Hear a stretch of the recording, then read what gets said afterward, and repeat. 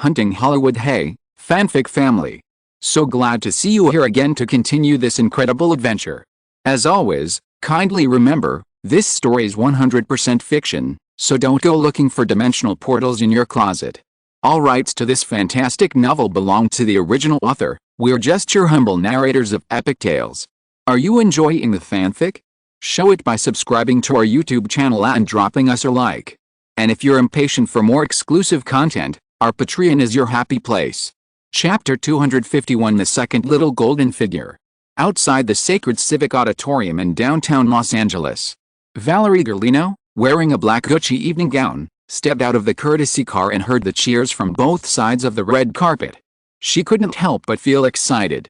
Although she was the youngest actress to win the Venice Film Festival, the award she won in 1986 probably helped her open the door to Hollywood. The film Love Story, which also won the Special Jury Award, left almost no trace in the history of film, and it is even difficult to find it because there are too many films with the same name called Love Story. Now, everything is different. Although the two male protagonists of Rain Man, Dustin Hoffman and Tom Cruise, have occupied most of the glory of this film, as the heroine, she still gained very wide popularity. What's more, she is now the heroine of Simon Westeros' new film Batman, the actress who plays Catwoman. Stepping onto the red carpet, she was so excited that she kept walking forward foolishly. She knew many big names around her, but few knew her. She didn't have a boyfriend either. Her original boyfriend broke up with her when she came to Hollywood. Speaking of which, she got the role of Catwoman and went to Melbourne to shoot. She thought something would happen with the young talented director, but unfortunately he was not very interested in her. It's no wonder. How could she get the man that the whole Hollywood coveted? Her thoughts were drifting until her agent Eileen Bowman came forward to hold her back. She realized that she was almost passing the media area. She was told to stop and take pictures. Not only to increase exposure, but also to promote the clothes she was wearing. The magazine layout had been arranged in advance. She quickly stepped back and posed. In her heart, she excused herself. It must be the sequel of The Last Fall. Yes, that must be it. After finding a reason, she relaxed and smiled more naturally. Listening to the group of reporters loudly asking her about some details of the shooting of Batman, she wanted to answer a few words, but she could only keep silent. Westeros was already overwhelmed by the confidentiality of the crew. If he spoke nonsense, he would definitely be scolded to death. Thinking of this, I inexplicably wanted to say a few random words. Of course. Just thinking about it. After taking the photo, I continued to move forward. Eileen quickly came up to remind me that there was an interview with a TV station. Damn, I didn't forget it this time. I walked to the live broadcast point and waited for a moment. Bruce Willis and his wife, who were originally interviewed, left. The agent gestured to her and she quickly picked up her skirt and stepped onto the interview stage.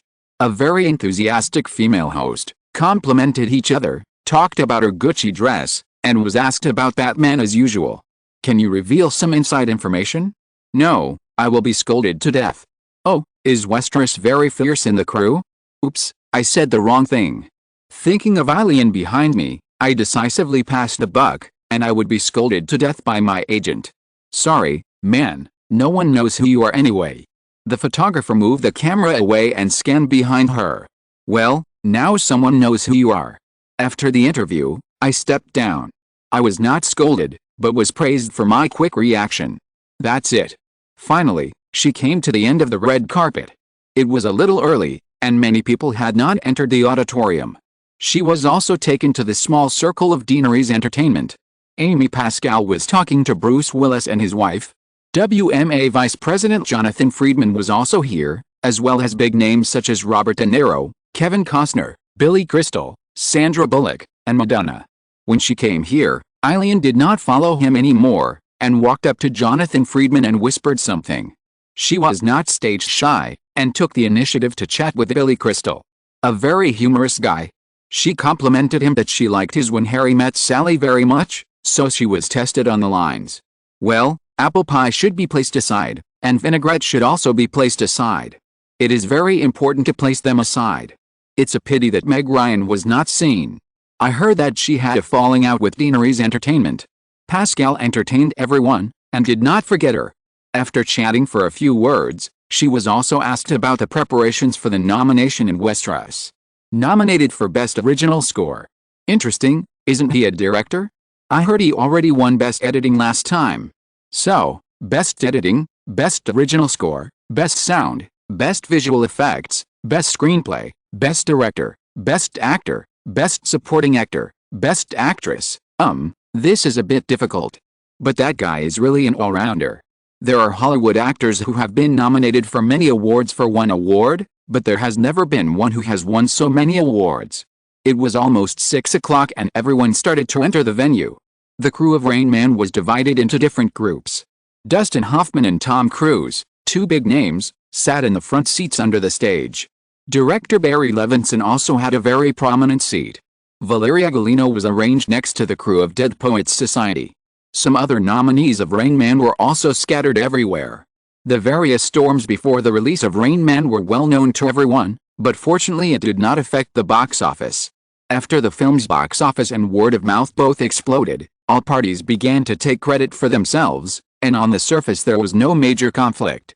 However, from the seating distribution at this Oscar ceremony, it is not difficult to see the serious split between the film's creators. Perhaps it was because the hosts such as Chevy Chase in previous sessions had performed poorly, so this Oscar simply did not have a host. After the new president of the Academy of Motion Picture Arts and Sciences, Richard Kahn, took the stage to give a speech, the opening song and dance followed. The first award was presented for Best Supporting Actress. Sandra Bullock and Julia Roberts, who have close ties with Deaneries Entertainment, were both nominated for this award. Sandra's nominated film was Dangerous Liaisons, and the film crew originally wanted Michelle Pfeiffer. Because of some disputes between WMA and ICM, Jonathan Friedman used his connections to snatch the role away, and Julia was nominated for the role of Shelby in Steel Magnolias. Both women have only been in the industry for a few years, and it is very rare to get a nomination. The award finally went to Geena Davis in The Accidental Tourist without any suspense. Jane Fonda came on stage after the Best Supporting Actress award was presented to introduce this year's Best Picture nominee, Rain Man. Next came the Best Sound award. Amy could have sat in the award hall, but she chose to wait for the results backstage with Deutschman, Friedman and others. The first few awards were insignificant, and Amy even took the time to contact the Hilton Hotel to inquire about the preparations for the after-party. About half an hour later, Vanessa reminded her that the Best Art Direction award was coming up, which was one of the 8 nominations for Rain Man. Amy turned her attention to the live screen backstage. On the stage, the winner of the Best Animated Short Film was giving his acceptance speech. Seeing this, Amy felt a little regretful. Pixar Animation Studios, which Simon bought, also submitted a nomination for their Tin Soldier this time. Unfortunately, Deaneries Entertainment was obviously suppressed in this Oscars, and even this inconspicuous Best Animated Short Film nomination failed. In the subsequent Best Art Direction award, Rain Man also missed the award, and the little golden statue was taken by Dangerous Liaisons. Although she didn't care about the result of such marginal technical awards, the loss of Best Art Direction still made Amy feel more gloomy. After Best Art Direction, Rain Man also lost in the other 2 technical awards, Best Cinematography and Best Editing, which made the gloom in the hearts of Deaneries Entertainment even heavier. Ella Deutschman had slipped out to smoke twice. The important nominations were awarded later. However, Rain Man failed to win these technical awards, and it was difficult to say the results of the nominations with more intense competition. If nothing was won tonight, the Oscars would definitely face controversy, and Deaneries Entertainment would become a laughingstock in the circle. In the anxious waiting, half of the 3-hour award ceremony passed unknowingly.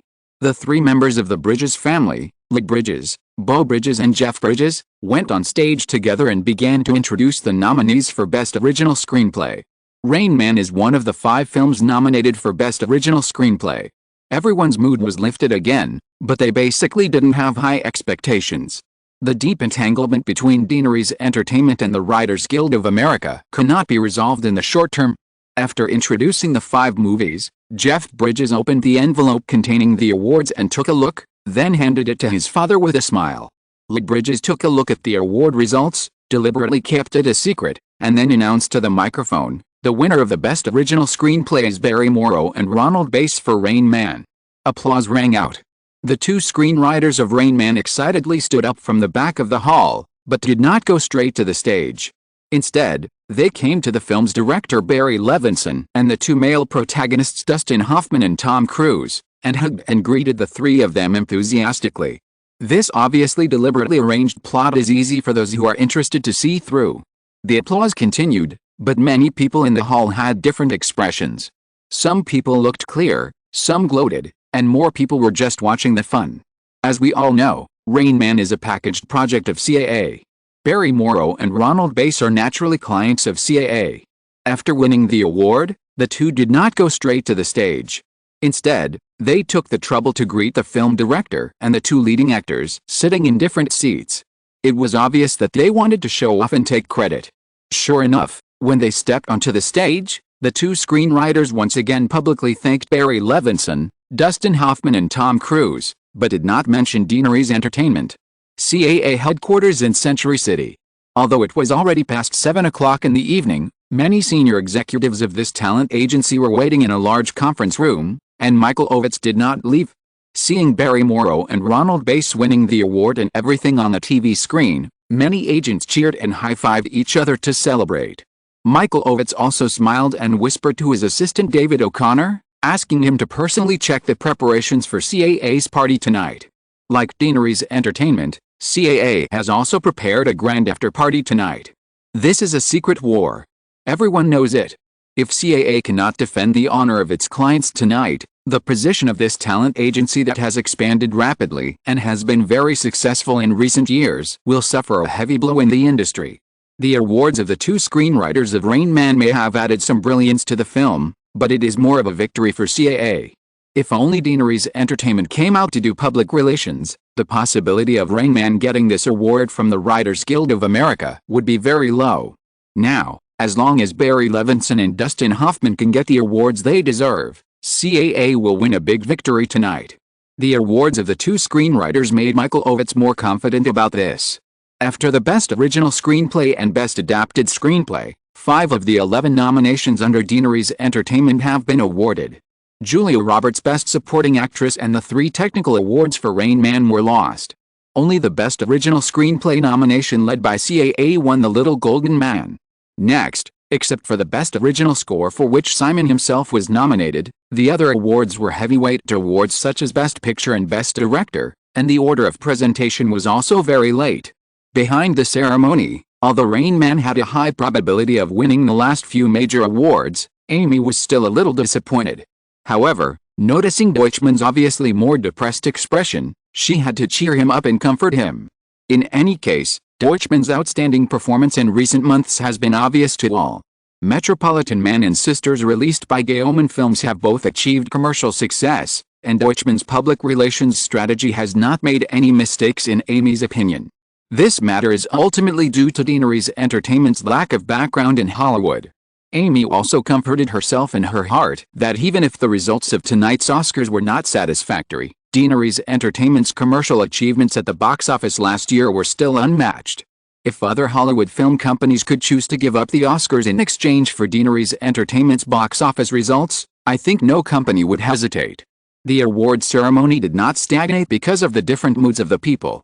After the Oscar Special Achievement Award, Bruce Willis and Demi Moore took the stage and began to introduce the nominees for the Best Original Score Award. Everyone who was familiar with the inside story of tonight's secret battle instantly perked up. Moreover, many people also had the same idea as Valerie Garlino on the red carpet. Simon Westeros is definitely a versatile person in Hollywood. In fact, there are many versatile people in Hollywood, but being able to get these technical award nominations in addition to his job as a director is very rare in Hollywood history. There was no live camera for the Best Supporting Actor award, which also avoided the regret of Simon's absence. After the Willis couple introduced the 5 nominees in turn, Bruce Willis slowly tore open the envelope, looked down, and showed a surprised expression on his face, and then handed the envelope to his wife. Many people in the audience clearly saw Demi Moore's silent wow mouth shape after she glanced at the award result. The woman then glanced at the audience, with a little more regret in her expression. When everyone had probably guessed something, Demi Moore finally leaned close to the microphone and said, "What a surprising result, it's a pity that he can't show up tonight."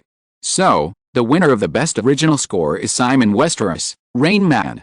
Although this result had been guessed, The atmosphere in the audience was still stagnant for a moment, and then there was a loud applause. He actually won it. Are you kidding me? What's next? Best cinematography. I heard that Westeros's photography skills are even better. Oh my god, incredible. Will there be a grand slam at the Oscars? If the award ceremony could have barrages, it would definitely be overflowing at this time. At the CAA headquarters, Michael Ovitz almost threw the coffee cup in front of him when he saw the award results on the TV screen. Behind the scenes of the ceremony, Ella Deutschman was stunned to confirm the result, and she opened her arms in a somewhat awkward manner to hug Amy, who was also extremely surprised. In the past, the Best Original Score award was indeed insignificant. But in this undercurrent Oscar, Daenerys Entertainment won this award, which is definitely as significant as the Best Picture of Rain Man. Amid the different moods of countless people, Valerie Garlino walked to the stage holding her skirt and began to give a brief acceptance speech on behalf of Simon. After celebrating, Amy and Deutschman immediately called Melbourne to inform Simon of the good news. Chapter 252 Aftermath. Along with the waves caused by the Best Original Score award, the 61st Academy Awards ceremony has unknowingly entered its final stage. When Anne Archer introduced the last nominated Best Picture of this year's Oscars, Working Girl, Kurt Russell and Goldie Hawn came on stage together to present the Best Actor award. In front of and behind the stage, inside and outside the venue, people who had just watched a wonderful duel held their breath again. On the stage, after a joking speech, the Russells took turns to say, "The nominees for this year's Oscar for Best Actor are Gene Hackman, Mississippi Burning, Tom Hanks, Flying Back, Dustin Hoffman, Rain Man, Edward James Olmos, The Teacher, Robert De Niro, Dead Poets Society." During the Russells' introduction, the live camera was aimed at the 5 nominees in the audience. Kurt Russell opened the envelope, and together with Goldie Hawn, whetted everyone's appetite. The couple finally announced at the same time, the winner of the Best Actor is Dustin Hoffman, Rain Man. Congratulations, this is Dustin's second Oscar. Wow. The audience applauded, and when Dustin Hoffman walked onto the stage, some people stood up on their own initiative, and the applause became even more enthusiastic. Under the leadership of those people, the rest of the people in the hall also stood up, and the applause lasted for more than a minute before it finally died down. Dustin Hoffman hugged the Russells separately, took the little golden man from Kurt Russell, walked to the microphone, looked at the people who stood up in the audience, and said, thank you everyone." After saying this, when the applause stopped and everyone sat down again, Hoffman shook the little golden man in his hand and continued, "To be honest, it's not easy to get this award." When everyone in the award ceremony hall heard Dustin Hoffman say this, they didn't know if he did it on purpose, but many people laughed knowingly. First of all, I want to thank Mr. Michael Ovitz, the president of CAA. Without him, there would be no Rain Man. This script has been in preparation 3 years ago, and there were many times when it was almost impossible to continue. Whenever we thought the project would be completely shelved, Michael would always express his most firm support with actions.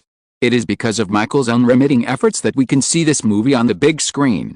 Secondly, I want to thank Barry, who took over Rain Man when many directors had withdrawn one after another.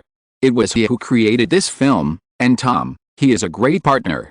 Compared with the short speech time for the technical awards, Dustin Hoffman's acceptance speech was more than 3 minutes long, telling the entire behind-the-scenes story of Rain Man, and mentioning the exclusive editors from Michael Ovitz to Barry Levinson. In summary, it was how difficult the film's main creators were, how bumpy the birth of this project was, and how much contribution the people he mentioned made to Rain Man. Although Dustin Hoffman looked up at the sky from time to time, and seemed to be in a state of detachment, he very accurately avoided all information related to Daenerys Entertainment during the whole speech. CAA has attracted a large number of top Hollywood stars in recent years. Most of these stars are judges of the Oscar Actor Awards. Coupled with their intricate network of relationships, CAA's potential influence on actor awards is much stronger than that of the old WMA, not to mention Daenerys Entertainment, which was established less than 3 years ago. Therefore, everyone in Daenerys Entertainment has expected the current result. However, listening to Dustin Hoffman's speech on the stage, Amy and others still looked a little ugly. Many people in the circle know that if Simon had not given the green light to Rain Man, this project might still be in a state of no return until now. Now, all the credit seems to fall on others in Hoffman's words. When Dustin Hoffman finally finished his speech and came backstage, the CAA team immediately surrounded him, while Daenerys Entertainment just watched coldly. Both sides were too lazy to exchange pleasantries. In the end, only the three major awards of Best Actress, Best Director and Best Picture were left. Ella Deutschman whispered to Amy whether she wanted to leave early.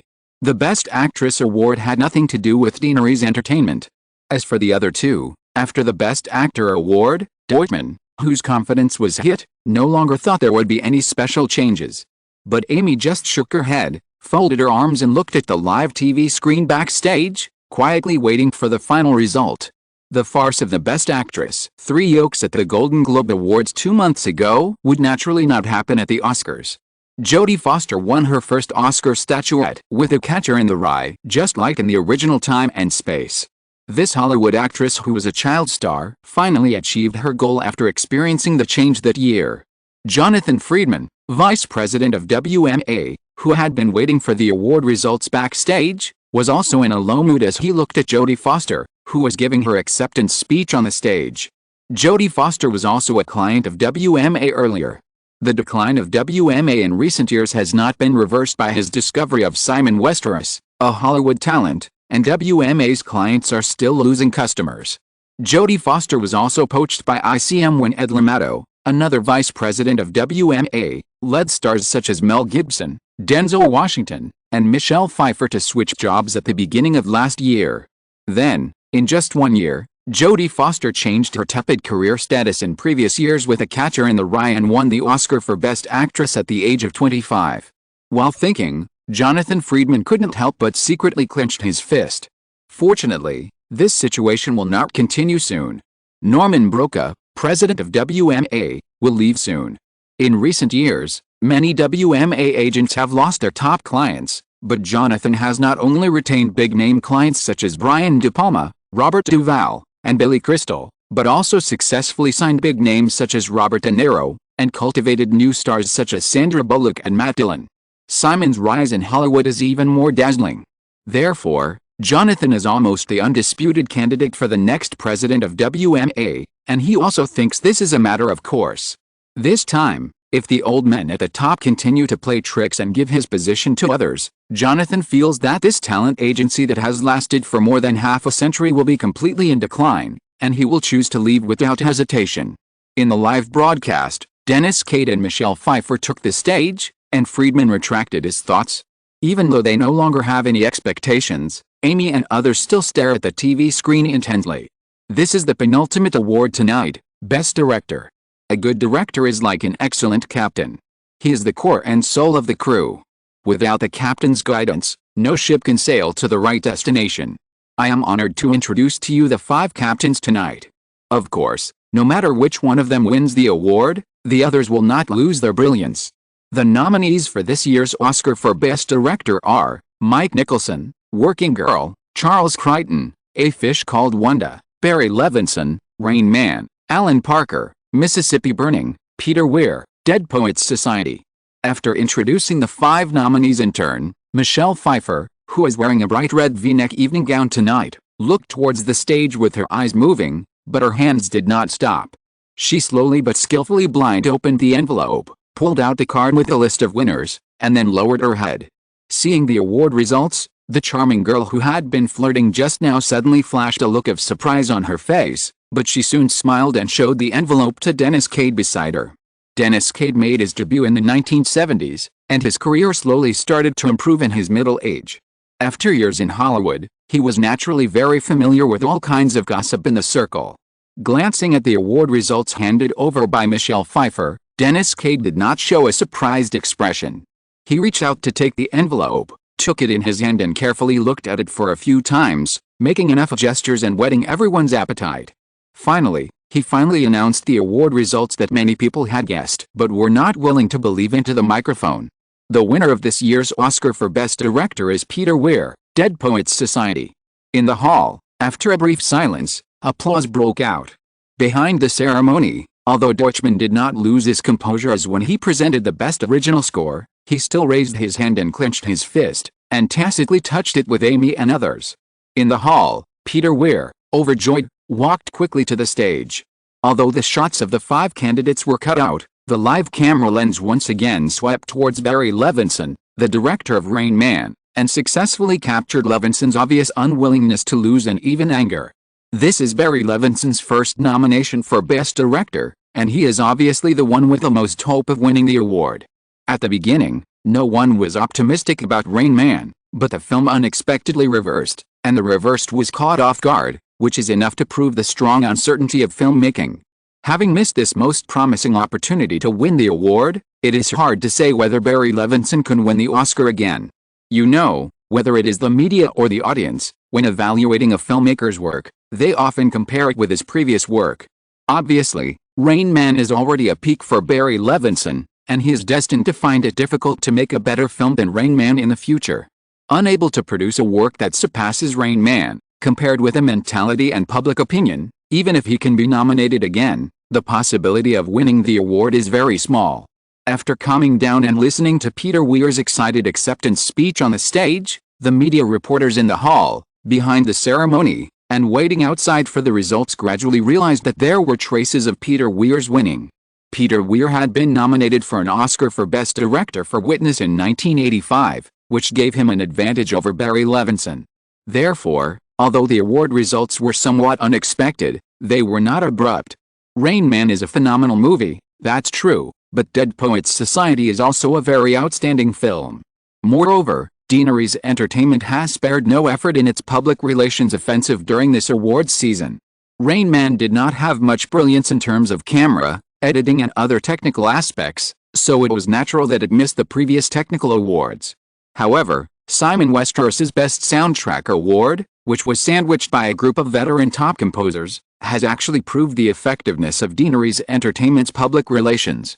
As for the failure in the Best Actor category, it was mainly because Deanery's Entertainment did not have any other strong PR targets in this regard. Robert De Niro, who was nominated for the Best Actor award for Dead Poets Society, had already won 2 Oscars for Best Actor before, which was already a limit for Hollywood actors. Unless De Niro can come up with another super phenomenal movie that even surpasses Rain Man, otherwise, under normal circumstances, he would have to wait at least 10 or 20 years to get his 3rd Oscar. On the other hand, Dustin Hoffman's performance in Rain Man was as impeccable as the film itself, which is beyond doubt.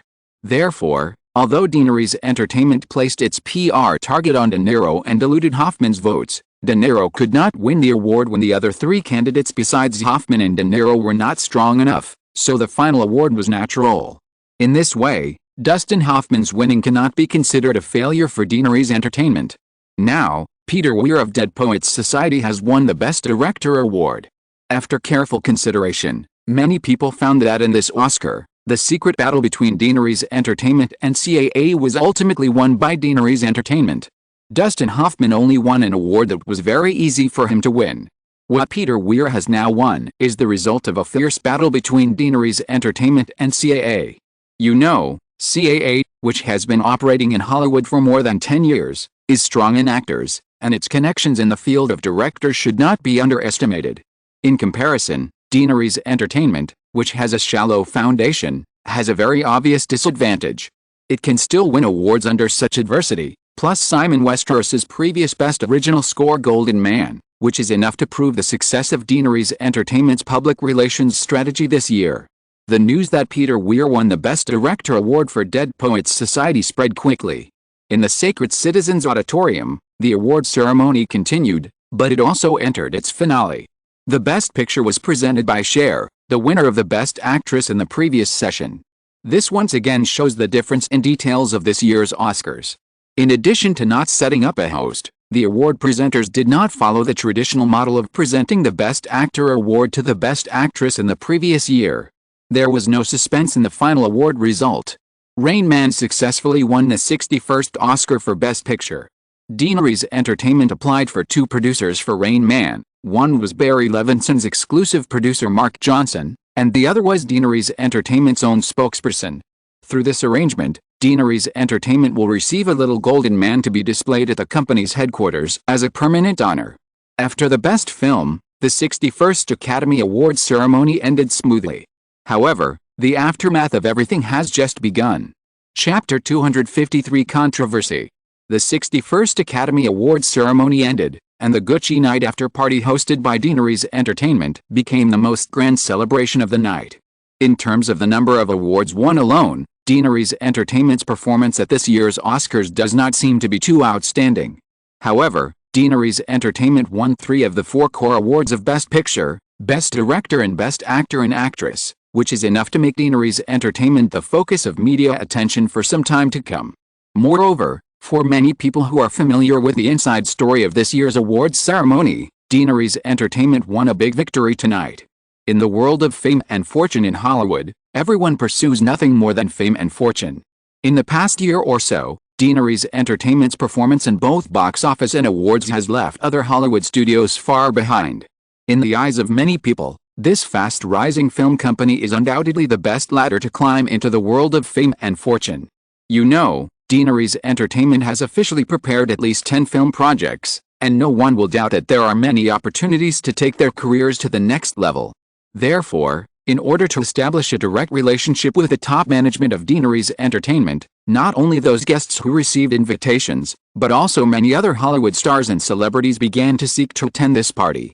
Deaneries Entertainment's party is naturally not for everyone to come.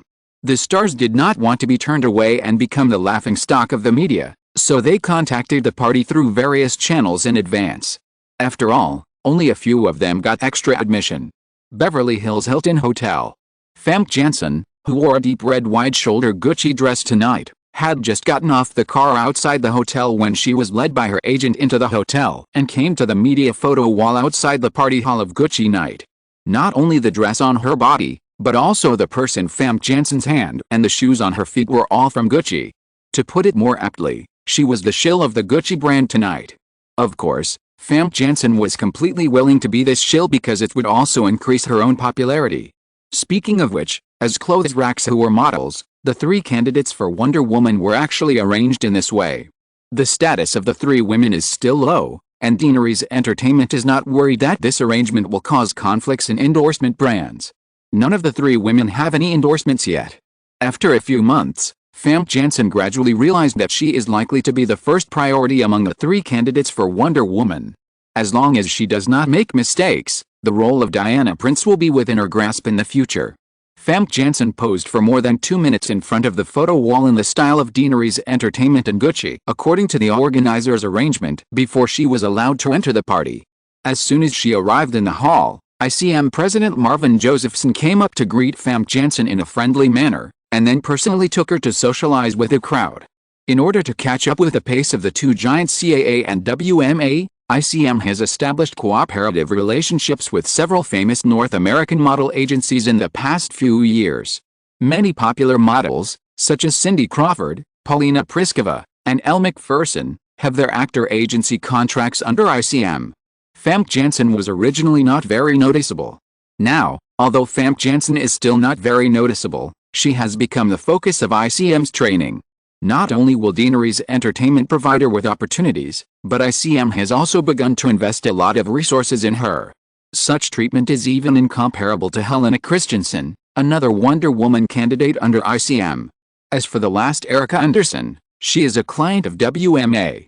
Although Deaneries Entertainment has shown a clear preference for Famke Janssen, because of Simon's relationship with WMA, ICM did not dare to take this matter lightly.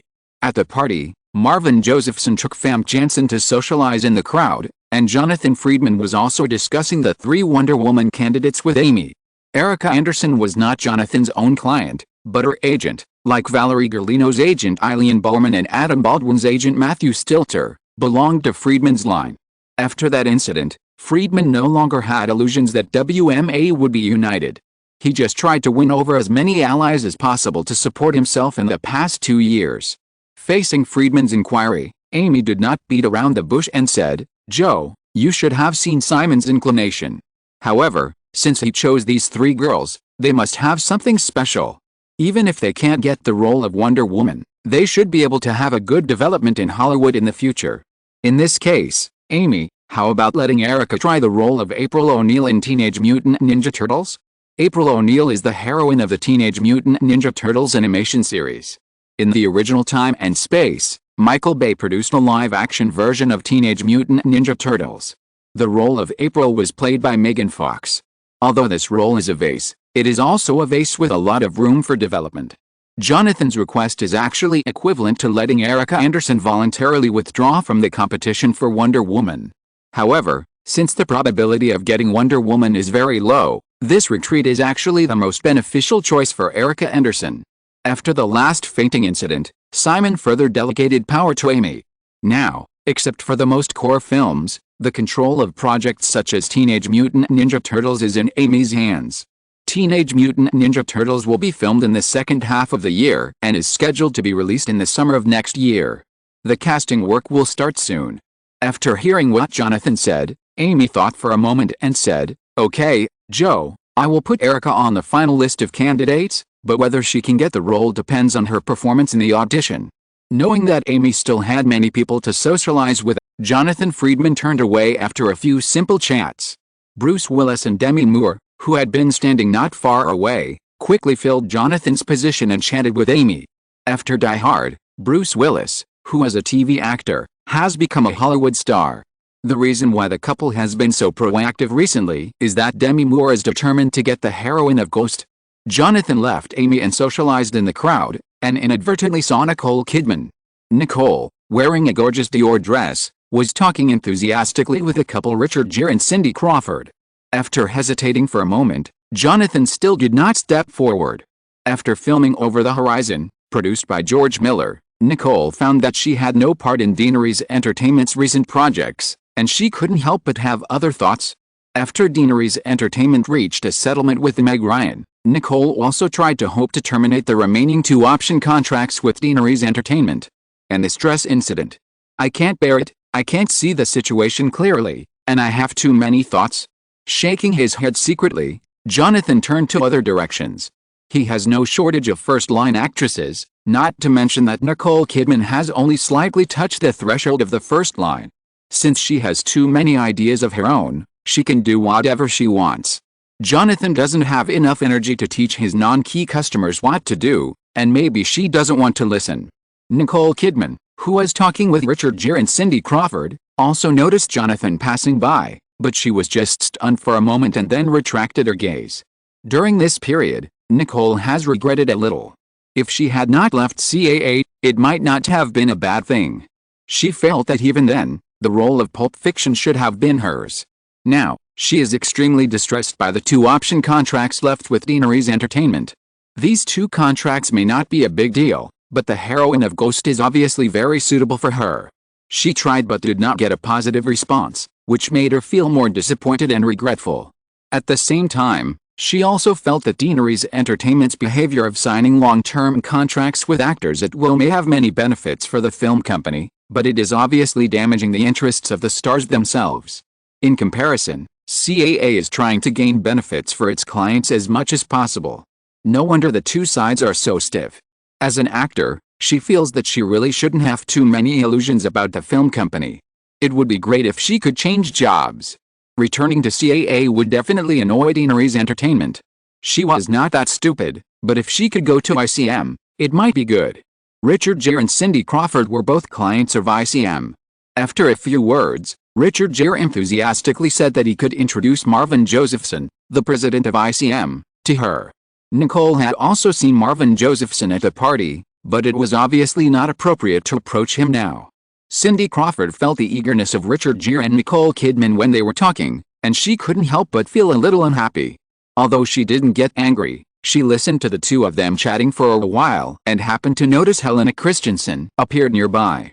Thinking of something, Cindy found an excuse to leave. Even if it was a first-line supermodel, the background could not be compared with that of a Hollywood star. Catch this first-line male star who had already begun to fade was just to consolidate her own reputation. Cindy Crawford didn't have any expectations for the future between her and Richard Gere. Helena Christensen was in a low mood. Among the 3 candidates for Wonder Woman, Famke Janssen, who is also from ICM, is the most likely candidate to get the role, while Erica Anderson is backed by WMA, so she is the least likely one. For Wonder Woman, she has missed many opportunities to develop in modeling. She is only 21 years old this year, the youngest among the 3 candidates, and it is still early for her to retire and seek other ways out of the modeling career. Perhaps, She should focus on the modeling career again. Seeing Crawford walking towards her, Helena just raised her glass to her. "Hi, Cindy." Cindy asked, "Why are you alone here?" Helena made a joke. "I wanted to try to catch a rich guy, but unfortunately the biggest one didn't come." Cindy laughed and said, "Speaking of this, Helen, do you remember what happened last year?" Helena asked puzzledly. "What?" "On Westeros' birthday last year, he made a promise to each of us." Helena paused, then rolled her eyes at Cindy. "You took that promise seriously?" "There's no harm in giving it a try." "Then what do you want?" "I haven't thought about it yet, but I certainly can't let that guy go. What about you?" No, I forgot." The two women chatted. Not far away, Angela Aarons was also like a fish in water at tonight's party. It was not just some advance arrangements. Perhaps it was hinted by the name Gucci Night. Many Hollywood stars who are quite straightforward took the initiative to add some Gucci elements to themselves when attending this party, whether it was a dress, a purse, or shoes. This made the whole party look full of Gucci style. Before the party, Deanery's Entertainment invited more than 20 mainstream media from North America and overseas to take photos. With so many Gucci elements, it can be imagined that the exposure rate of the Gucci brand will increase significantly in the next few days. Even the most high-end luxury brands need to advertise. It's just that luxury brands usually don't use too large-scale TV advertising offensives, which will greatly reduce the brand's style. However, through this high-end party title model, not only will it not be like this, but it will also enhance the brand's style. Angela Aarons didn't even stay until the end of the party, and hurriedly left to communicate with the media arranged in advance. Everything that should be done has been done, and the effect exceeded expectations. It would be a pity if there was a problem in the final media link. With such careful arrangements, early the next morning, in addition to discussions about this year's Oscars, many mainstream media outlets also published information related to Gucci. Although some media outlets mocked the relationship between Deanery's Entertainment and Gucci with a sour tone, the media and Hollywood are interdependent after all. If you give others face, you will get more news opportunities in the future, and vice versa. Therefore, most media reports tend to be positive. Mainstream fashion magazines, such as Vanity Fair and Vogue, have also begun to plan a new column on Deanery's Entertainment's Gucci Night. The benefits of such a large-scale increase in exposure are obvious. Celebrities are always the most likely to lead the trend. A large number of Gucci-branded dresses, purses, and shoes appeared in newspapers and magazines, which immediately promoted the sales of the Gucci brand. In just the following week, the sales of Gucci's U.S. stores increased significantly by 13%, and even the sales performance of Gucci's stores in Europe was improved. Influenced by this successful marketing event, Sophia Fessi, Angela Aarons and Deanery's Entertainment in Europe decided to replicate the European Gucci Night marketing event at the Cannes Film Festival in May after several communications. On the other hand, the Oscars came to an end. Although Rain Man was well received and stimulated another rebound in the box office in the new week, the award results still caused controversy, just like many times in the past. The only Best Director award for Dead Poets Society and the Best Original Score award for Simon have undoubtedly become the focus of media controversy. Chapter 254 Finale. Santa Monica Airport. Amy, who had just returned from visiting the crew of Angel Me in San Francisco, got off the company's Falcon business jet with her assistant Vanessa. The driver was already waiting by the runway. The two women got in the car, and the driver started the car and drove to Burbank, where a meeting was waiting for Amy. Sitting in the back seat of the car, Amy was about to take advantage of the time on the road to look through some documents. She heard a small sound coming from the car radio in the front seat and looked up. The driver noticed Amy's action and reached out to turn off the radio, but Amy stopped him and signaled him to turn up the volume. "Michael, are you saying that the fact that Dead Poets Society only won the Best Director award was a complete manipulation?" "Yes, this is so unfair to Barry Levinson, the director of Rain Man. He created a great movie but couldn't get the honor he deserved. Besides, I haven't heard of any movie that only won one Best Director award. This is simply a joke." "Okay, Michael, please don't get excited. Have you seen Mike Nicholson's The Graduate?" "Of course, I like this movie very much. I have to regretfully tell you that The Graduate also only won one Best Director award that year." "Oh, really? Really? But, at least, Simon Westeros's Best Original Score award is also full of problems. He may be a good composer, but compared with John Williams and others, he is not qualified to win the Best Original Score Oscar. This is simply the public relations result of Deanery's entertainment. Well, thank you for your call, Michael. This is the voice of Los Angeles. I am your good friend John McLaughlin. Today's topic is what happened to this year's Oscars. Let's take the next listener's call. Hi, Matthew, good afternoon. Hello, Mom, what's your name? Andy, the female voice on the other end of the phone said without waiting for the host to continue asking. First of all, I would like to say, Matthew, that guy just now is a completely prejudiced idiot. Please don't attack others, Andy, but you can express your own opinions. Everyone can see that Deanery's Entertainment is the one who was treated unfairly at this year's Oscars. This film company produced so many excellent films last year: When Harry Met Sally, Pulp Fiction, Rain Man, Dead Poets Society, and Steel Magnolias. Oh, I really like Steel Magnolias. I watched it 5 times and my mother cried. And When Harry Met Sally, Billy Crystal and Meg Ryan are simply a perfect match. However, the Oscars only gave Deanery's Entertainment 11 nominations this time, almost half of Warner's 19 nominations, but those Warner films really don't interest me at all. Warner, well, Sigourney Weaver's The Fog is pretty good. Haha, see, Matthew, you have to recall every time you talk about this, but you can definitely list a long list of Deanery's Entertainment without reacting. Maybe, but this is mainly because of the theme of this show. I have to remain neutral. Andy, you can continue. What do you think about Michael's views on Barry Levinson and the best soundtrack for Westeros? I still say the same thing, he's just a fool. Andy ignored Matthew's reminder of civilized you and me and insisted on making such an evaluation, and then continued, anyone who has paid attention to the gossip about Rain Man knows that Barry Levinson withdrew from the project in the later stages of the film. Not only that, he also publicly accused Deanery's Entertainment of interfering in the later stages of Rain Man in an interview, and stated that this project had nothing to do with him. Dustin Hoffman and Tom Cruise also publicly stood on Levinson's side at the time, while distancing themselves from Rain Man. Now that the movie is successful, they start to take credit for it. It's disgusting. Dustin Hoffman's speech at the Oscars was simply a clown. He was hitting himself in the face. The finished film Rain Man that we saw on the big screen had nothing to do with Levinson and his team. It was the post-production led by Simon Westeros, who also completed the soundtrack himself. Without Westeros, there would be no such work. He is certainly qualified to win the Best Original Score award, or even more. Amy, listen carefully to the radio talk show all the way. The calls from various listeners in the show basically covered the controversy and discussion in the media about the 61st Academy Awards ceremony during this period. Today is Friday, April 7th. Over the past week, the media opinion has not cooled down at all because of the dust settling on the Oscars, and the public opinion war between Deanery's Entertainment and CAA is still going on. However, from the performance of the two listeners on the radio program just now, one was making a fuss and the other was arguing, it was enough to prove that Deanery's Entertainment had a clear advantage in this public opinion confrontation. Although Dustin Hoffman's emotional acceptance speech in front of the 43 million viewers of the Oscars live broadcast moved many people, the statement of the main creators of Rain Man to draw a clear line with this project in the later stage of the film could not be annihilated.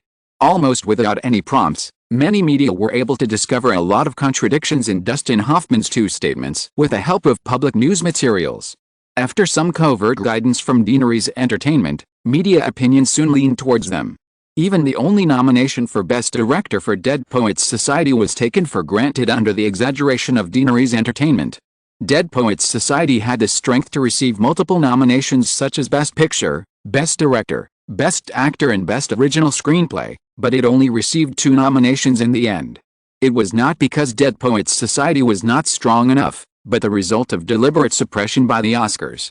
After all, a mediocre movie like Working Girl can get a long list of nominations, which shows the extreme injustice of the Oscars. Dead Poets Society finally won the Best Director, which can be regarded as a kind of compensation for the film.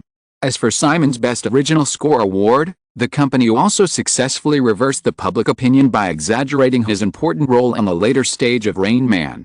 Although the company invested another $2 million in this public opinion offensive, the return received was even more considerable.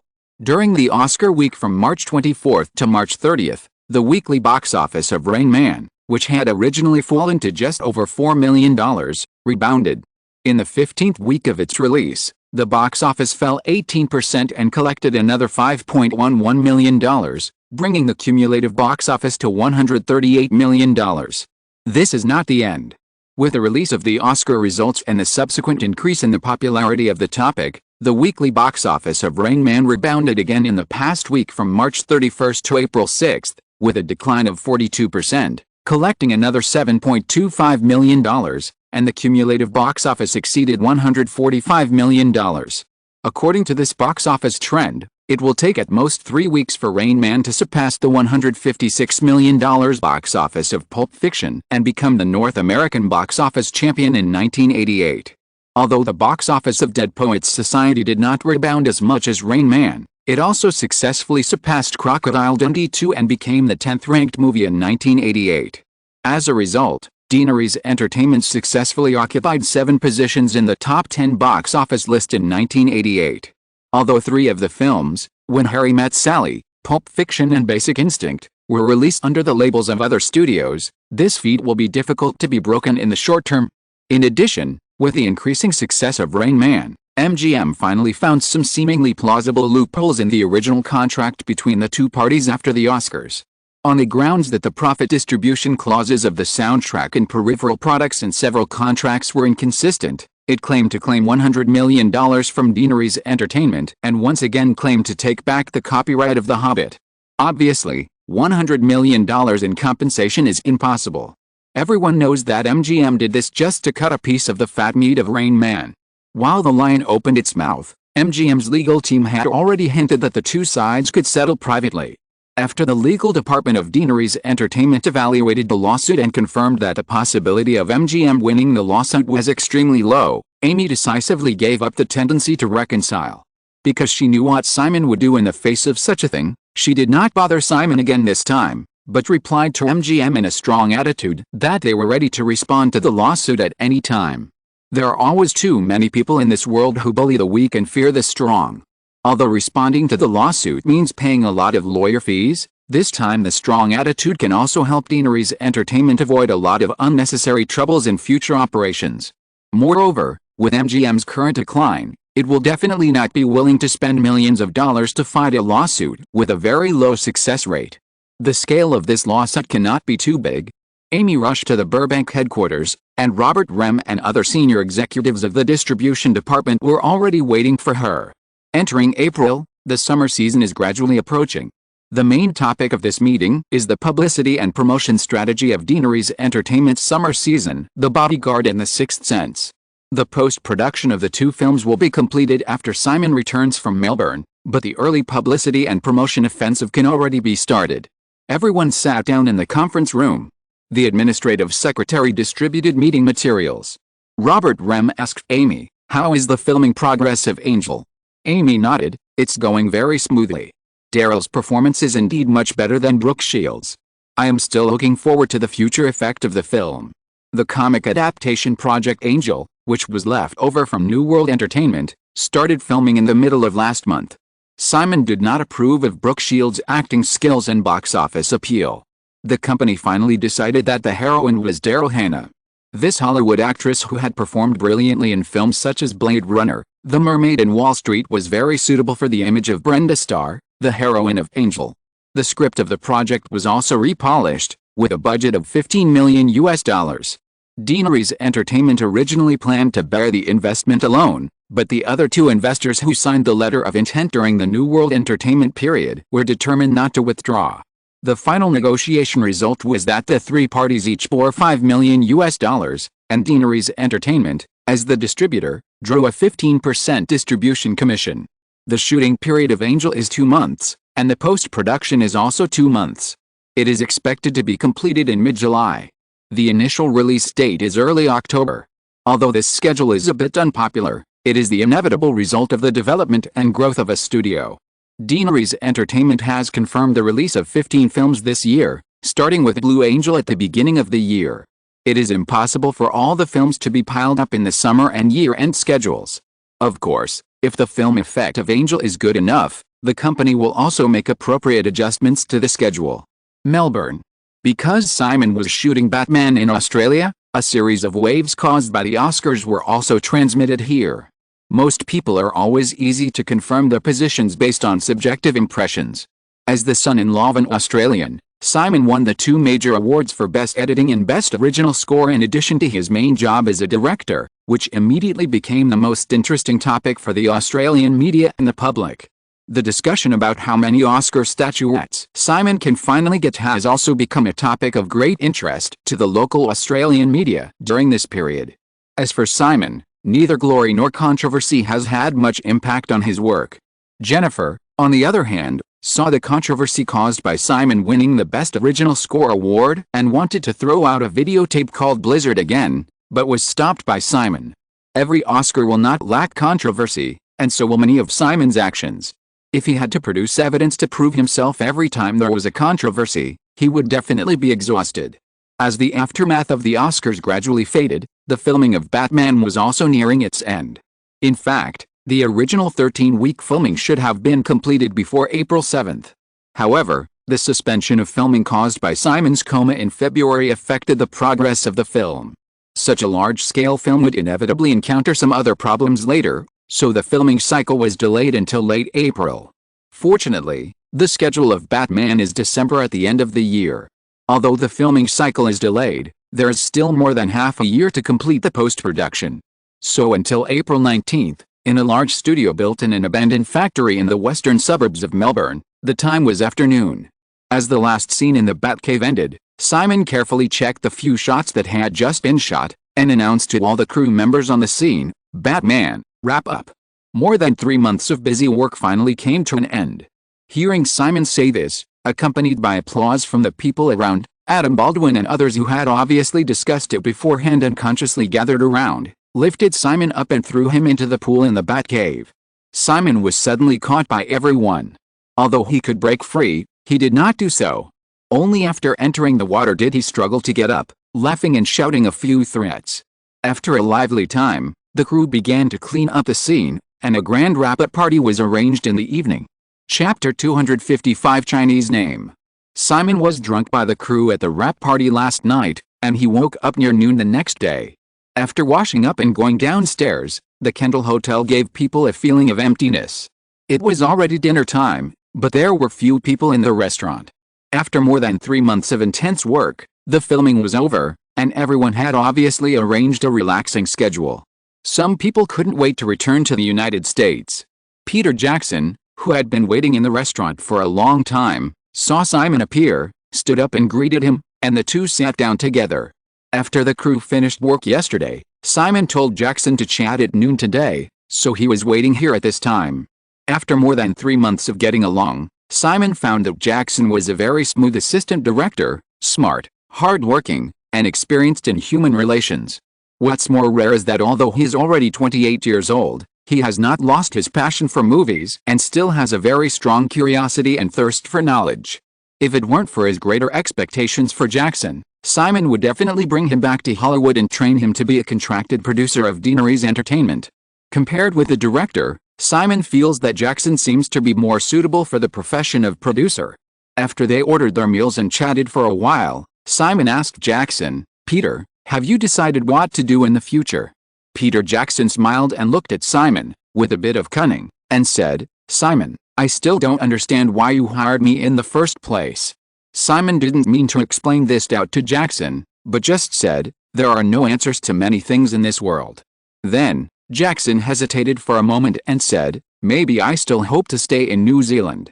After saying this, Jackson looked relieved. He thought Simon was trying to recruit him to Hollywood today. Such an opportunity is probably what every filmmaker dreams of. After the wrap party last night, although he drank some wine, he was sober and sleepless all night thinking about this. At this time, he said his decision, and the struggle that had been entangled for a whole night finally dissipated. Simon was a little surprised that Jackson took the initiative to make such a decision, but he was relieved in an instant. In his memory, Peter Jackson also missed many opportunities from Hollywood in order to stay in New Zealand. Simon really admires people who are persistent, no matter what the reason is. If Jackson is eager to go to Hollywood during today's conversation, Simon might really take him to Los Angeles. However, If that happens, Jackson is doomed to miss some opportunities. Seeing Simon was silent, Jackson thought that the young Hollywood tycoon was unhappy with his answer, and hurriedly explained, "Simon, I am very grateful for the opportunity you gave me in the Batman crew, but I don't think I am suitable for Hollywood. I don't like being bound, but Hollywood has too many rules and regulations that restrict filmmakers." Simon heard Jackson's anxious explanation and understood his thoughts. He stopped persuading and smiled. "Okay, in this case, I respect your choice." In addition, although the filming of Batman has ended, Deaneries Entertainment's Australian branch will continue to operate, and will probably invest in a batch of Australian local films every year in the future. I have seen You're the Strangest of Space, which is very interesting, so what do you think now? Peter Jackson noticed that Simon's attitude did not cool down because of his refusal. Although he didn't know what he was thinking, he still talked about his own alternative puppet show idea in the style of black comedy. Simon knew that this was Jackson's crazy fat baby variety show, a very imaginative puppet movie, telling the story of a group of variety show animal stars who appear glamorous on the surface but have a dark and corrupt side in private. The two discussed during lunch, and Simon also helped add some funny jokes. Finally, he readily agreed to invest $1 million in Jackson in the name of New World Pictures Australia. After lunch, Simon rushed to the headquarters of Johnston Holdings. During the entire lunch process, including the work in the previous few months, neither Simon nor Jackson talked about anything related to The Lord of the Rings. Jackson's current strength is far from the level of controlling a large-scale production series like The Lord of the Rings. Perhaps he had the idea of filming The Lord of the Rings a long time ago, but now Jackson obviously has self-knowledge. Far away in New Zealand, he may not even know who holds the copyright of the Tolkien series, so naturally he did not mention it rashly. In the original Time and Space, Jackson started his directorial career with The Greatest Show on Earth. It took him a full 10 years to start the production of The Lord of the Rings and became famous in one fell swoop, creating a fantasy epic series that is difficult to surpass in the history of film. Now, although Simon has the same expectations for Jackson, he does not intend to force the issue. Arriving at the office of Cersei Capital, the headquarters of Johnston Holdings, it was already past 2 in the afternoon, and the exchanges in Singapore and Tokyo had already closed. During this period, the Japanese stock market continued to rise amid fluctuations. Simon kissed Janet on the cheek while she was still holding the microphone, and then looked at the stock display terminal in the office. As of the afternoon close, the Nikkei 225 index had reached 34,793 points, only 2,207 points away from Simon's planned 37,000 points.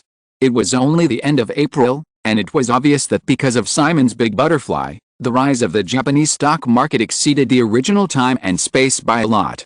Simon also knew that this was not due to the credit of Cersei Capital's more than $1 billion of funds, but rather he was a catalyst that accelerated the growth of the entire market. According to statistics from some Wall Street investment banks, in recent months, the size of global hedge funds alone has more than doubled. Compared with the total size of the trillion-dollar hedge fund field in later generations, before Simon entered the Japanese stock market, the total size of global hedge funds was only $30 billion, and Soros's quantum fund of less than $2 billion was already the largest one among them. However, a few months later, the total size of publicly available hedge funds alone is close to $70 billion. Simon's overnight wealth in the U.S. stock index futures market 2 years ago stimulated too many people. These hedge funds were obviously hastily established under his influence, and then followed Simon to Asia like sharks smelling blood. In addition, other larger mutual funds, pension funds, investment banks, commercial banks and other capital forces have entered the market, so it is not difficult to understand the accelerated growth of the Japanese stock market. At the current growth rate, it will take at most 2 months for the Nikkei 225 index to reach 37,000 points, and it will probably reach more than 38,000 points in July and August. Because a large number of speculative blind leaks have entered the market crazily, Cersei Capital's returns have become more and more abundant. According to last week's statistics, Cersei Capital's net asset value has exceeded the $2 billion mark, reaching $2.23 billion.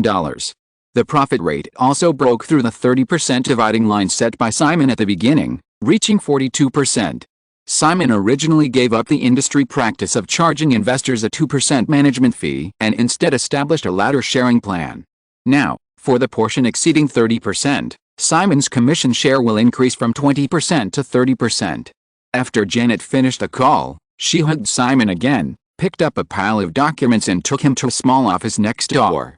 After entering the office, Janet pressed Simon on the leather chair, sat on the man's lap, picked up the document she had just brought in and opened it, saying, "Two analysts from Fund Number 5 recently did some research on the Michael Milken incident. They believe that because Milken was investigated, the junk bond market has cooled down, and there may be a wave of junk bond defaults in the United States in the second half of the year. Take a look." Simon took the document from Janet, put his arm around the woman's waist and flipped through it. After a few months of accumulation, he can easily understand these analysis reports. It is not difficult to find out from the capital scale that the hedge fund industry is still in its early stages of development. As far as I can remember, it was probably after the 1990s, especially when Soros became famous for sniping the British pound, that the hedge fund industry experienced explosive growth. Now, Simon feels that many hedge fund managers may not have as much experience as himself. What's more, Simon has the advantage of being a prophet in two lives. After reading the document carefully, Simon easily found some information about the North American junk bond market in his memory. It was indeed as the two analysts said in the document. In his memory, it was probably in October of the second half of this year that the junk bond market caused a series of chain reactions due to the default of some companies, which once caused a sharp drop in both the North American stock market and the bond market. It was called a small collapse after the stock market crash in 1987. After reading the information in his hand, Simon asked Janet in his arms, "What are you going to do? Didn't you say that we will stop at 37,000 points?" Janet hugged Simon's neck and said, "In this case, we can operate in Japan for at most 2 or 3 months. During the market turn, Cersei Capital can just avoid going to North America to play and short junk bonds." Although he couldn't explain the reason, Simon did not hide his judgment from Janet. He just said that he believed that the Japanese stock market would reach 40,000 points at most. He hoped to leave enough room for Cersei Capital to operate, so he started to withdraw at 37,000 points and completely left before 38,000 points. After 38,000 points, Simon could no longer judge the direction of the Japanese stock market. It was indeed a good opportunity to temporarily avoid and wait for the situation to become clear. When the Japanese stock market really turned, he would re-enter the market to sell off. However, when Simon heard that Janet was going to short junk bonds, he could not help but think of the 2008 subprime mortgage crisis in his memory. He did not want the Japanese stock market to collapse because of Cersei Capital, nor did he want the federal government to think that he had ruined the junk bond market on Wall Street. Although Soros was admired by many people, he was a capital guest hated by governments around the world. Simon was a serious businessman and did not intend to be a hedge fund for life. If he was hated for his excessive performance in the financial market, and then affected the development of other areas of Westeros Company, it would be completely worth the loss. After careful consideration, Simon confirmed that the collapse of junk bonds this time would definitely not be as large scale as in 2008. Because the credit default swap financial derivatives that triggered the 2008 subprime mortgage crisis had not yet been born. The so-called credit default swap, CDS, is roughly an insurance product, or more accurately, a bet. The two parties to the contract bet on whether a certain bond will default. If not, the company that sells this financial derivative continues to receive premiums. Once the debt defaults, the seller of the contract has to pay expensive claims. Compared with traditional insurance, the biggest feature of CDS is that the insured party does not need to hold a certain bond. To use a popular metaphor, the buyer and seller of the contract are completely standing on the side of the road, betting casually on whether a passing car will have an accident, or whether a house on the side of the road will catch fire, and then buying and selling. These cars and houses have little to do with the bettors themselves. Fundamentally, this is a kind of speculation. As far as I can remember, the total value of the U.S. subprime debt market around 2008 was only $7 trillion, but the total size of the CDS market around subprime debt was as high as $62 trillion. Therefore, only a small part of the subprime debt defaulted, and under the leverage effect, the global financial market was almost wiped out. Now, CDS products have not yet appeared, and Janet is just shorting junk bonds through traditional methods, which is unlikely to cause too much waves. After confirming his judgment, Simon patted Janet on the waist and said, "You can do it according to the situation, but one thing is, don't take too many risks." Janet felt that Simon obviously didn't tell her something, but she didn't ask. She leaned over and kissed the man's face, and said insincerely, "I know. Obviously. Knowing is one thing, listening or not is another."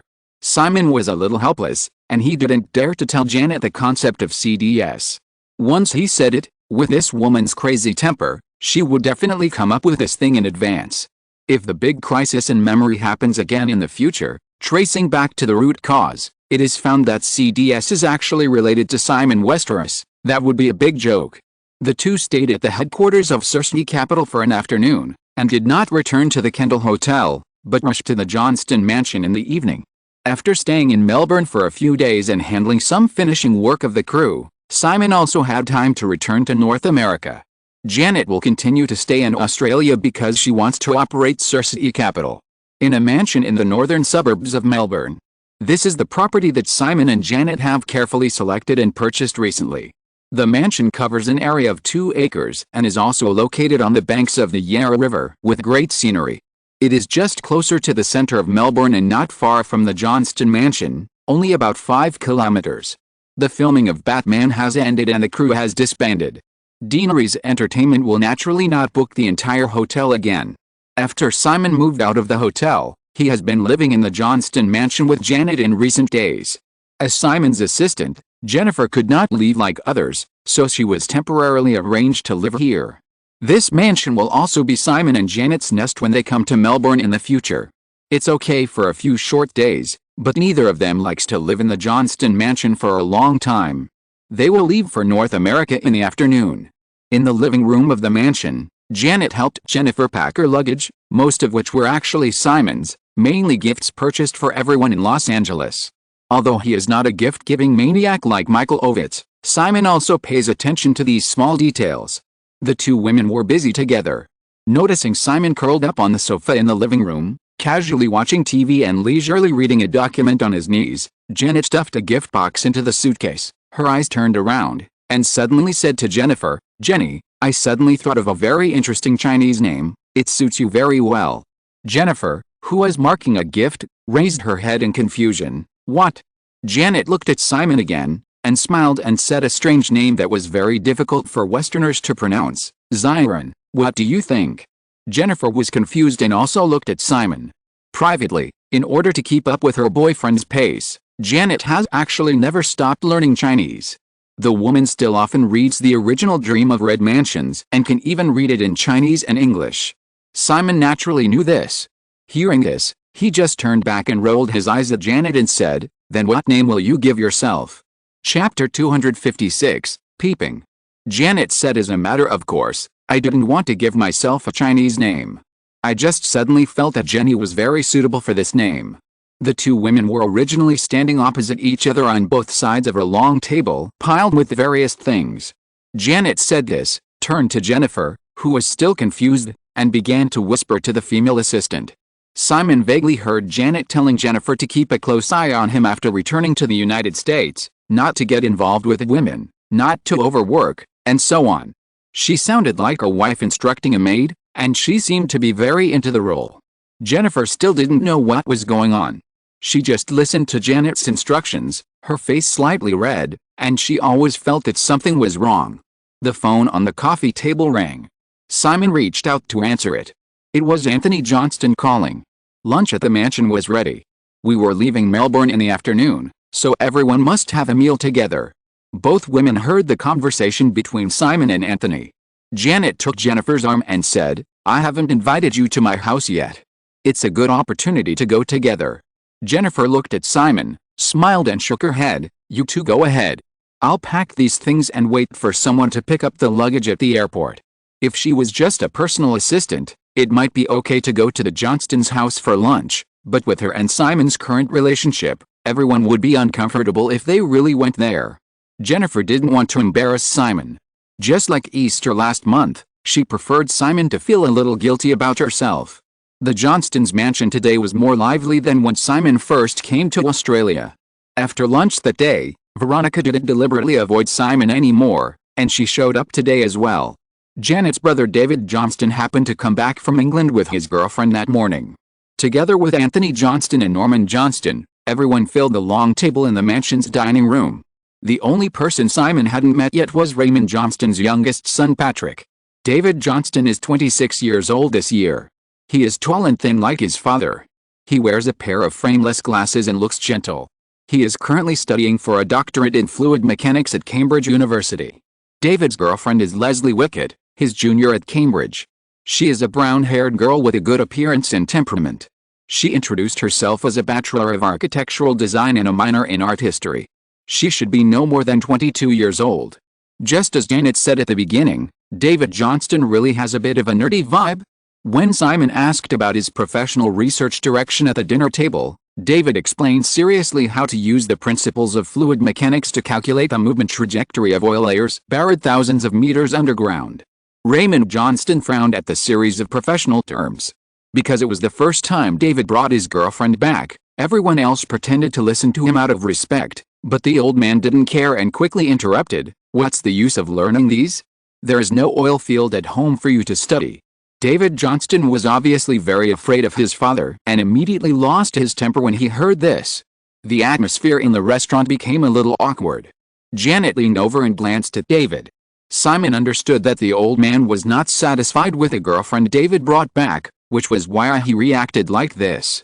Although Raymond Johnston had always been very nice to Simon since they first met, Simon knew from the private conversations of Anthony, Janet and their children and their behavior in front of Raymond that the old man was not a good-tempered person. Noticing the unnatural look on Leslie Wickett's face beside David, Simon realized that she was also a girl who was very good at observing people's expressions. Remembering that he was the one who caused this embarrassment, Simon took the initiative to ease the situation and said, "In fact, fluid mechanics has a wide range of uses, and it can also be used in movie special effects. Through fluid simulation, we only need to use CG animation to achieve realistic effects such as flowing water and flames, which can avoid many expensive real-life scenes." Raymond turned his head and looked over, softening his tone and said, "When you return to Los Angeles, contact Tony more often and don't let Jenny mess around alone." Simon naturally understood what Raymond meant, smiled and nodded, "I will, and Jenny is actually more suitable than me to operate that fund." Raymond glanced at Janet and said, "I know her temper better than you do. If no one is watching, she will definitely get into trouble." Janet, who was seriously cutting a piece of lamb chop, wrinkled her nose in dissatisfaction, but did not argue with her old man at this time. After a few interruptions, the embarrassment just now was resolved, and the atmosphere in the restaurant became lively again. Simon readily agreed to the request of Norman Johnston's 8-year-old son Victor to give him a bat motorcycle, but only warned him not to really drive it on the road. It was too dangerous. After being questioned by his father, the little guy accidentally let it slip that it was Anthony's eldest son Brandon who wanted it, but he was too embarrassed to ask Simon. Anthony got married very early. According to Janet, his eldest brother had to get married with a baby halfway through college. Over the years, he has one son and two daughters. 16-year-old Sylvia and 9-year-old Chloe are both here. Simon's eldest son Brandon, who is the same age as Simon, has appeared several times in recent days, but he did not come to lunch today. Everyone now understood why.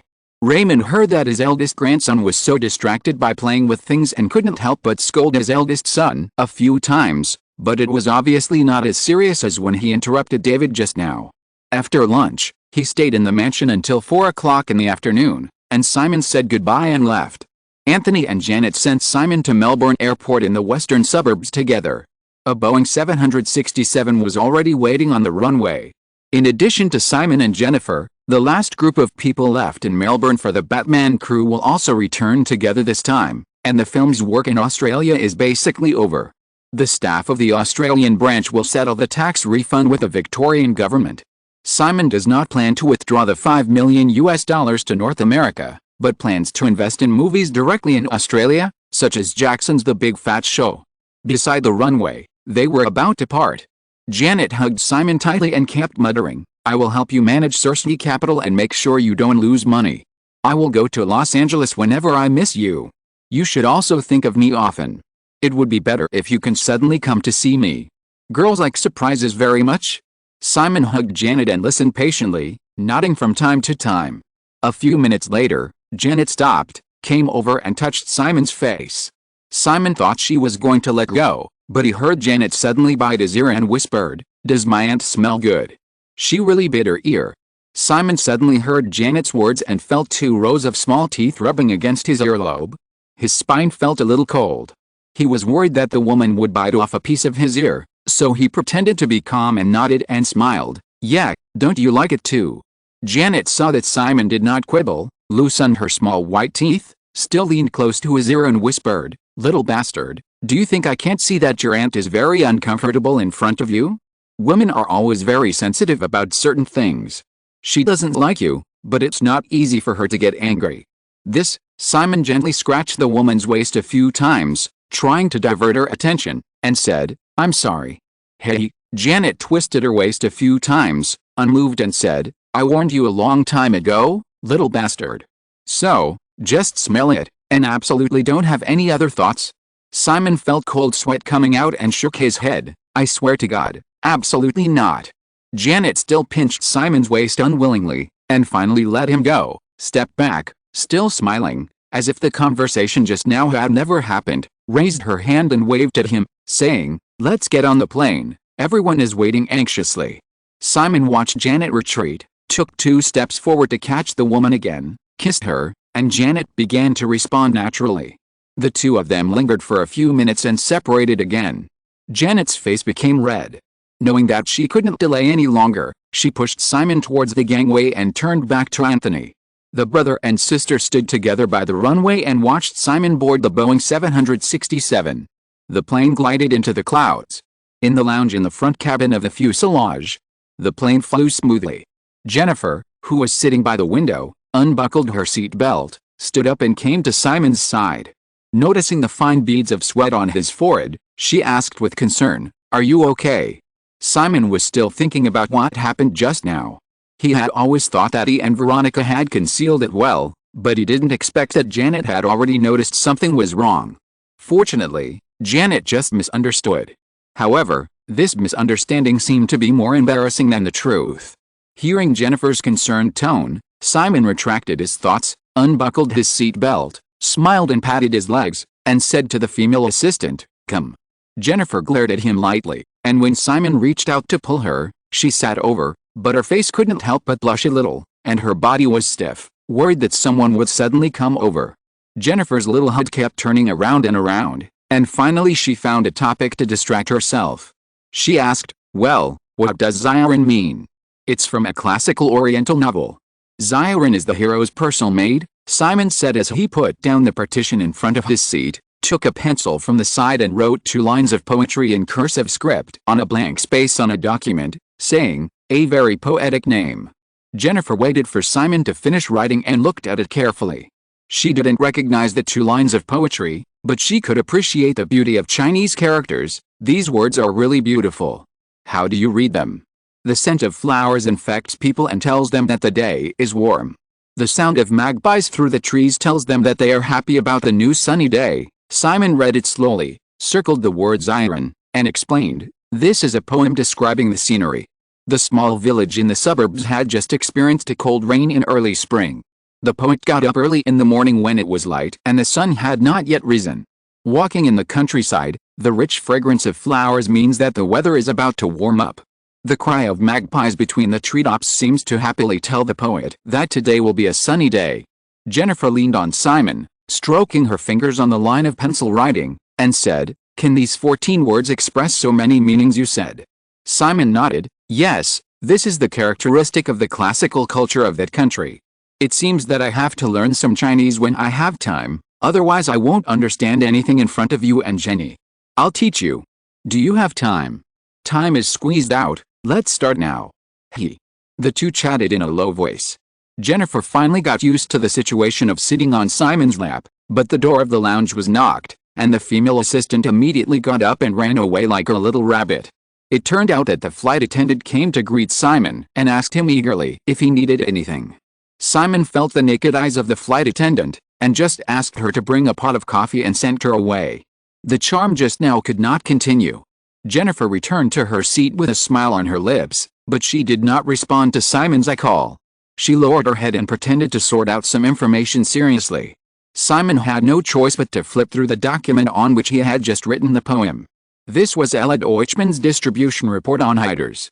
Deutschmann is still directly responsible to Simon personally. Whether it is the distribution of films under Highgate Pictures or the public relations during the previous awards season, Deutschmann will regularly summarize his work and report to Simon. Today is April 29th, Saturday. Hiders, the third film released by Highgate Pictures this year, was released on April 22nd. Compared with Metropolitan People and Sisters, Hiders was released on a small scale. Deutschmann only promoted it in New York, where the audience for art films is relatively wide, and arranged 35 opening screens. Although the promotional points of this film were explored as much as possible, Hiders also received unanimous praise from the media, but in the first week of its release, this art drama focusing on school bullying only recovered $260,000 in box office, with an average of only $7,500 per theater.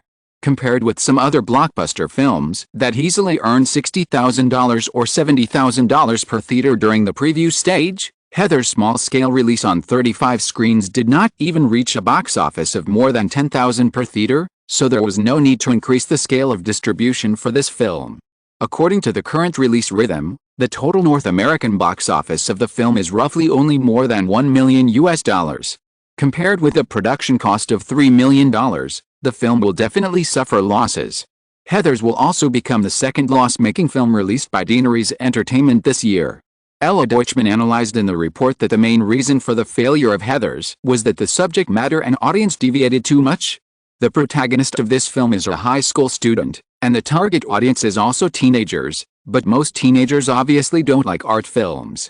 The audience group over 18 years old, who are relatively easy to accept art films, is difficult to be interested in the subject matter of Heathers.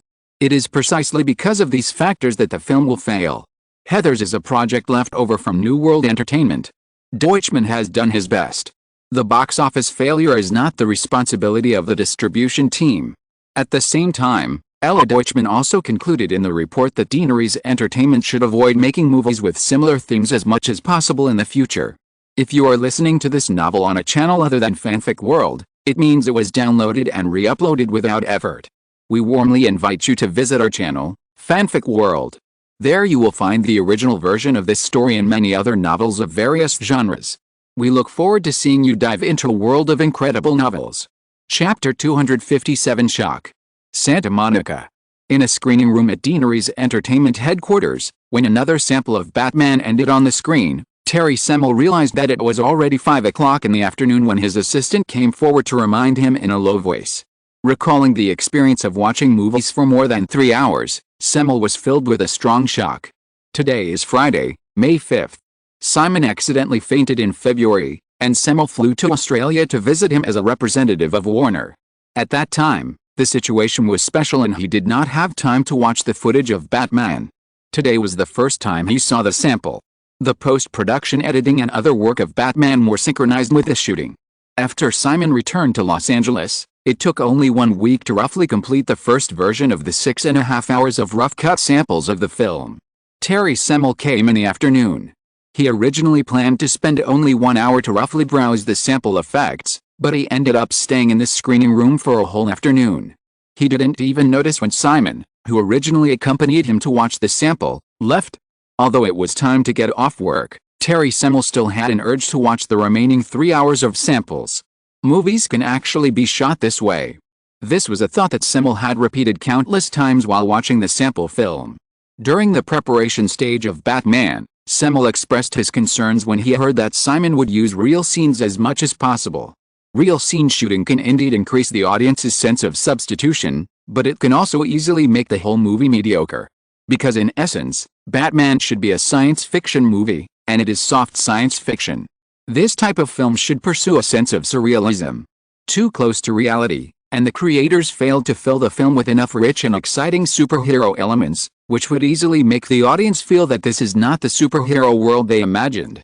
Once this happens, the film is doomed to fail. Therefore, in many fruitless preparations of Warner over the years, directors who are interested in taking over the Batman project basically tend to shoot on the set and create a Gotham City in the studio. Now, Terry Semel has completely lost his original worries. It's just that most of the sample shots have not been carefully color graded, but they have already shown the amazing level of the shots in Run Lola Run, which made Terry Semel confirm this. Simon's Run Lola Run has become a teaching sample for many film schools, but in Semel's opinion, many shots in the Batman sample are even better than Run Lola Run. Simon used the elements of lighting, color, composition and other elements exquisitely, and shot the shots taken from real city street scenes like oil paintings carefully drawn by the top painters. Some pictures are even enough to be printed out and hung on the wall as works of art. Moreover, the overall cold and rich dark style is enough to give the audience a surreal psychological hint visually, making people feel that this is both the city they live in and the Gotham City in the comics. Of course, if it is just the amazing style of the shots, it is not enough to shock Semel. Although the young man's control of the technical details of the film has reached the Oscar level, it is not impossible for other films to imitate it as long as they are willing to spend money to form a master-level behind-the-scenes team. What really shocked Semel was the content, especially the action scenes in the sample film. In traditional Hollywood action movies, the most high-end ones were Bruce Lee's Kung Fu. The performances of action stars with profound skills, such as Jean-Claude Van Damme on the screen, were also remarkable, but most of them were ordinary punches and kicks that lacked beauty. Because of the lack of highlights, the most popular Hollywood action movies in recent years are the gun battles of Stallone and others. The muscular men with bare upper bodies carry machine guns and ignore the enemy's gunfire and rain of bullets. Terry Semel has actually watched some Oriental Kung Fu movies, but he also thinks that the action design of those movies is too complicated and lacks practicality. The action scenes in Simon's Batman made Semel feel strongly that he seemed to have seen the future of Hollywood action movies. Fighting. There is no old-fashioned street drunk fight. Batman's punches are flesh-to-flesh but not simple, and fierce power makes people excited, and Catwoman's lightness and sharpness and the ultimate display of the advantages of the female body also make people excited. In the car chase, there are no collisions and explosions without reason, but the vehicles that shatter and roll towards the big screen are more shocking than directly blowing up a bunch of cars. In the gunfight, there is no mindless rush in the rain of bullets. The thrilling duel between Deadshot and Batman, in the slow motion, the oppressive feeling of the CG synthetic bullet whizzing in made Semel hold his breath. It turns out that a bullet can also become the protagonist of the shot at a certain moment. In addition to these mainstream action scenes, Batman's wingsuit flying, the use of props such as batarangs, Catwoman's use of gymnastic skills to leap between the rooftops of the city, and other details, in Semel's view, are enough to become a textbook for future Hollywood commercial films. Terry Semel can't wait to see the final film. Simon has achieved perfection in these details. As the most outstanding screenwriter in Hollywood, Semel does not think that the plot of the finished film will be inferior to these details. Even Semel has a feeling in his heart that this groundbreaking superhero movie will also achieve a groundbreaking box office number. However, this feeling is not good. Remembering that DC had sold the copyrights of Batman and Wonder Woman to Daenerys Entertainment, and that Warner did not raise any objections to the transfer of the copyright of Superman, Semel felt a strong sense of regret. He now firmly believes that Warner must have made a series of irreparable mistakes in the copyrights of these three superheroes. After all, although those licensing contracts have time limits, in fact, if the interests involved are too great, the copyright holder will never let go. Just like the copyright of Superman at the beginning, although Superman 4 failed at the box office, as far as Semel knows, Simon still spent a huge sum of $6 million to buy back the copyright of Superman from the Salkind family, which only had a 5-year term.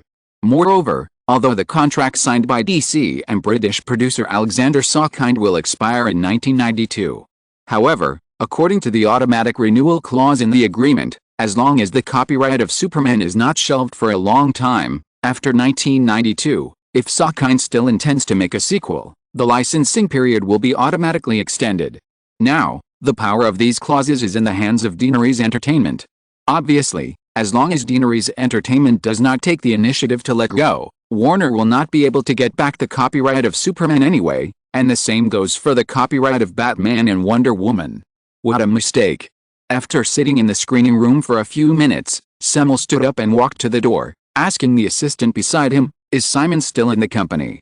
The assistant followed Semel out and replied, "Mr.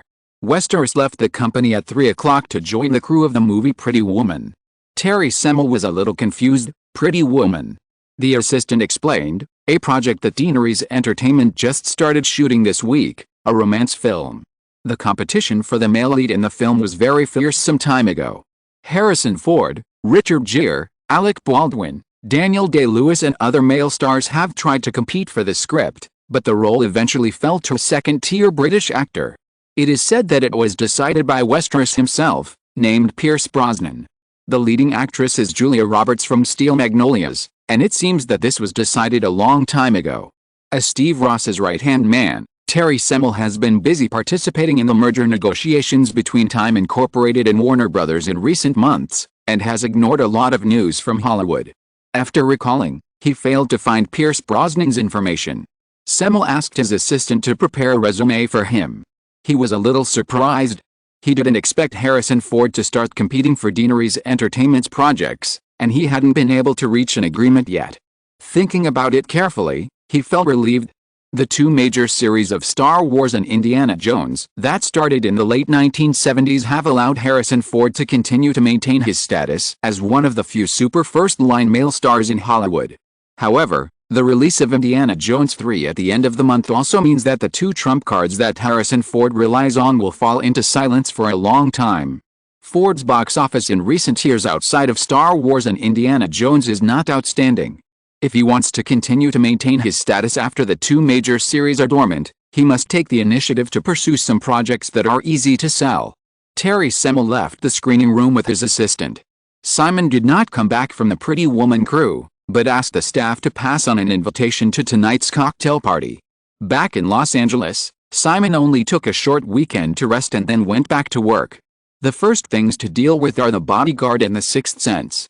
The post-production of both films has been basically completed. Simon did not completely let go of his attention to these two projects when he was in Melbourne, and the final results of the films met his expectations. This week, Simon personally adjusted some details of the two films, and will officially submit them to the MPAA for rating next week. The first TV trailer of The Bodyguard starring Kevin Costner and Whitney Houston has been officially aired, and the schedule is June 2nd, with 2021 screens. Although The Sixth Sense, which is scheduled to be released on June 30th, has also begun to release promotional materials, the final stage of the publicity and distribution strategy has not yet been finalized. Simon required strict confidentiality of the plot of The Sixth Sense during the production stage of the film. So far, except for several core creators of the crew, many supporting actors do not even know the complete plot of The Sixth Sense. However, after The Sixth Sense was completed, senior executives such as Amy and Rem generally felt that, except for the final plot reversal, the film as a whole was very ordinary, with basically no highlights. If the screenwriter of this movie was not signed by Simon himself and Robert De Niro was not on the film, the company would have no other choice. Amy would even suggest to Simon to adjust the release date of The Sixth Sense. According to Amy, the sample effect of John Hughes' Uncle Buck was good, but the film would not be completed until mid-June, so the company had to schedule it at the end of the summer season on August 11th. In addition, John Hughes' second film this year, A Christmas Vacation, is also in the shooting stage. This film started shooting after Uncle Buck was completed. The investor is Warner Brothers and it is planned to be released during the Christmas season. Simon's original purpose of cooperating with John Hughes on Uncle Buck was for Home Alone, and for this purpose he also retained a priority option agreement for Hughes' script. The script of A Christmas Vacation was first sent to Deaneries Entertainment, and Simon naturally chose to give up. However, the post-production of Uncle Buck was already halfway through, but the script of Home Alone, which was inspired by Uncle Buck in the original Time and Space, had not even been produced, and Macaulay Culkin did not appear in Uncle Buck. Simon planned to wait until the end of the year. If John Hughes still did not produce the script of Home Alone, he would have to do it himself. After watching the sample film with Semel at the company headquarters in the afternoon, Simon rushed to visit the crew of Pretty Woman and stayed until the end of the day. Except that Richard Gere was not used as the male lead, Pretty Woman was basically the same crew. The reason for giving up Richard Gere was similar to Simon's previous decision not to consider Sharon Stone in Basic Instinct. As for Pierce Brosnan, although the deepest impression he left on the audience in the original Time and Space was still James Bond, Brosnan's tall and handsome appearance and British gentleman style were completely in line with the role of Edward Lewis, the elegant Wall Street tycoon. The cocktail party in the evening was held in the mansion in Palisades. After leaving North America for a few months, it was necessary to reconnect with everyone. Janet was supposed to be in charge of the preparations. Janet was in Australia, and Simon wanted to hand it over to Kathryn. However, Kathryn had helped Simon look after the construction of Cape Dumay Manor in recent months, and she flew to Melbourne as soon as Simon fainted. In addition to the past, this kind of public closeness was too much for the tabloids to tease, but the thin-skinned Kathryn kept covering her ears and stealing the bell. Simon returned to Los Angeles, and Kathryn, who was originally staying in Janet's villa on the east side of Cape Dumay, flew to New York on the pretext of preparing for her next movie.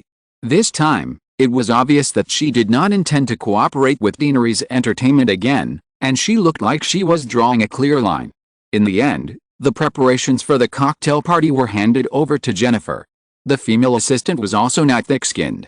She treated this matter seriously as official business, and even drew up the guest list with Amy's assistant Vanessa.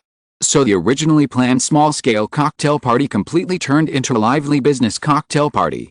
Chapter 258, Taking Advantage of a Loophole. Of course we hope to work with Ford, but he is not suitable for Pretty Woman. This is a romance film, and Ford is better at playing the role of a lone hero. It is difficult for him to create sparks with a heroine. Be more confident, Kevin. You are very familiar with Michael and have been preparing for so many years. No one in Hollywood knows how to shoot Dances with Wolves better than you.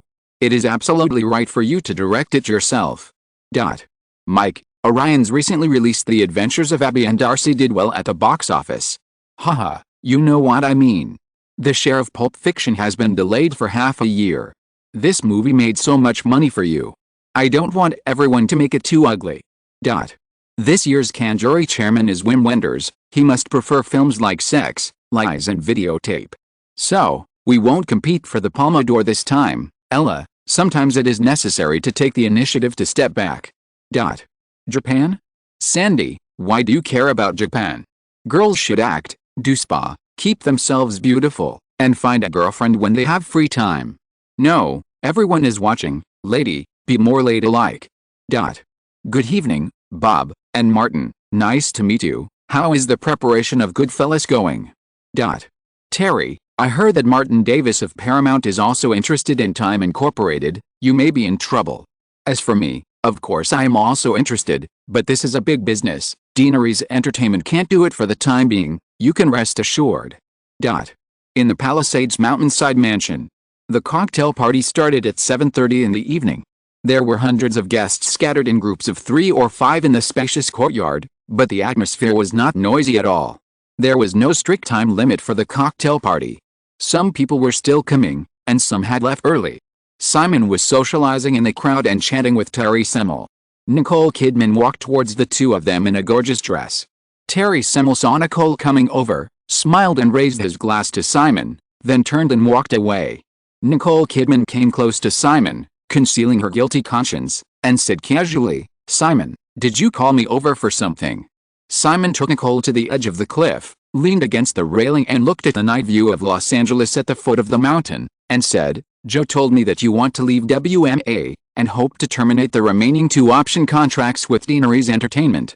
Nicole hesitated, then mustered up the courage to say, "I am very grateful for the opportunity you gave me in Pulp Fiction, Simon, but I hope to be able to plan my future more freely." Simon shook his head directly. "You want to leave WMA, and I won't stop you. However, you must complete the remaining 2 option contracts with Deanery's Entertainment." "Why do you want to do this, Simon? Didn't you let Meg Ryan go?" Simon was not moved by the tenderness in Nicole's tone. He leaned slightly to the side and stared into her eyes, saying, "Deanery's Entertainment's termination of the contract with Meg Ryan does not mean that the matter is over. I don't have the mentality of expecting you to be grateful after I make you famous. This is very unrealistic in Hollywood. All I ask is that you continue to fulfill the promises you signed after you succeed. I really hate those who are unwilling to abide by the contract."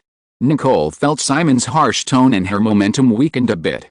Simon's words revealed that the matter with Meg Ryan was not completely over, which made her feel a little uneasy. In a flash, Nicole quickly understood why Simon's attitude was so strong. Because it is very good at discovering new people, Deanery's Entertainment now holds many option contracts. Simon is producing Batman, and it is said that the male and female protagonists and the main supporting roles have signed long-term film contracts. Daenerys Entertainment has already terminated an option contract with Meg Ryan. If it lets her go again this time, other people will definitely do the same when they become popular in the future, and a large number of contracts held by Daenerys Entertainment will become waste paper. In order to protect its own interests, Daenerys Entertainment obviously would not allow this to happen. Thinking of this, Nicole couldn't help but worry about Meg Ryan. She realized that Daenerys Entertainment seemed to let the other party leave easily, but in fact it wanted to set a model for the later ones, so that they would know the consequences of rashly breaking the contract. Simon looked at the city lights at the foot of the mountain again, and after a moment, he asked in a light tone, "Have you figured it out?" Nicole nodded, and her tone became a little weaker, saying, "I actually hope to continue to cooperate with Daenerys Entertainment, Simon, but I also hope that Daenerys Entertainment can provide me with good enough opportunities. I know you want the heroine of Ghost, but this role is not suitable for you. I need a heroine with a more mature temperament. You are too young. The company is preparing Teenage Mutant Ninja Turtles. You can play April O'Neil." Nicole subconsciously raised her chin, but then she realized that Simon was not negotiating this time. Daenerys Entertainment had previously shown her the script for Teenage Mutant Ninja Turtles. The heroine of this movie was basically a vase that made jokes. Jumping from the heroine of a hit movie like Pulp Fiction, which had both box office and awards, to play a vase, even if Teenage Mutant Ninja Turtles had good box office in the future, it would be a step backward for her. Simon and Jonathan seemed to be trying to get Erica Anderson for the role in Teenage Mutant Ninja Turtles. Erica's qualifications are too shallow. I have already rejected it. Simon shook his head and explained, and then said, "If you don't want to, you can take a break for a while." "What do you mean by taking a break for a while?" "Damn man." Nicole complained in her heart, but she knew that she had no other choice. With Simon's current attitude, if she forced the contract with Daenerys Entertainment to terminate, she would definitely face a long lawsuit. Not to mention that she had no money to deal with the lawsuit. Even if she could pay, the lawsuit would drag on for several years, and her popularity accumulated by Pulp Fiction would be completely gone by then. Simon heard Nicole's aggrieved response, so he waved her to leave. After drinking a cocktail alone at the railing, Simon was about to turn back to the crowd when another female voice rang beside him. "Hi, Mr. Westeros." Turning his head, he saw a black-haired woman in a backless evening dress in front of him. It was Demi Moore. Demi Moore was almost unknown in Hollywood at that time. The only thing she was known for was that she was Bruce Willis' wife. However, Simon thought that their relationship had too many Hollywood marriage implications. Bruce Willis's many screen images were those of a tender and tough man who would do anything for his family, so he needed a marriage. It was not a coincidence that the two got married quickly during the filming of Die Hard. Privately, Bruce actually played as he wanted. As for Demi Moore, her sensational extramarital affair with Leo was enough to show this. Thinking of this, Simon smiled playfully and stretched out his hand to shake hands with Demi Moore, and deliberately said, "Hello, Mrs. Willis." Demi Moore didn't expect Simon to recognize her, but quickly explained, "I don't have my husband's surname, Simon, you can call me Demi." Simon didn't care that Demi Moore had unconsciously changed to a familiar name, and asked, "Isn't Bruce coming?" "He went to New York to record a TV show," Demi Moore explained casually, and asked, "Simon, you must have seen the audition materials I prepared for Ghost, right?" "Yes." Simon did not hide it, and said, "Congratulations, Demi, you have successfully entered the final round of auditions." Demi Moore's eyes showed joy, and then she thought of competitors such as Michelle Pfeiffer and Daryl Hannah in this project. She immediately realized that the possibility of her getting the role in the end was very low. Noticing that the young man next to her was still looking at her, and remembering that the other party had just recognized her identity at a glance, Demi Moore immediately made a decision. She unconsciously moved closer to Simon, looked over with a wondering gaze, and said, "Simon, I think I should be more suitable for this role than others. How about we find a place to talk alone?" Simon raised his eyebrows slightly, waved to the waiter passing by, changed a cocktail, leaned on the railing and said with a look of listening attentively, "This place is not bad, Demi, you can tell me what you think of the role of Molly." Looking at the man in front of her like this, how could Demi Moore not understand that he was teasing her? However, Simon did not think she had the right to put on airs, So she just showed a resentful expression and said, "Simon, you really don't understand women's minds." Simon picked up the cocktail and took a sip, turned around and leaned on the railing, glanced at the crowd in the courtyard, raised the glass in his hand and gestured to the woman next to him. "Okay, Demi, I'll give you a chance. Go find a companion in the crowd, and then wait for me upstairs in the villa. Remember, second floor, turn left, third room." A hint of embarrassment flashed across Demi Moore's face, and after a moment she finally said, "Simon, can I get the role this way?" Simon shrugged. "I don't know, you can try."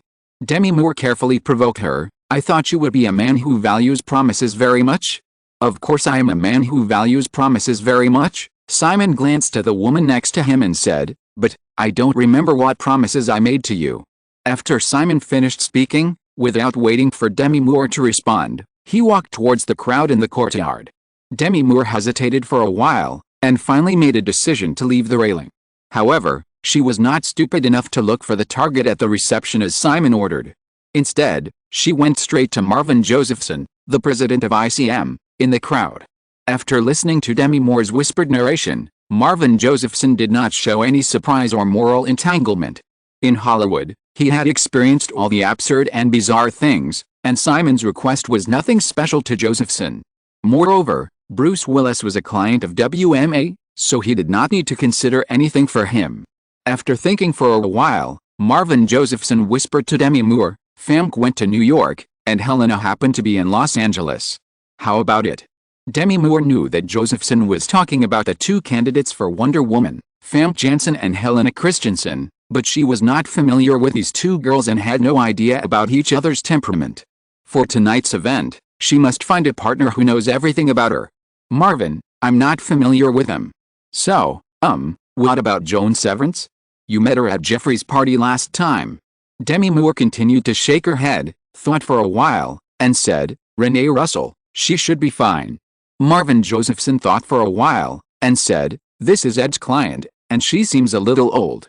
Demi Moore smiled a little and said, "So, I said she's suitable." Marvin Josephson was stunned for a moment, and soon understood.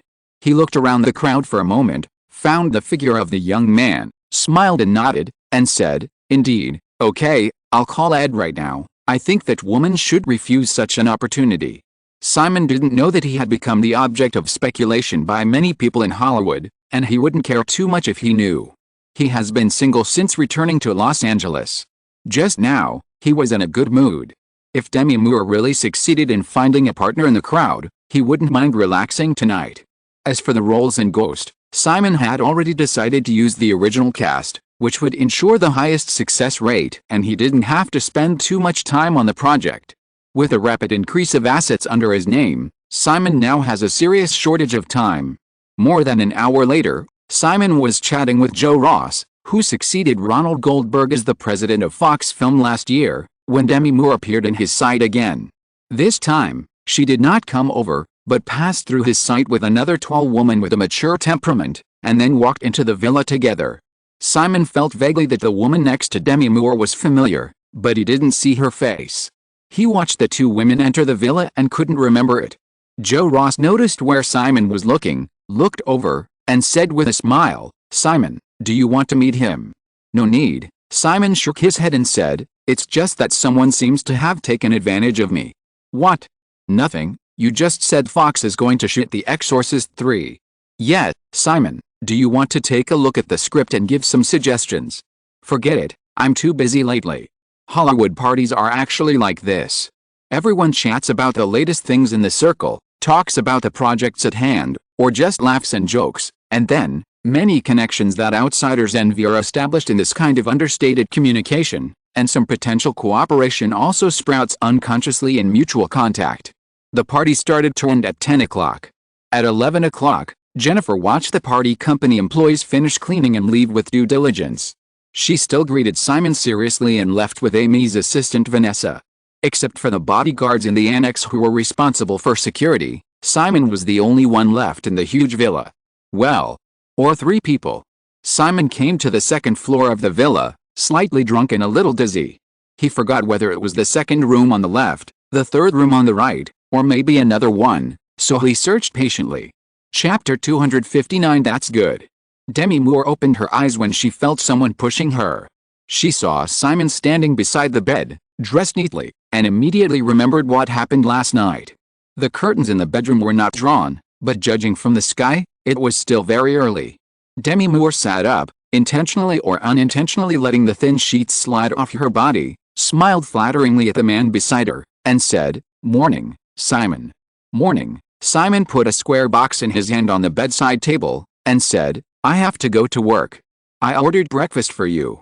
It's downstairs. The driver is outside and can take you away at any time." Demi Moore couldn't help but look at the box with the word Gucci printed on it, and said, "Is this for me?" "For her." Simon gestured to the woman who was still sleeping on the other side of the big bed, reached out and pinched Demi Moore's chin, and said, "Okay, that's it, bye." Demi Moore watched Simon leave the bedroom, then suddenly lay back on the big bed, muttering dissatisfiedly, "It's Saturday, why go to work, damn man." After saying this, she turned her head to look at the female body under the sheets next to her, which was far more delicate and charming than her own, and reached out to pat it. "Everyone has left, there's no need to pretend to sleep." "You lied to me," Renee Russell, who had buried her head in the pillow, suddenly said, and added with some resentment, "You all lied to me." Demi Moore reached out to take the box and opened it. Inside was a classic Gucci Floral Series flower-themed scarf, a very versatile style. It is said that it was the idea provided by Princess Grace Kelly of Monaco herself, and it has been used until now. She picked it up and admired it with some envy and dissatisfaction. Of course she could afford a Gucci scarf, but she was angry at the guy's partiality. She took the sheets to gather her body and walked to the bathroom, reaching out to push open the door. Demi Moore was soaking comfortably in the luxurious marble bathtub. Seeing her appear at the door, she waved and said, "Go to another room. I'm not used to sharing a bathroom with others." "I'm even less used to it." Renee Russell pressed the sheet on her chest and teased sarcastically. She leaned against the door and was silent for a moment before she asked, "And then?" Demi Moore pretended to be stupid. "What and then?"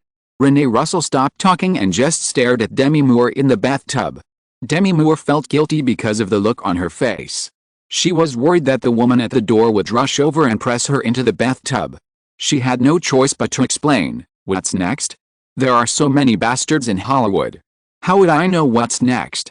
Renee Russell still stared at her and said, "Don't think I don't know that you are trying to get the leading role in Ghost."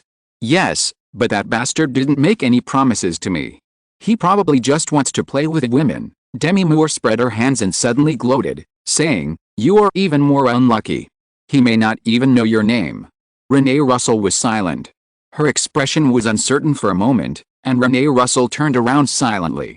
Demi Moore rested her head on the edge of the bathtub again and began to think in her heart. Although she said that just now, she didn't intend to give up. As a married woman, she took a big risk last night.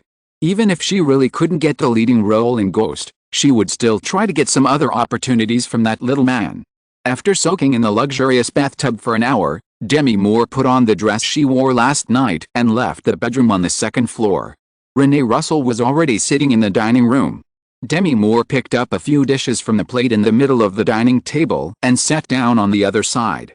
She noticed the silk scarf on the neck of the woman opposite her and teased, "You really like his gift. You put it on so quickly." Renee Russell just glanced at her and lowered her head to continue eating her breakfast. She had just changed the bathroom, showered and dressed. She stood in front of the wash basin and wanted to take care of her makeup. Only then did she realize why the hateful little man gave her a silk scarf. It was like a strawberry growing on her neck. Moreover, she tied the silk scarf reluctantly. At that time, she actually had some inexplicable affection for him in her heart, and then she severely condemned herself. What a lack of position. Now, thinking that he might not even know her name. Alice. Just treat it as a dream. After all, he is so dazzling in Hollywood. She is older than him, well, 14 years old. What else can she dare to expect? At this time, listening to Demi Moore's words, facing the woman who brought her to the current situation, she was in no mood to be perfunctory. After leaving Palisade, Simon and Amy stayed at the construction site of Deanery Studios in Malibu in the morning. After several months of planning and preparation, the overall design of the studio has been completely completed, the land in the call has been leveled, and the road leading to the studio has been widened. The project will start in mid-May. The construction period of the main building and the later decoration is 6 months. It is expected to be officially occupied in June next year. At noon, I had lunch with Angela Ahrens, the president of Gucci's American branch, who came from New York. Simon remembered a lot of information about Angela Ahrens, so he looked at her differently among the pile of resumes provided by Sophia Fessi. In the original time and space, Angela Ahrens had served as the CEO of the famous British luxury brand Burberry.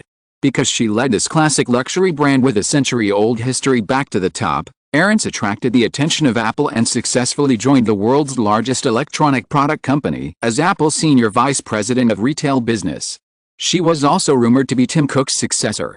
Angela Ahrens is only 28 years old now. However, in the past few months, her work performance has made Simon and Sophia very satisfied. Sophia now plans to adopt some of Ahrens's business ideas to reform Gucci stores in Europe and Asia, and privately told Simon that Ahrens might be responsible for the entire Gucci operation in 2 or 3 years. Santa Monica. In a seafood restaurant in Venice Beach, Angela Ahrens explained to Simon her various ideas about the company's customer experience, financial management and marketing plans throughout the lunch. Simon just listened carefully and asked a few questions occasionally. With the rapid expansion of the business territory of the Westeros system, Simon now only needs to have a general understanding of some business operation concepts and have a clear idea of what is going on. He does not need to be proficient in the specific operations, and he does not have the time and energy for this. Lunch lasted until 2 o'clock in the afternoon. Towards the end, Angela Ahrens mentioned another matter. Simon, regarding the Gucci night event at the Cannes Film Festival, Sophie still hopes that you can go to France in person. After the Oscars in March, the Gucci night co-organized by Gucci and Intrigues Entertainment was a great success. Sophie immediately decided to replicate this marketing event at the Cannes Film Festival in May. This year's Cannes Film Festival will open on May 11th, and the Gucci night there will be scheduled on May 20th, the second Saturday of the film festival. Simon heard Sophia talk about this when he was in Melbourne, but he didn't pay much attention to it at the time, just saying that it depends on his schedule at that time. Hearing Angela mention it again, Simon asked, "Do I have to go?" Angela Ahrens nodded and said, "If you can't show up, many of the guests we hope to invite may not show up." Simon thought about his work schedule. Because the post-production time of Batman is very relaxed, many tasks do not need to be monitored all the time. He now basically spends half of his time on the post-production of Batman and the other half on the management of the company. Although busy, it is not to the extent that he cannot leave at all. The good operation of Intrigues Entertainment during the filming of Batman also proved that the company is on the right track and does not need him to monitor it all the time. So he nodded and agreed. Seeing that the time was almost up, Simon called the waiter to settle the bill and asked Angela Ahrens, "Do you have any plans for the afternoon?" Angela Ahrens was stunned and shook her head. Simon noticed the hesitation in Ahrens's eyes, realized that she had misunderstood something, and explained, "Intrigues Entertainment has established a data analysis company to support Blockbuster's operations. I will go to see it this afternoon. Some of the concepts proposed by the head of this company overlap a lot with what you just said. Perhaps you two can exchange ideas." Angela Ahrens heard Simon's explanation and felt a little embarrassed about the thought that just flashed through her mind. She nodded and said, "Nancy, we know each other. Intrigues Analysis Company is located near Santa Monica Beach." The two left Venice Beach and reached their destination less than 2 kilometers north. Looking at another Intrigues Entertainment branch housed in a 3-story building, Simon looked forward to the completion of Intrigues Cinema as soon as possible. Nancy Brill was already waiting for him. Seeing Angela Ahrens's appearance, she was obviously very happy. She pulled her and whispered to her, almost forgetting the existence of Simon, the boss. Angela Ahrens was not like Nancy, who dared to ignore Simon casually. She just chatted with her for a few words and said, "Simon said he wanted to see the results of your work together. Let's go upstairs." Nancy nodded when she heard Angela's reminder, and then said to Simon, "I just happened to find something recently and I was just thinking of discussing it with you." The three of them went upstairs together. The second floor was the office area for data analysts. The surroundings seemed a bit messy, with various forms hanging on the walls. Some employees who were still working saw Simon, the big boss, and looked over curiously. Simon did not act too cold. He greeted everyone enthusiastically before beginning to listen to Nancy's explanation. Blockbuster's data management system will not be upgraded until September. However, based on the data accumulated in the past, the analysis company has begun to cooperate with Blockbuster and has provided many suggestions in logistics, warehousing, management, etc., Nancy said, taking out a document from the filing cabinet on the wall and handing it to Simon, saying, "For example, this is what I just wanted to tell you." Simon opened the document and found that it was an analysis report on the types of videotape rentals and sales at the Blockbuster chain stores, which listed in detail the rental and sales data of various types of films. Flipping through the documents in his hand, Simon asked, "In fact, ideas are not the most important thing. The key is, when you make these suggestions, how can you ensure that Blockbuster can implement them without compromise?" Nancy said, "I'm watching it personally now." "Of course they won't." Simon looked up. "Are you watching it personally?" "Yes," Nancy nodded, and said, "In addition to being a director of the board of directors, I am also a senior operations consultant for Blockbuster." Simon was puzzled. "How could I not know?" Nancy was even more puzzled. "Do you need to know?" "Okay." Simon was speechless, thinking of the last time Nancy forced the management of Blockbuster to abdicate. With Angela Ahrendts laughing beside him, he reminded helplessly, "Whenever you want to oust Wayne Huizenga and become chairman yourself, remember to remind me."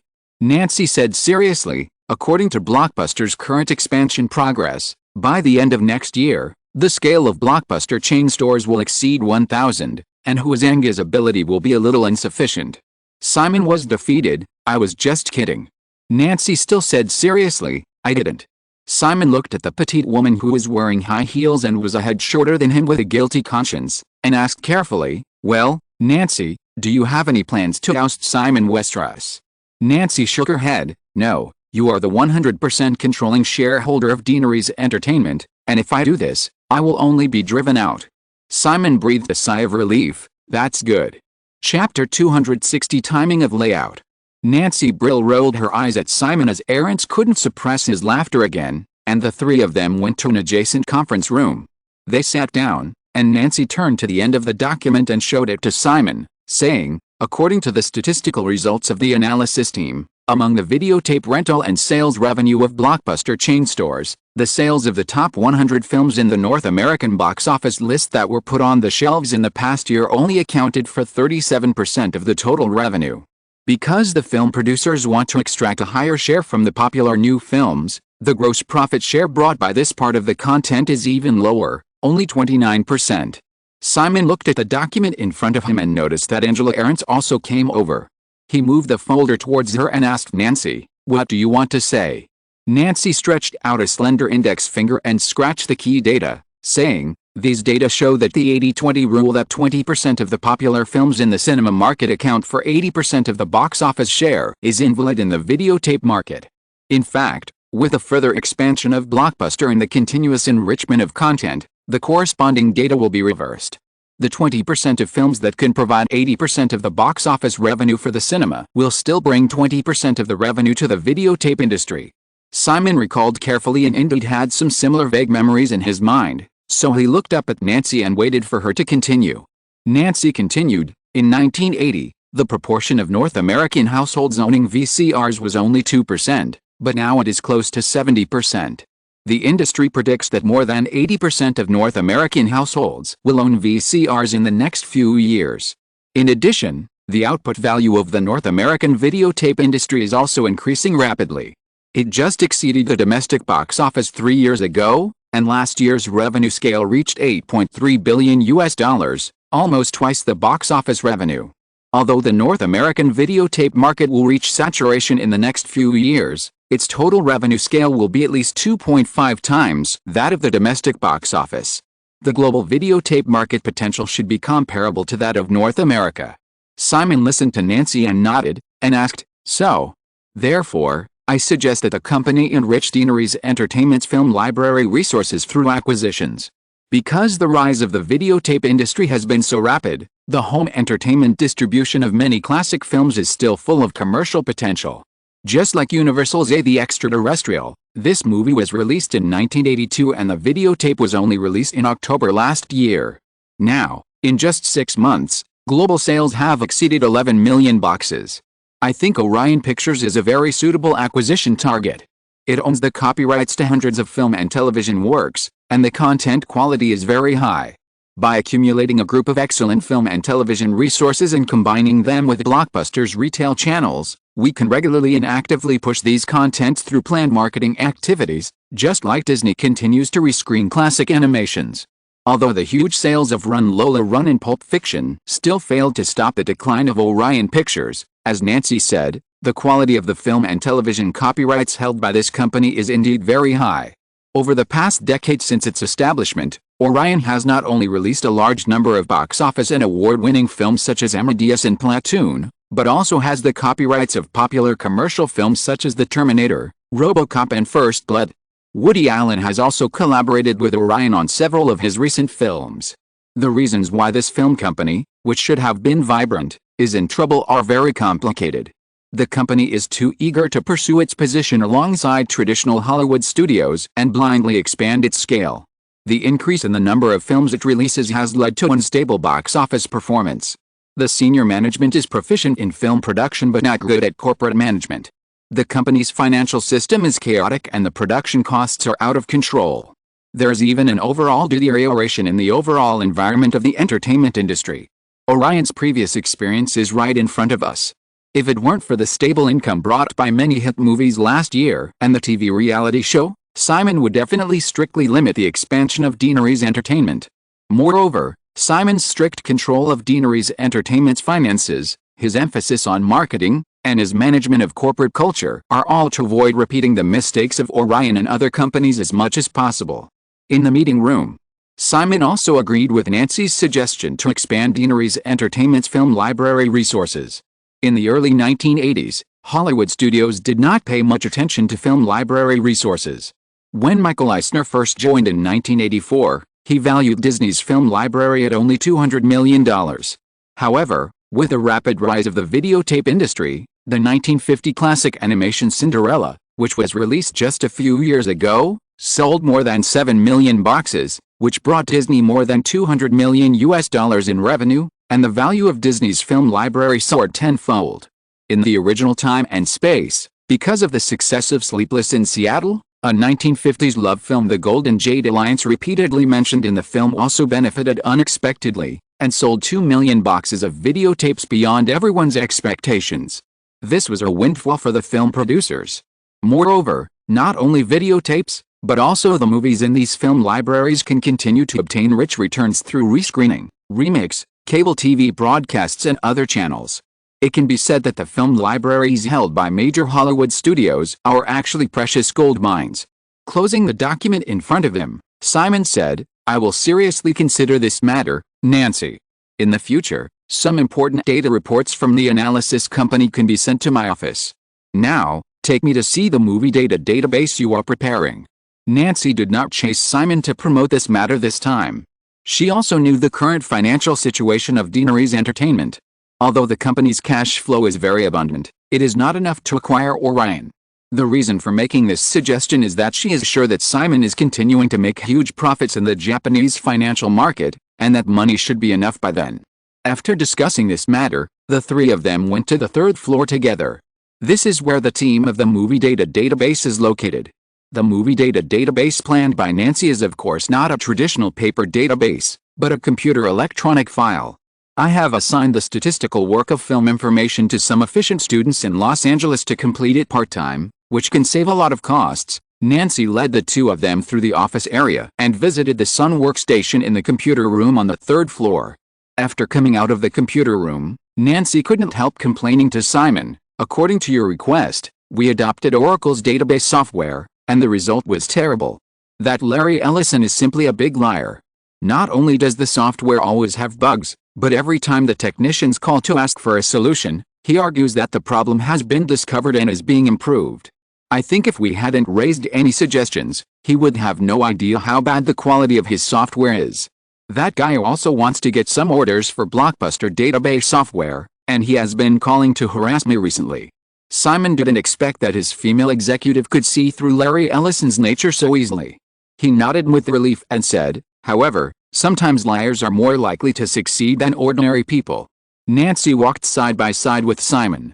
When she heard this, she slightly tilted her little face and glanced at him with disdain, as if she was categorizing her boss. Angela Ahrens walked on the other side and noticed this subtle interaction between the two people, which was very interesting. Although she had only had lunch with Simon, Angela Ahrens could still feel the indifference and alienation of her young boss towards others, but he showed obvious indulgence towards Nancy. Just like the Blockbuster incident just now. Angela felt that if she did not get tacit consent or authorization, she would never dare to interfere with the management of a subsidiary company at will, and she believed that Simon was definitely not the kind of person who liked his executives to behave like this. But Nancy silently appointed herself as Blockbuster's senior operations consultant, but Simon just laughed it off. The three of them entered an office, and Nancy called an employee on duty on weekends to demonstrate the details of the database to everyone. Simon had previously provided Nancy with a memorandum based on the IMDb website model, but the movie information database in front of him was very different from the IMDb in his memory. The creation of this database was completely for one purpose: practicality. Therefore, none of the features such as tidbits, comments, and message boards mentioned by Simon in the memorandum were available. The film data only listed the story outline, film type, core creators, box office data, media ratings, and other relevant data that could help Deanery's analysis company. In addition, although the database interaction window made a graphical interface similar to the web browser in memory, the film data was in full text mode without a single picture. In addition to basic film data, the technical team responsible for database creation also planned to develop a comprehensive analysis software based on the feedback information regularly submitted by Blockbuster's terminal data management system. In short, Nancy Brill had no intention of copying an IMDb that could serve the public. Her purpose was very clear, which was to combine this series of resources to achieve the ultimate goal of improving Blockbuster's operating efficiency, reducing operating costs, and strengthening corporate competitiveness in her original report. Compared with the convenience of websites in the big data era that can directly access data and analyze user behavior through the background, the methods currently used by Deanery's analysis company are still very primitive in Simon's view.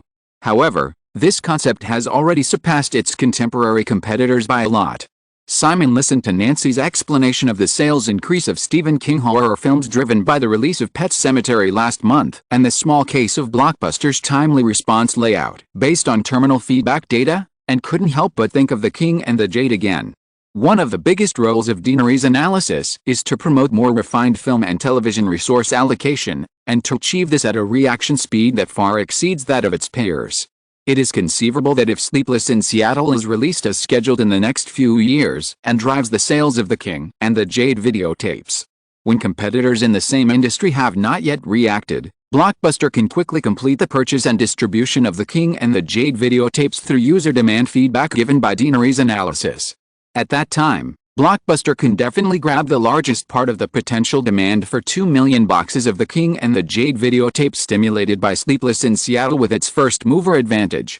Not only that, when consumers gradually discover that Blockbuster can always provide the content resources they want at the first time, this company will definitely gradually become the first choice for users when they want to buy rental videotapes.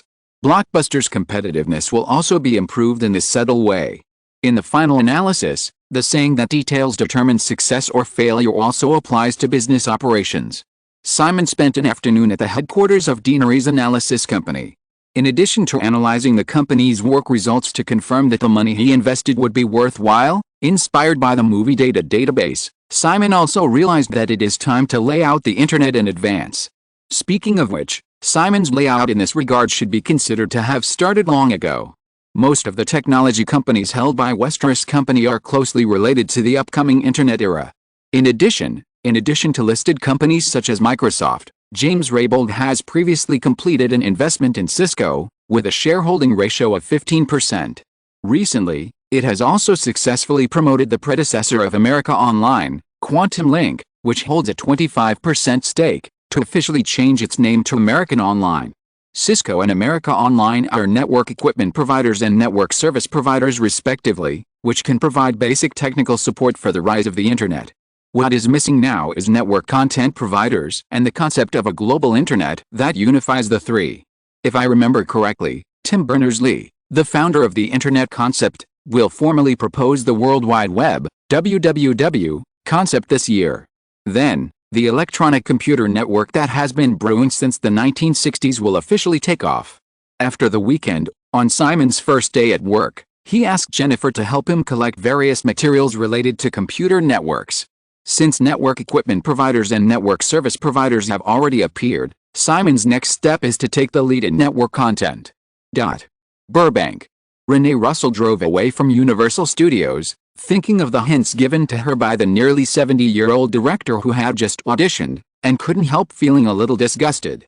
He obviously has no decision-making power, but he still wants to eat for free. He thinks I'm easy to fool. Don't you see how stupid you are? Today is May 12th, another Friday. Unknowingly, a week has passed, but many details of that night have become clearer in her mind. Moreover, touching the Gucci floral scarf still tied around her neck, she inexplicably felt a strong resentment.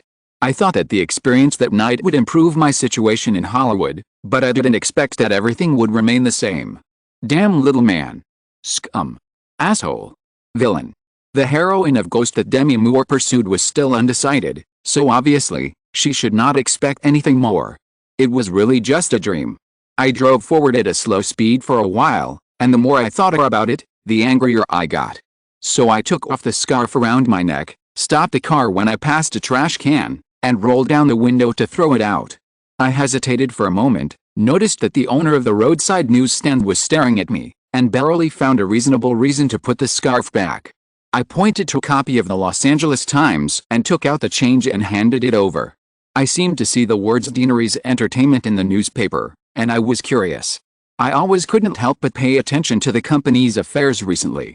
I took the newspaper and drove to a nearby outdoor cafe and stopped. I got out of the car, found a seat, ordered a cup of coffee, and opened it casually.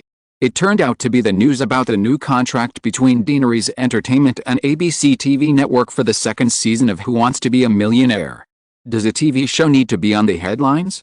However, after reading the subtitle, I found that Deanery's Entertainment lost a full $80 million in the signing of this new contract. Tisk. My mood suddenly improved. So I waved to the waiter and ordered another dessert. Put aside my figure. Let's celebrate this time first. While drinking coffee, I read the article in the newspaper carefully. Then I couldn't help but be amazed. Oh my God. A simple quiz show can actually make $250 million. Is it a robbery? After giving up $80 million in the new season contract, that guy seems to make more than ABC. $170 million. I couldn't help but start to fantasize. What would I do if I had $170 million? After thinking about it, I rationally gave up. I probably have no hope in this life. She has always been a rational person. Raised by her mother, she rarely had any unrealistic fantasies. She dropped out of school at the age of 16 and started working to supplement her family income. Later, she unexpectedly became a model and gained a good reputation, but she was always haunted by the life pressure accumulated from childhood to adulthood. At the age of 30, she found that her modeling career was completely unsustainable, so she hurriedly tried to transform into an actor. She started with a small community theater and also signed up for an acting class, but it was not until 2 years ago that she got a small role in a TV series. Finally, there was some improvement. She still understood that age was her biggest disadvantage. Last month, her first movie was finally released, telling a baseball story called Major League. She played a woman who was abandoned by a playboy several times but still returned to him. She felt stupid. If she met such a guy in real life, she would never give him a second chance. If he dared to pester her, she would beat him up first and then call the police. Well, it seems that she has already met one. This one doesn't count. The box office of Major League is not bad. The box office has exceeded $30 million in 1 month. She also successfully got a new audition opportunity. But she was disgusted. Having experienced the world and knowing the dark side of these circles, she would not have reacted like this. Perhaps it was because of the experience last Friday night. Alice. Damn little man. She was thinking about all kinds of things, drinking coffee, reading a whole newspaper, and only eating a few bites of the dessert. As dusk fell, she was about to leave after paying the bill when the pager in her bag rang. She took it out and took a look. The agent wanted her to call back, very urgently, so she walked to a coin-operated telephone booth. She inexplicably had some expectations. The call was connected, and the other party conveyed that Simon Westeros asked her to rush to an address in Beverly Hills at 8 o'clock in the evening. The agent's tone was very excited. She herself, perhaps a little excited, and a little resistant. She was not the kind of woman who came at the call. However, since he actually remembered her, she would go over to take a look. However, she must not let him succeed tonight. Men always don't cherish things that are too easy to get. After hanging up the phone and checking the time, it was already 6:50. I hurried to my car. I still had to go back to my residence to dress up first. This was, well, just for politeness. After all, the clothes I was wearing were prepared for the audition role in the afternoon, and they didn't look good. Chapter 261. It's not that I can't afford it. She returned to her residence in West Hollywood from Burbank on time, dressed up, and hurried to Beverly Hills. She was late after all because she got lost. At 8:15, she finally found a mansion in Turnstile Manor. Renee Russell felt like she was about to cry, wondering if she would be turned away. This did not happen. A small private party was being held in the mansion. Renee Russell was taken to the living room next to the villa's living room, where a group of men and women were sitting on the sofa chatting. She glanced around. Martin Scorsese, Robert De Niro, Susan Sarandon, Jessica Lange, and of course, that hateful little man. Although there were not many people, each of them was well known to ordinary movie fans. So she couldn't help feeling a little inferior. She knew everyone in the room, but these people probably didn't know her. Simon saw the woman appear, got up and walked over, and the people in the room saw Simon like this, and they all stood up and looked at the door. "Come, let me introduce you." The man came over, without mentioning her lateness, and put his hand on her waist and pushed her forward. She took a few steps forward, listened to his introduction, and finally calmed down, and greeted Scorsese and others one by one. After a brief greeting, everyone sat down again.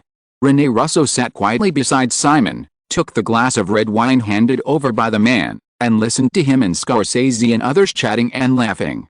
For more than an hour, I probably only remember that they talked about Martin Scorsese's new film Goodfellas that he was preparing, and De Niro's movie that would be released at the end of June. It seemed to be called The Sixth Sense. She had also noticed this movie recently.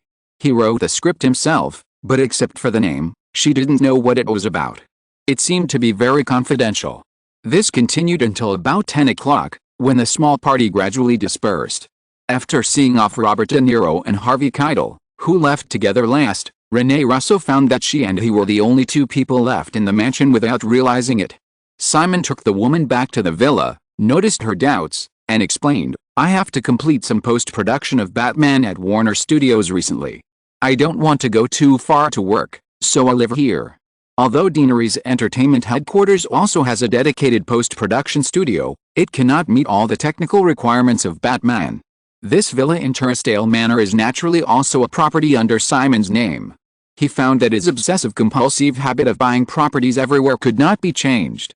Fortunately, his current wealth can fully afford it. Simon also gradually felt that buying a house might be his hobby. Renee Russell was a little frustrated. Originally, she thought that he couldn't succeed tonight, but watching him walk straight upstairs, she found that she had unknowingly followed the stairs. Just like facing a group of big names tonight, she felt very safe as long as she sat next to him, as if she had something to rely on. When she came to the second floor, fortunately he didn't go directly to the bedroom, but to a study. Simon found a book and a script from the messy desk, turned around and handed them to Renee Russell, saying, "You have just met Martin. This is the original novel and script for his next movie. I think the role of the heroine Helen Hill is very suitable for you. Take it back and prepare. Martin will arrange an audition for you next week. As long as your performance is up to standard, the role is yours." Renee Russell took the script and novel, looked at the name Goodfellas on the cover of the script, and was a little stunned. Martin Scorsese. Among the four major Hollywood directors, Steven Spielberg, Francis Ford Coppola, George Lucas and Martin Scorsese, Scorsese is the one who can attract actors to work with him the most. Because compared with the other three directors, as a frequent winner of various film awards, Scorsese's films often give actors more room to play, and also take their careers to the next level. Robert De Niro, Harvey Keitel, and Jodie Foster, who just won the Oscar for Best Actress this year, all made their names in Hollywood with Scorsese's films. Thinking of this, Renee Russell became unconfident. Is she really capable of starring in Martin Scorsese's movies? Simon handed the manuscript to the woman, then sat down behind the desk, picked up a document about hypertext markup language, HTML, and flipped through it. Noticing Renee Russell's silence, he asked, "What's wrong?" Renee Russell hesitated, but still said, "I'm not sure if I can act well." "That's why you have to prepare seriously," Simon said. "I've talked to Martin. His new film is a man's play. Although Helen Hill is the first female lead, she is actually more of a supporting role, and she doesn't have many scenes. As long as you don't perform too badly during the audition, you can get the role. Martin will continue to guide you during the filming. In addition, I've read the script. There is actually a lot of room for the role of Helen Hill. If you are willing to invest enough energy, you may even get an Oscar nomination for Best Supporting Actress in the future. You started your career too late, and Hollywood won't give you many opportunities to hone your acting skills. Acting in Martin's movie is the best way to help you broaden your acting range and quickly get rid of the vase status." Renee Russell listened to Simon's patient explanation and nodded gently.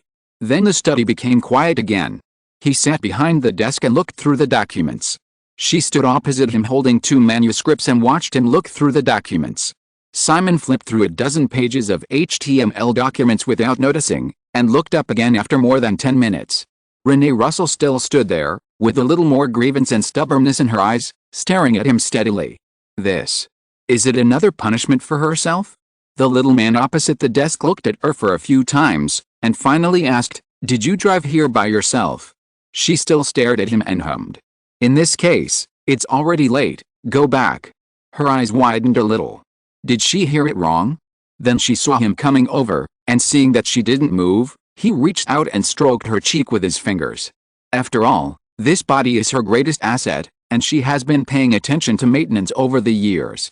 Although she is already 35 years old, she is confident that her skin is no worse than those girls in their early 20s, and even better. Otherwise, he wouldn't have been so infatuated that night that he left many marks. However, the man's fingers slid to her neck and then retracted, saying again, "Go back, you just drank, I'll let Neil take you." After saying this, she saw him leave the room first. She had no choice but to follow him out again. When she came to the front yard, her mood was still a little complicated. In fact, she only drank half a glass of red wine. She wanted to refuse him to send a driver to take her, but he was very determined, so she had to obey. Her car was left here, and she took his car. Originally thinking that this would still have some contact, the next morning, his driver sent her car to West Hollywood. The audition was scheduled for Wednesday of the second week. She had already accumulated a few years of acting foundation. When ICM heard the news, it specially invited a famous Los Angeles acting teacher to help her study the role. After 4 days of serious preparation, she successfully passed the audition hosted by Martin Scorsese himself, and Scorsese also praised her performance. It can be seen that it was not a courtesy. However, her mood has not been very good for a few days. Perhaps giving her a role is considered to be clear, and the little man has never contacted her again. Until he set off to fly to Europe, Simon tried his best to immerse himself in busy work.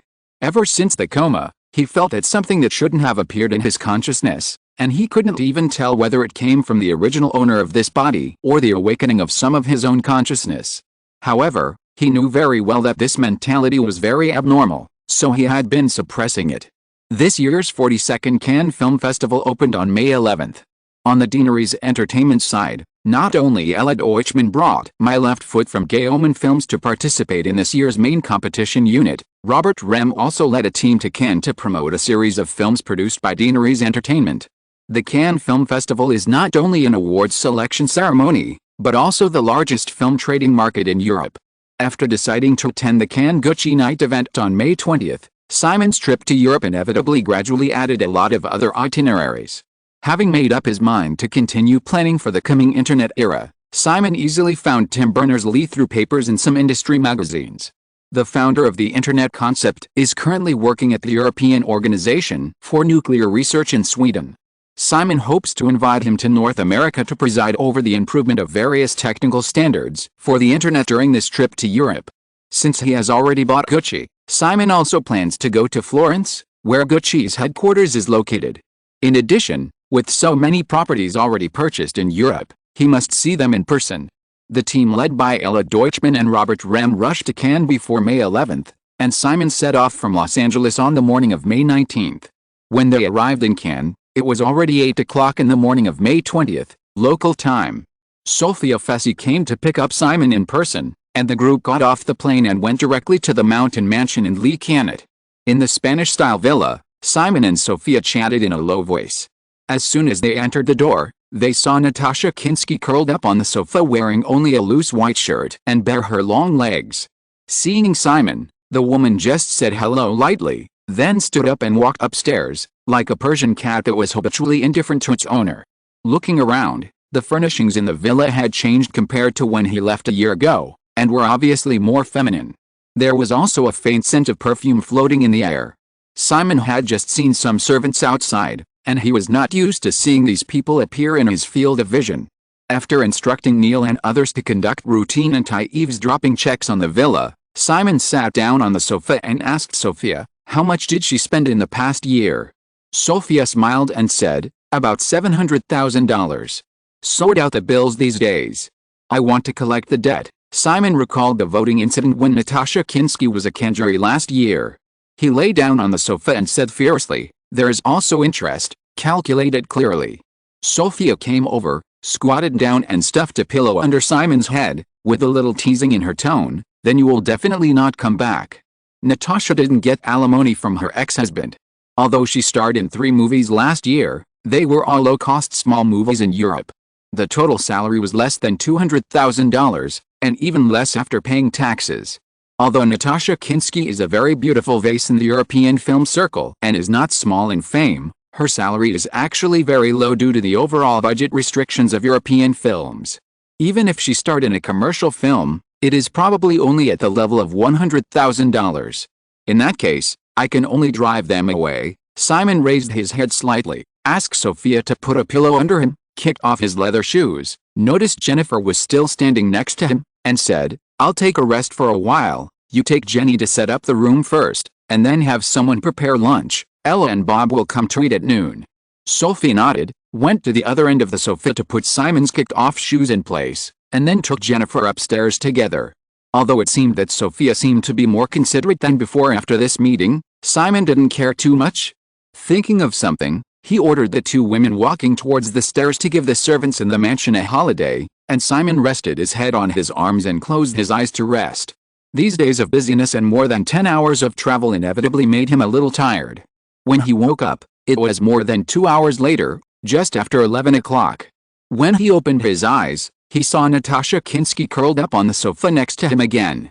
The woman was still wearing the long white shirt, but this time she wore trousers, but she was still barefoot. Noticing Simon looking at her, the woman who was casually flipping through a fashion magazine glanced over, then looked away. Simon sat up and asked, where's Sophie? Natasha Kinski didn't even raise her head, and said lazily, probably in the kitchen. Are you divorced? Yes. Where's the child? I can't take care of the child, it's better to leave it with him. So, you plan to stay with me forever. I think this is good. But I think it's not good, Simon said, thinking that he should strive for some initiative, and then said, besides, you spend too much money, can you find time to settle the bill? Natasha Kinski tilted her body and said indifferently, I don't have money. In that case, can I kick you out? Yes, the atmosphere was strangely confronted for a moment, or rather, Simon was the only one confronting the feeling of staring at the air, and then he gave up on his own initiative. He is not very good at chasing people away. Anyway, just treat it as raising a cat. It's not like I can't afford it. Seeing Jennifer come in with Ella Deutschman and Robert Rem, Simon ignored Natasha Kinski and stood up to greet them. Chapter 262 There's only one result. I'm trying to buy a movie by New Zealand director Jane Campion, called Sweetie. It's a black comedy with a small scale, mainly exploring the themes of family dysfunction and female sexual psychology. However, the director has a lot of ideas in the film's soundtrack and composition. Most importantly, this film is very well made and the story is very smooth.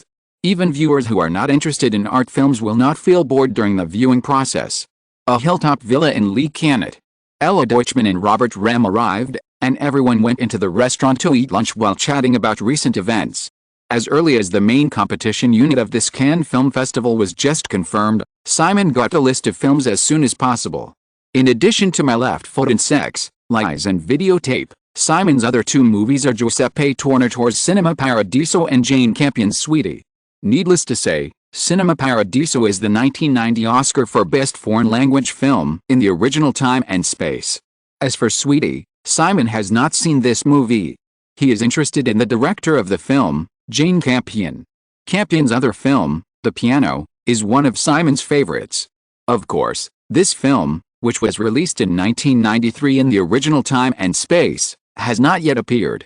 This time, Simon's plan is to let Ella Deutschmann play freely, and then decide whether to intervene after seeing the results.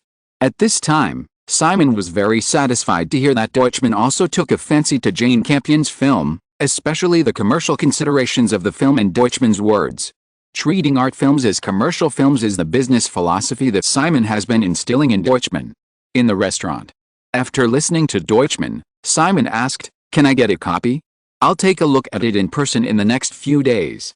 Ella Deutschmann thought about it, nodded and said, "I'll try, it should be fine."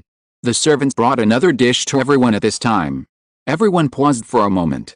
Simon picked up the cutlery and tasted the red wine braised beef in front of him. He asked, "Besides Sweetheart, are there any other good films?"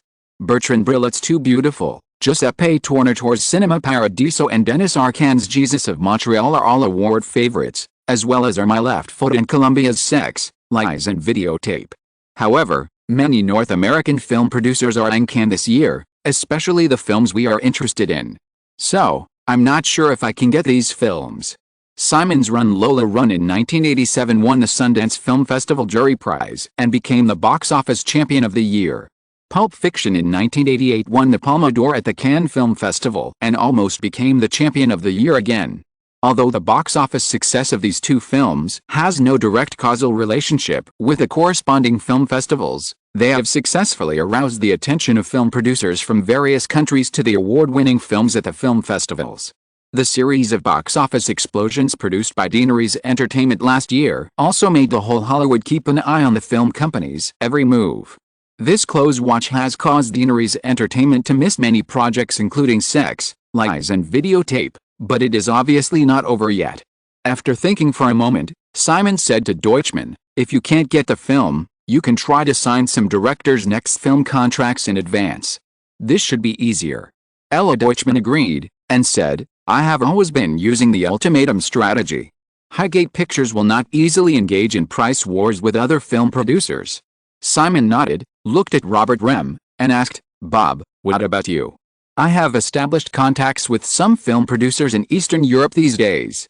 The situation there has been a bit turbulent in the past 2 years, but at the same time, the film market has been relaxed," Robert Rem said, and seemed to complain unintentionally. "Simon, I have made more international business trips in the past few months than in the past 10 years. I will leave Cannes next week and fly to Brazil immediately. There is probably no executive in the distribution department of any Hollywood studio who is busier than me." Simon glanced at Rem and smiled. "The company is in a stage of rapid expansion, and everyone is the same. We will be fine after these 2 years of busyness. However, if you are not satisfied with the company's business jet, I can approve the rental of a better one."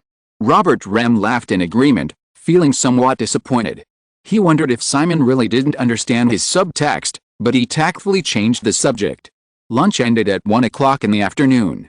Ella Deutschmann and Robert Rem said goodbye and returned to the hotel, while Sophia left to make final preparations for tonight's Gucci night. Everyone was busy with their own things, and the servants were sent away, and the villa became quiet. Simon had no work arrangements in the afternoon, so he had a rare leisure time. He stayed alone under the eaves of the living room upstairs, looking through various technical materials on computer networks that Jennifer had recently collected. The female assistant was downstairs helping him redetermine his schedule for the next few days. It was a little after 2 o'clock. The bright afternoon sunshine of the Mediterranean spilled in from the open eaves. Simon leaned on a sun lounger, most of his body immersed in the sun, reading a paper introducing the HTTP protocol. Natasha Kinski walked silently from behind him. Simon saw the woman squatting beside his recliner. She had changed into a red suspender dress and looked at him steadily like a cat. He asked, "Are you going out?" The movie I acted in, Spring of the Torrens, will be shown at 3 o'clock. Simon nodded. Oh. He knew this movie. Valeria Golino almost played the leading role in this new film that the famous Polish director Jerzy Skolimowski had been preparing for several years, but she chose to give up because of the invitation for the role of Catwoman. The film had already premiered on the 15th. Although it was a film that Jerzy Skolimowski had carefully prepared for many years, compared with other films of this director, Spring of the Torrents received very low media reviews. Nastasia Kinski saw Simon's cold reaction and said directly, "You go with me." After lunch, Simon watched some of the films that would be shown at the film festival this afternoon, including Spring of the Torrents. There was no one that interested him, so he would rather stay at home. Hearing what Nastasia Kinski said, he shook his head and said, "No." Nastasia Kinski tilted her head to think about it, squatted next to him and moved closer, and said, "I'll tell Jenny that you slept with me." Simon turned a page of the paper in his hand and said casually, "There's only one result if you do this, either I kick you out of here, or Jenny kicks you out of here." Nastasia Kinski seemed to frown in distress, then moved closer to Simon and said, "Okay, I cannot tell her." Simon felt a pair of lips almost touching his ears, stretched out his hand to pinch the woman's chin, and said, "I have completed the request of others, accompany me to bask in the sun for a while." With this woman's lonely and cold personality, if it is not for others to ask, she would not bother to invite Simon to watch any movie, even if it is a movie starring herself. Just like the vote in the main competition unit of Cannes last year, Simon clearly thought that this woman would vote for Pulp Fiction, but she just followed her own preferences. Natasha Kinski shook her head and shook Simon's hand off, but did not go to the lounge chair next to her. Instead, she stood up and straddled Simon, leaned over and rested her head on the man's chest, moved to find a comfortable position, and squinted her eyes. The soft and slightly cool female body pressed against him, blocking the warm sunlight. Simon just smiled and said, "Go to sleep, I'll take you to the party tonight." After that, he continued to look at the paper in his hand. The woman on his body was silent for a moment, then raised her head again, grabbed a button in the middle of Simon's shirt and pulled it. "It's uncomfortable." Simon reached over, picked up the button with 2 fingers and applied a little force, and the white button flew out. Natasha Kinski's eyes followed the flying button to a place not far away, raised her head and looked at Simon, and then stuck to him again with satisfaction. When she woke up, the man's figure was no longer by her side. The sun was setting. She was still in the same sleeping position, leaning against the recliner, feeling a familiar yet strange breath as she breathed. Her eyes wandered around, and the button was still lying on the ground not far away. The corners of her mouth could not help but curl up slightly. After living here for a year, she felt a kind of ease she had never felt before. She could live the most comfortable life without paying anything. This was probably what she had subconsciously desired the most since she was a child. However, when she realized that he was about to appear again, she found that she couldn't do it without paying anything. Sophia Fessy, who managed the property for him, reminded her that if she found the next boyfriend, she would need to move out of here, and she couldn't bring another man back here. She didn't have such an idea when she just divorced. Later, she got used to this kind of life, and the housekeeper's instructions unconsciously became a bondage for her. She always liked to do whatever she wanted, but this time she knew that she had to leave if she violated it. She didn't want to leave. He finally broke into her life again. There were always many men coveting her body, and she thought he was no exception. After the initial discomfort, I couldn't help but start testing. Now I understand that he is indeed not an exception. But he is even more excessive. Lovers always have possessiveness and jealousy, but he doesn't have that, yet he takes it for granted. Even if she suddenly disappears from her side one day, he probably thinks it's just natural, and maybe he will smile indifferently. Just like a cat at home is lost. It seems that cats are easy to get lost. The sunset sank into the horizon, the sky darkened, and the breath of the man on the lounge chair gradually dissipated in the cool evening sea breeze, but she was still reluctant to get up. Footsteps sounded. Jennifer walked in and saw Natasha Kinski lying lazily on the sun lounger, her eyes blurred, her flaxen hair loose, the straps of her long skirt slipped from her shoulders, and she looked like she had experienced something. Jennifer frowned, her tone was a little cold, and she said, "Ms. Kinski, we are about to leave for the Gucci party, you should change your clothes." So she stood up and followed his female assistant downstairs. Gucci sent a dress and a stylist. I thought she would be his female companion tonight. But he had left early. I was a little disappointed and even thought about not going out of spite. In the end, I let the stylist take care of her and took a car to the Carlton Intercontinental Hotel in Cannes. Compared with the last attempt after the Oscars, the Gucci night in Cannes was held more grandly. More than 200 European and North American film and television fashion celebrities were invited, making the red carpet outside the Carlton Intercontinental Hotel no less star-studded than the Cannes opening ceremony. Media from all over the world flocked to it. Although in the subsequent news reports, there will definitely be a diversion of attention due to the arrangements of different stars, but the words Gucci night will definitely appear in various types of related reports, which is actually the most fundamental purpose of this party.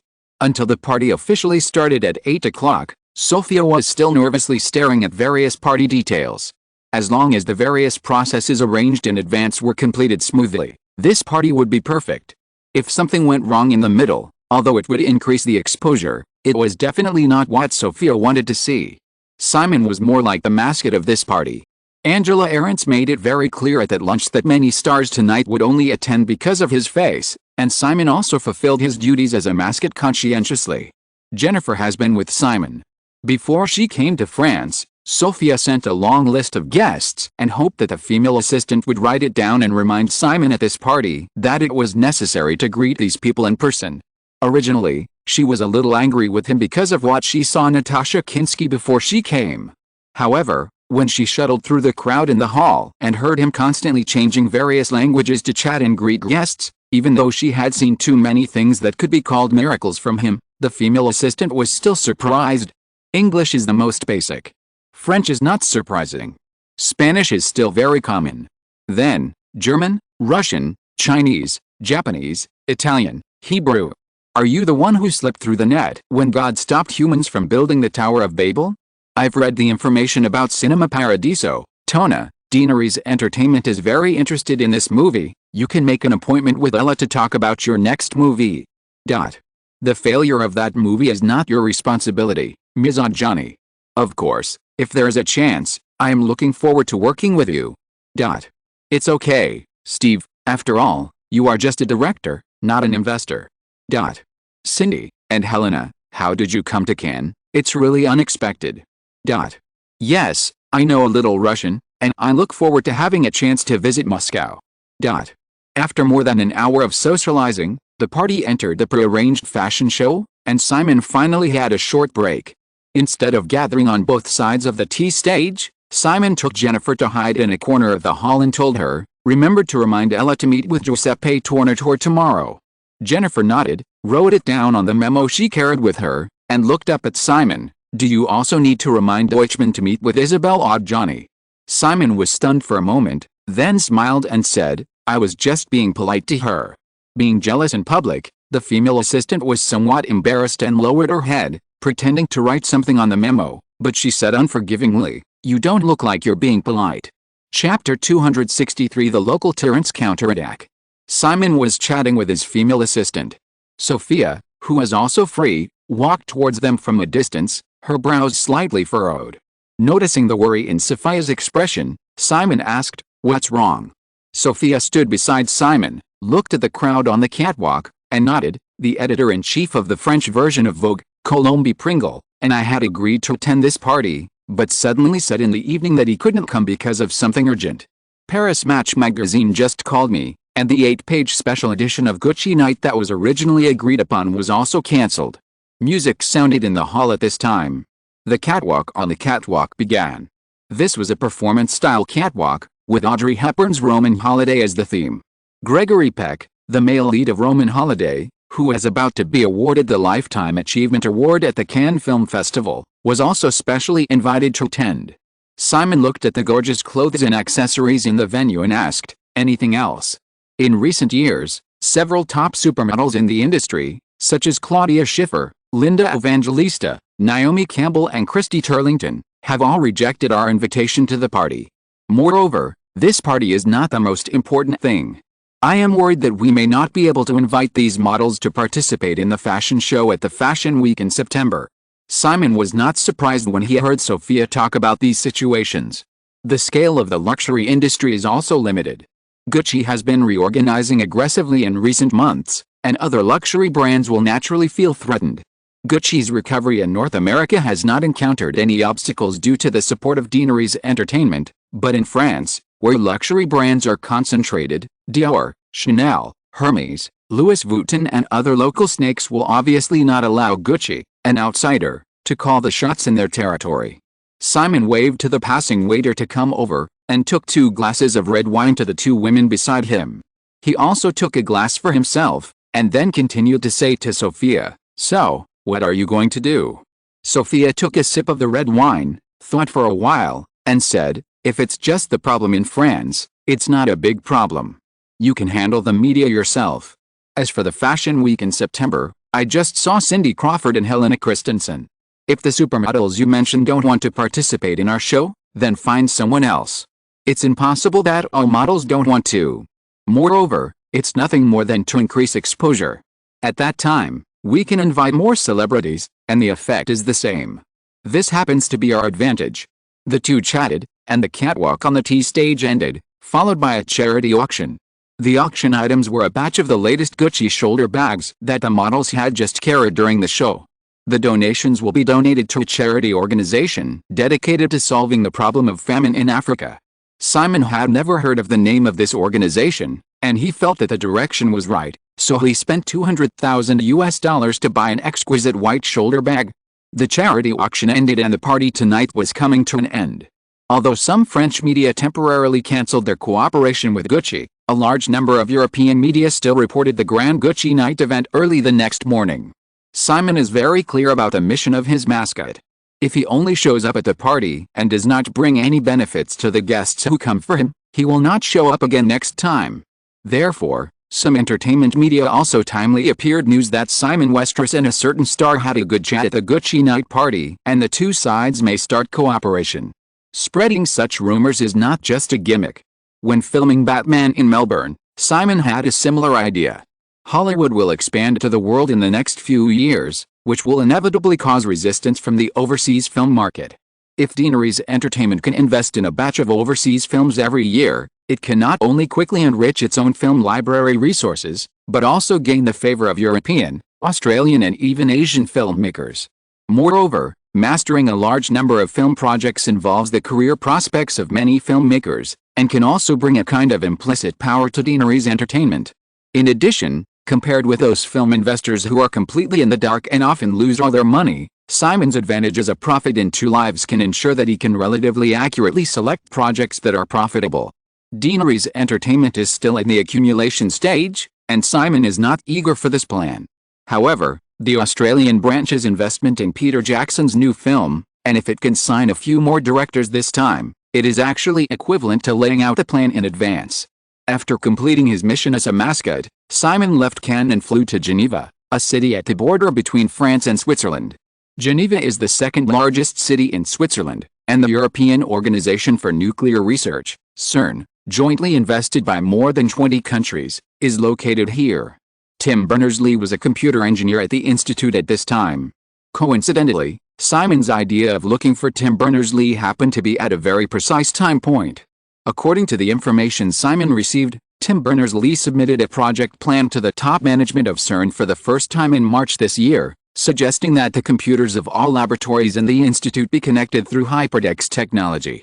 Once the project is completed, it can even be further expanded to the world. Tim Berners-Lee's plan received support from many people. However, because CERN is a physics research organization, the institute's top management did not approve the project. However, Lee did not give up. After 2 months of re-preparing the plan, he was about to resubmit his proposal, and Simon took the initiative to find him. Simon initially found Tim Berners-Lee through a paper on hypertext markup language published by Tim Berners-Lee. After arriving in Europe, Jennifer made an appointment with Tim Berners-Lee, and the revised plan in the other party's hand was directly transferred to Simon. It's sad to say that Tim Berners-Lee, who is respected as the father of the internet and the industry, spent several months on this plan, and most of the budget was just to purchase a Next computer worth $6,500. That's right, it was the high-performance personal computer that Jobs developed specifically for universities and research institutions after leaving Apple. The urban area of Geneva is surrounded by the southern end of the vast Lake Geneva. As the most livable city in Europe, Simon naturally would not miss Geneva when purchasing a property. His residence here is located on the scenic Geneva Lake in the northern suburbs of the city, covering an area of more than 3 acres and also has a private dock.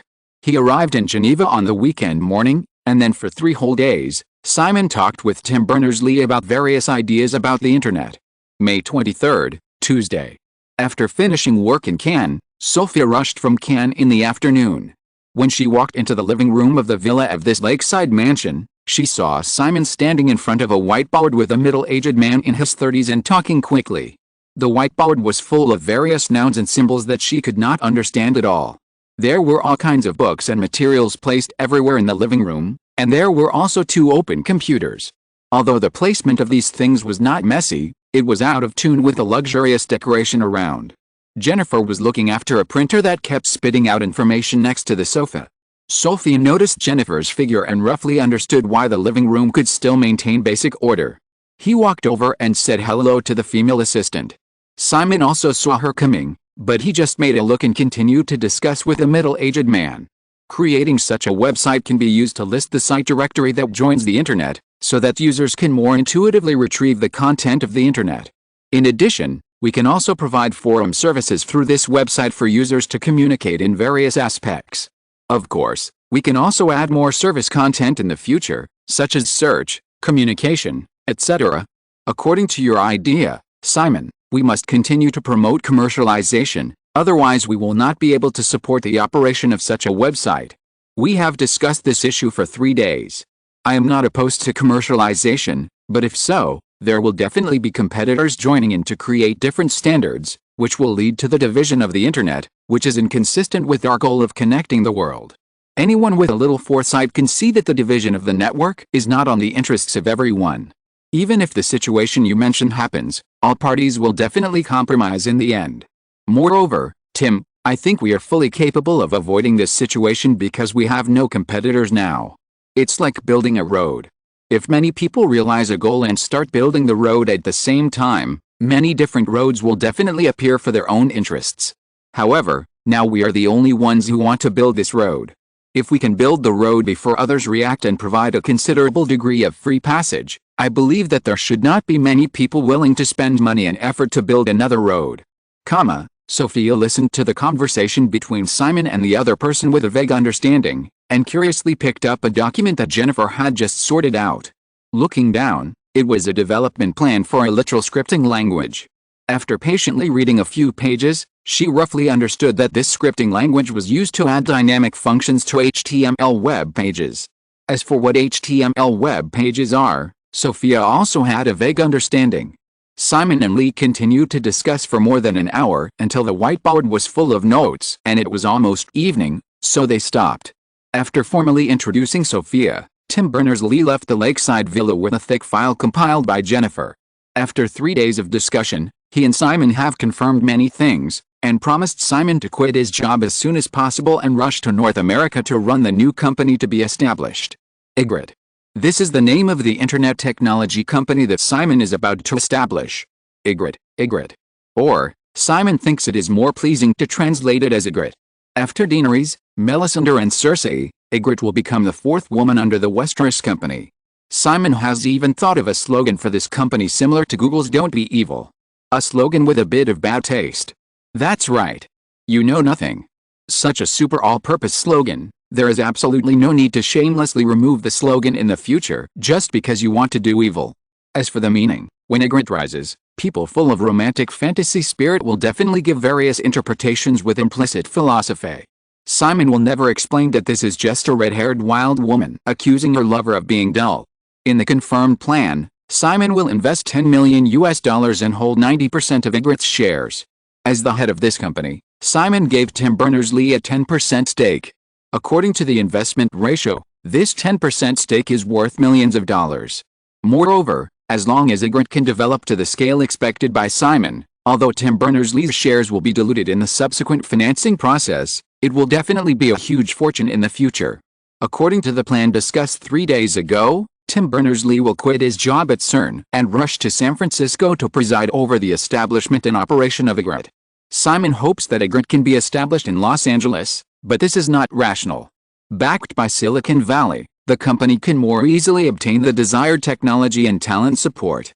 The first step after the establishment of Ygritte will be to complete the creation of various network standards based on hypertext markup language, HTML, and apply for a complete set of Internet technology patents in advance, just like Qualcomm's layout in the 3G era.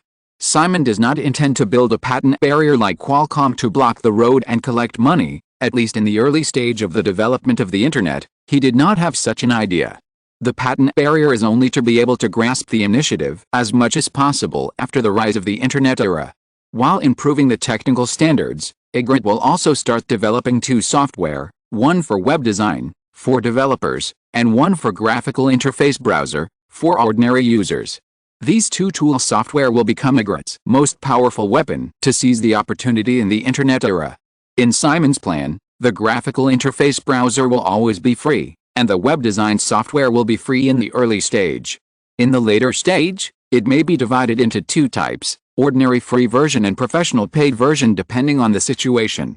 Profits from selling software to maintain the operation of Ygritte are also the business model that Tim Berners-Lee recognizes during the discussion between the two. Due to the limitations of the times, Tim Berners-Lee obviously could not have predicted that Simon's casual suggestion of creating a website directory would be the top priority in his plan.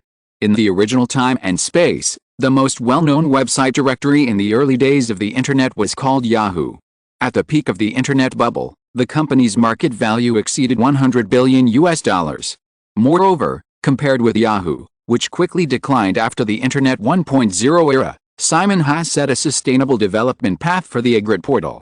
Instant messaging, email, search engines. Simon is very clear about the huge development potential of these businesses.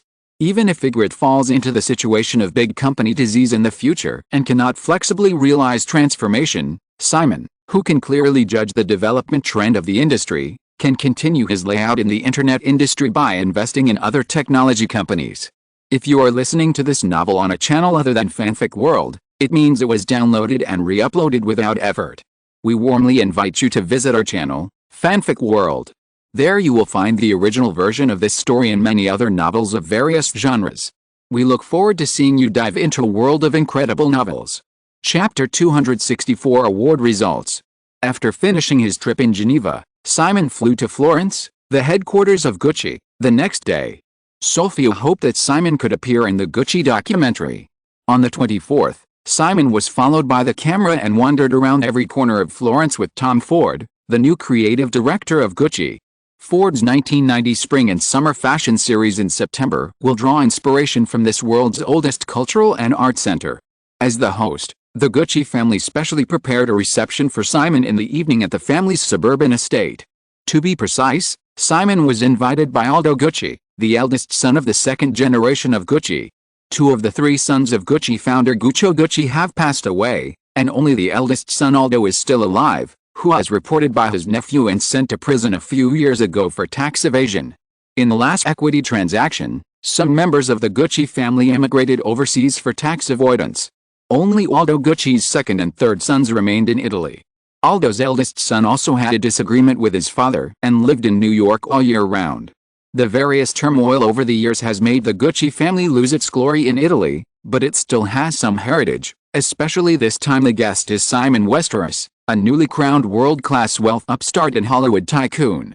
Therefore, for the first time in many years, the Gucci family had a full house of guests. Many Italian politicians and business celebrities attended, and also attracted a large number of Italian local entertainment industry people who came for Simon.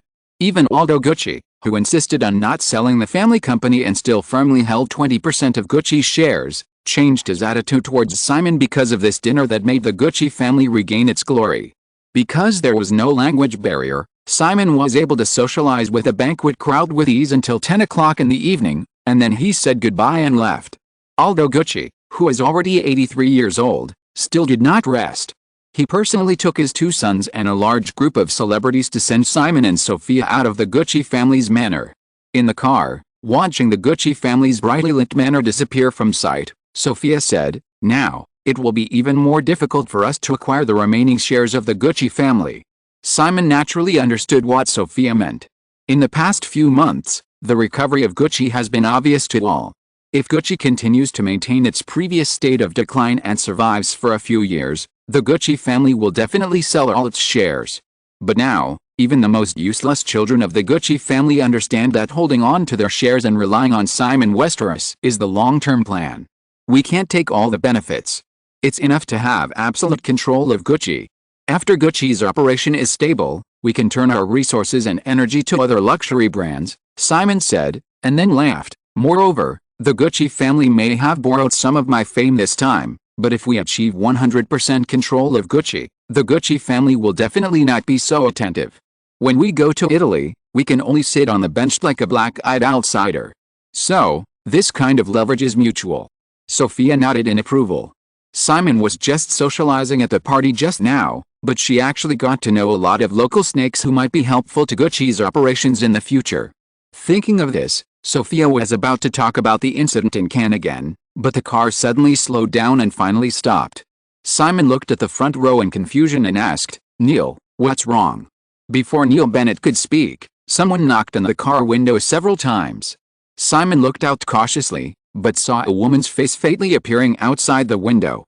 After recognizing the woman's identity, he rolled down the window and asked, "Ms. Freely, why are you here?" The woman's name was Sabina Freely, an actress. Previously, at the Gucci party, Sabina Freely had very eagerly taken the initiative to talk to Simon several times and left her business card. Simon barely remembered her name. With the window rolled down, Sabina Freely showed a pitiful expression when she heard Simon's question, and said, "Mr. Westeros, my car broke down. Can I get a ride?" Sabina Freely said, pointing to a black car on the side of the road with smoke coming out of the hood. Simon looked at the car and the headlights for a few times, and he didn't know whether to laugh or cry. He didn't expect to encounter such a cliché trick. Moreover, judging from the smoke coming out of the car, this woman really did it.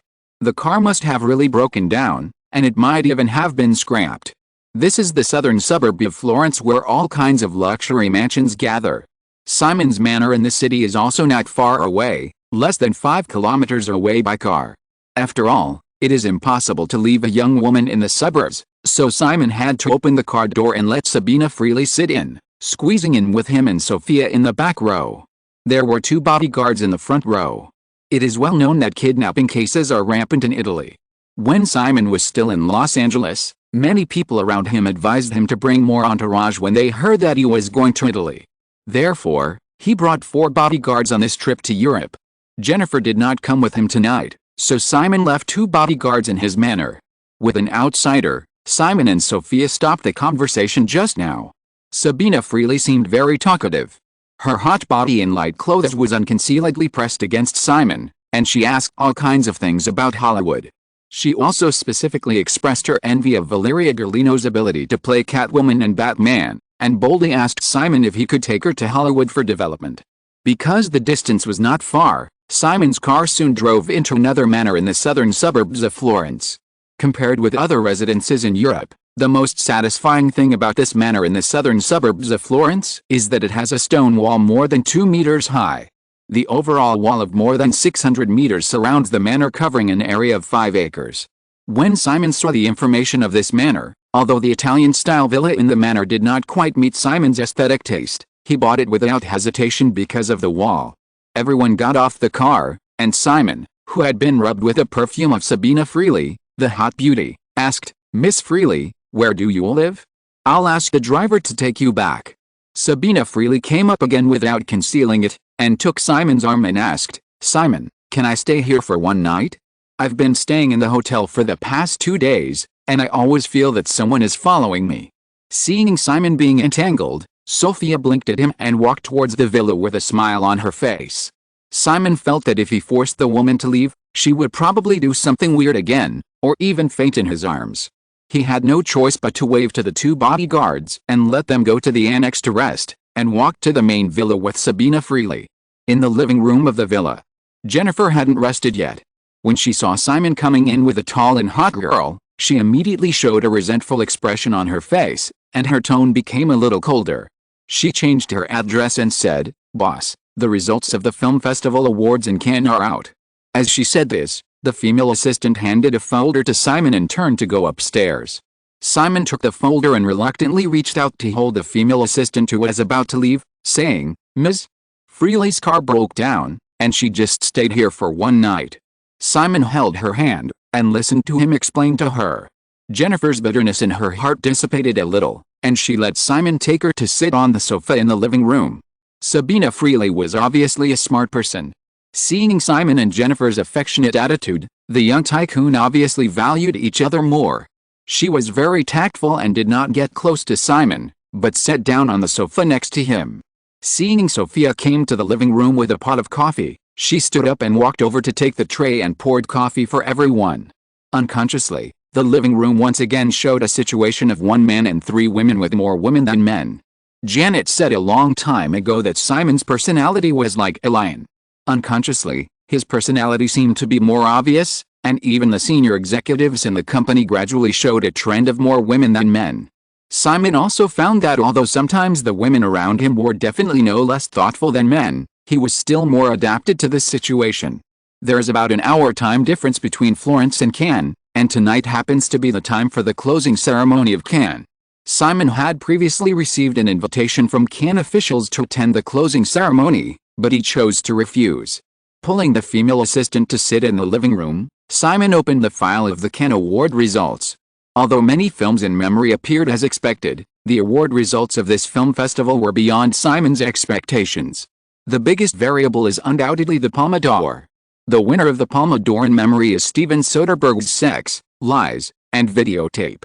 Because the chairman of the jury of this film festival is Wim Wenders, Simon also felt that this German film director, who always reveals a sense of emptiness and alienation in his films, should prefer Soderbergh's film about the confused life of young people at the end of the American Beat generation.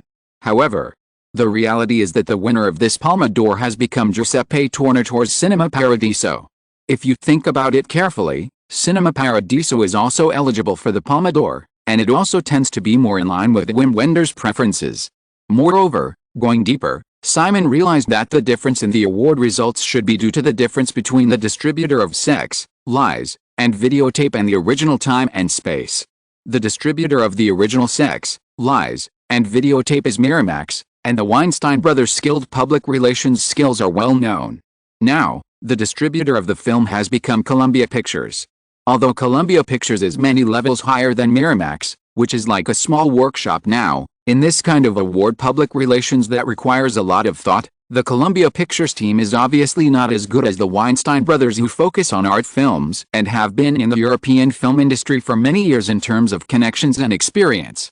However, Sex, Lies and Videotape did not return empty-handed, but won the second-ranked jury prize at the Cannes Film Festival.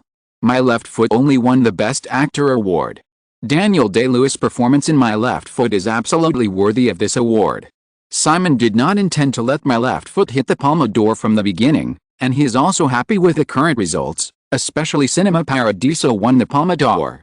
This is not because Sex, Lies, and Videotape was not selected, but mainly because the last Palme d'Or was Pulp Fiction, a Hollywood movie. If this year's Palme d'Or is still a Hollywood movie, then in the next few years, for the sake of balance, the possibility of Hollywood winning the Palme d'Or will be very low.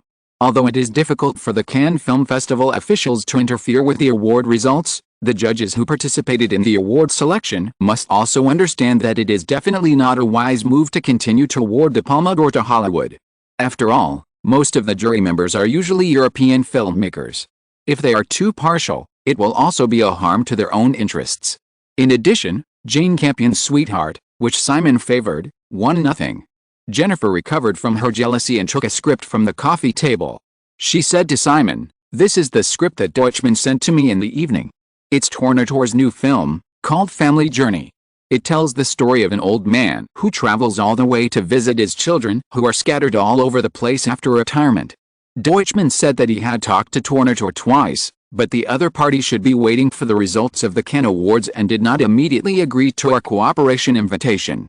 Sabina Freire, who had been sitting quietly next to her, just heard that the director of her country won the Palme d'Or, and her eyes lit up. Seeing the script in Jennifer's hand, her expression became more moved. She didn't expect to step into Hollywood with a Venice Best Actress like Valeria Golino. If she could play a role in an Italian film invested by Dinari's Entertainment, it would be a springboard. Unfortunately, she didn't know much English, and didn't understand Jennifer's words that Deanery's Entertainment had not reached an agreement with Tornator, and thought Simon would invest in this movie. Everyone was waiting for the price, and Simon was not surprised. He had seen Jane Campion's Sweetie in Geneva. Although the New Zealand film company was very enthusiastic, it also did not immediately accept Deanery's Entertainment's invitation to buy the film. It was obviously waiting for the award results. Giuseppe Tornator's choice was more expected. In fact, because of the changes in the award results, Simon found that the possibility of Deanery's Entertainment getting Cinema Paradiso at a reasonable price has been greatly reduced. Obviously, with the aura of the Golden Palm, even if the original Italian version of this film seems very procrastinated, but with Deanery's Entertainment already bidding, Hollywood film producers will definitely not mind competing for it. In memory, the North American box office of this film is only about $10 million, and this is the result of the Weinstein brothers carefully operating an Oscar for Best Foreign Language Film. The North American theater version of the film has also been cut. Once the bidding war begins, even if Deanery's forcibly gets the film, there will be little profit. Now, the Weinstein brothers obviously can't reach out to this film again. They don't have the strength. But if the film falls into the hands of other Hollywood film producers, the result is unpredictable. Just like Luc Besson's can-opening film The Big Blue last year, Simon liked this movie very much. If Deanery's Entertainment was not strong enough at the time, he would definitely buy the North American distribution rights of this movie. After the premiere of The Big Blue in Cannes, it also achieved a record box office in France. However, due to the strategic mistakes of Hollywood distributors, the box office of the film in North America was only more than $3 million. Many times, if a movie wants to achieve commercial success, the appropriate publicity and promotion strategy is even more important than the quality of the film itself. Chapter 265, Westeros Aggression. It was already past 7 in the morning when she woke up. Sabina freely came to the window in a dark blue silk nightgown, opened the bedroom window, and lay on the windowsill to look out. This is a south-facing bedroom on the second floor of the villa. Looking around, this Italian neoclassical villa is located at the highest point of an undulating hill in the southern suburbs of Florence. The villa has 3 floors, and the light gray and simple appearance complements the rough stone walls around it. Looking around, there are many other large and small manors scattered in the open field of vision. Judging from the terrain, the north side of the villa should be able to overlook the entire ancient city of Florence. Obviously, this place may have been the residence of a nobleman. Unfortunately, after World War II, the monarchy was abolished, and the Italian nobles have generally declined, replaced by many new capital elites who have risen with the recovery of the Italian economy. Compared with the large tracts of farmland in the suburbs of other cities, the surrounding area of this manor still maintains its original state of bushes. It is not difficult to imagine that the surrounding land should also be privately owned. Sabina freely was curiously speculating on the price of the manor when someone knocked on the bedroom door. She opened the door and saw Sophia Fessy, who was neatly dressed, appear outside. The well-cut white shirt and beige trousers made Sophia look more capable as a strong career woman. "Good morning, Miss Freely. Breakfast is ready. Do you want to join us?" "Oh, okay. I'll change my clothes," Sabina freely nodded. Then, remembering her pajamas, she scratched her collar awkwardly and continued, "And good morning to you too, Miss Fessy." Sophia smiled as she watched Sabina freely return to the big bed and take off her pajamas. She said, "Don't worry. You can wash up or take a shower first. In addition, I've asked someone to send your car to the repair shop and it will be fixed at noon. However, it will probably cost a lot of money." Sabina freely was about to change into her dress from last night. Upon hearing this, she picked up her clothes and walked towards the bathroom. When she heard about the car, she glanced at Sophia guiltily and said, "Thank you, Miss Fessy." Sophia continued to smile. She gestured slightly and said, "Then, let's go to the restaurant downstairs." Half an hour later, Sabina freely came to the restaurant and everyone was sitting at the dining table. However, Simon Westeros had already had breakfast and was sitting at the dining table flipping through a thick stack of Italian local newspapers, holding a pencil in his hand and occasionally drawing circles. The ponytailed female assistant named Jennifer was still eating food in small bites. She just greeted her lightly and lowered her head to start eating again. Because her hair was tied up, the female assistant's white neck was exposed when she lowered her head. Sabina couldn't help but look at her a few more times. She was a standard black-haired Latin American girl with a hot body, but her skin was wheat-colored, so she envied Jennifer's fair skin. After greeting, Sabina freely took the breakfast handed over by Sophia and ate it in small bites, looking for opportunities to talk to Westeros from time to time. But she no longer had any expectations in her heart. Everything went well last night, at least she thought so. Unexpectedly, Simon Westeros had another woman around him, and she was a woman who was very jealous. Until she was taken to the guest room by Sophia last night, the female assistant had been guarding Simon Westeros and didn't give her any chance. Sabina freely had originally fantasized that Westeros might come to her bedroom late at night, but this didn't happen until dawn. In addition, the relationship between him and the more mature Sophia Fessy was obviously not ordinary. Otherwise, this woman would not live here. It is said that he has a formal girlfriend. The current situation, well, he is really a playboy. Thinking of this, I feel that I should still have a chance, as long as the other two women leave. However, it seems a bit difficult. With such random thoughts, after breakfast, Sophia put away everyone's tableware. She wanted to help, but noticed that his female assistant was still sitting there. She inexplicably felt a little competitive and sat there without moving. The atmosphere in the restaurant couldn't help but be a little stalemate. Until Sophia appeared again, smiling and saying to Jennifer, "Jenny, can you help me pack my luggage? I'm not sure if there will be anything I've forgotten." Feeling the hint of teasing in Sophia's tone, Jennifer blushed slightly and had to get up and walk out. After the two women left, Sabina freely immediately relaxed a little, looking at the man who was still flipping through the newspaper, and said something else. "Simon, are you leaving Italy?" Simon looked up at the woman and nodded. "Yes, I'm leaving in the morning." Sabina freely was stunned for a moment and said, "That's a pity." "Nothing, there will definitely be many opportunities to come here in the future." "Oh," Sabina freely scratched her fingers on the dining table, and soon asked boldly, "Then, can I see you again?" "Maybe." Simon picked up a pencil and marked an article, and looked at the beauty across the table again. In fact, he knew something about the actress. In his memory, Sabina freely played a dancer in his favorite Italian movie The Great Beauty, performing every night in her father's club.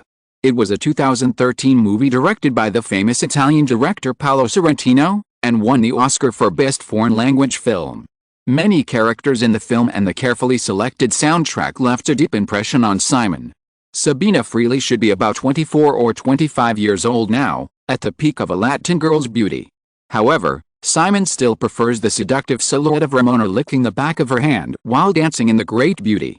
Seeing that Simon stopped talking, Sabina freely took the initiative to find another topic and asked, "Simon, is this house yours?" Simon did not answer her question this time, but asked back, "Can you dance?" A little. "Learn to dance when you have time." Simon marked another scene on the newspaper in front of him, and said, "Next time if you have a chance, dance for me." Sabina freely's eyes lit up and asked, "Next time, when?" Simon shrugged, "I'm not sure, maybe there won't be a next time." Sabina freely felt a little confused, but still wrote it down seriously. After sitting in the restaurant with the man for more than an hour, Simon finished reading a thick stack of more than 10 Italian local newspapers. Sophia and Jennifer returned to the restaurant again and told Simon that the luggage had been packed and he could leave. Simon handed Sophia a page of memos he had just written while flipping through the newspapers, and said, "Help me collect information about these people or companies. In addition, I have marked some of the news in these newspapers. You can make clippings when you have time.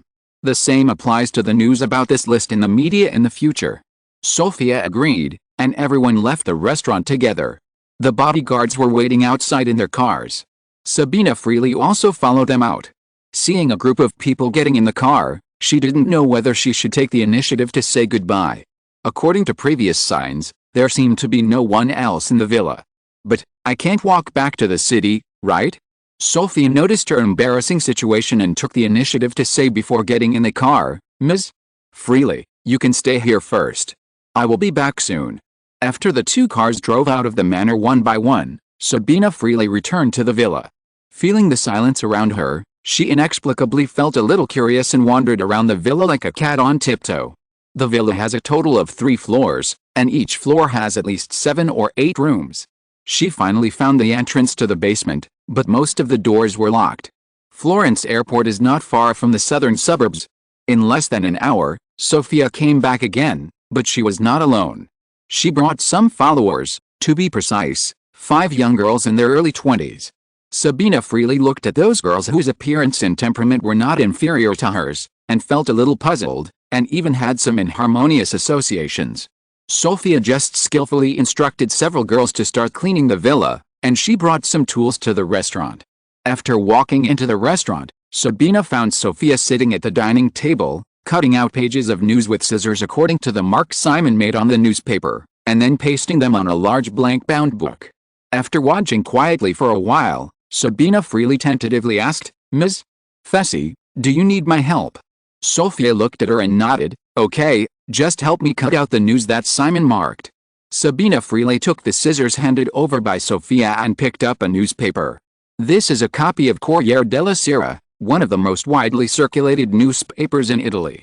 Although it is called an evening newspaper, it is actually a morning newspaper. The most important news on the front page today is undoubtedly the news that Giuseppe Tornatore won the Palme d'Or for Cinema Paradiso. Sabina Frere originally thought that Simon Westeros would mark this important news, but in fact he did not. After careful inspection, she finally found a page of news that was marked, but it was about Maserati. Sabina Frere knew this luxury sports car manufacturer and read it curiously. The news content was that Maserati was in trouble and might seek to sell it in the future. Why mark such a news? Could it be that Simon Westeros wanted to acquire Maserati? He did have the ability to do so. But Sabina Frere thought about it, but still couldn't figure out anything. She had to carefully cut out the report and handed it to Sophia next to her. Sophia took the news, glued it to the clipping collection with the glue, and read it carefully, and compared it with a memo with a long list of names left by Simon before he left. Seeing the long list of names on the memo, Sophia inexplicably felt a surge of warmth in her heart. Fiat Group, Armani, Ferrero, Prada, Maserati, Agnelli family, Silvio Berlusconi. Some of these names have long been famous in Italy, some are just newly wealthy, and some are still unknown. Sophia did not have the same doubtful feeling as Sabina freely. Seeing this list, she could clearly feel a strong aggressiveness. Simon Westeros's aggressiveness. Sophia was absolutely sure that if there was a chance, Simon would definitely make a move on these names on the memo, just like Westeros bought a large number of technology company stocks. The continuous recovery of technology stocks ahead of other sectors of the North American stock market in the past 2 years has long proved Simon's foresight. Now, Sophia can feel that the little man is no longer satisfied with this. Or, he has never been satisfied with just making his investment increase in value quickly, and what he pursues should always be endless rapid expansion. To be precise, perhaps it is to invade the world and rule the world. Such an ideal may only exist in fantasy for many other people, but he has been doing it all along. Since its emergence in 1986, in just less than 3 years, the industries under the name of Westeros Company have involved the 3 major fields of media, technology and fashion. The growth rate of a series of companies has exceeded the accumulation of many old families for hundreds of years.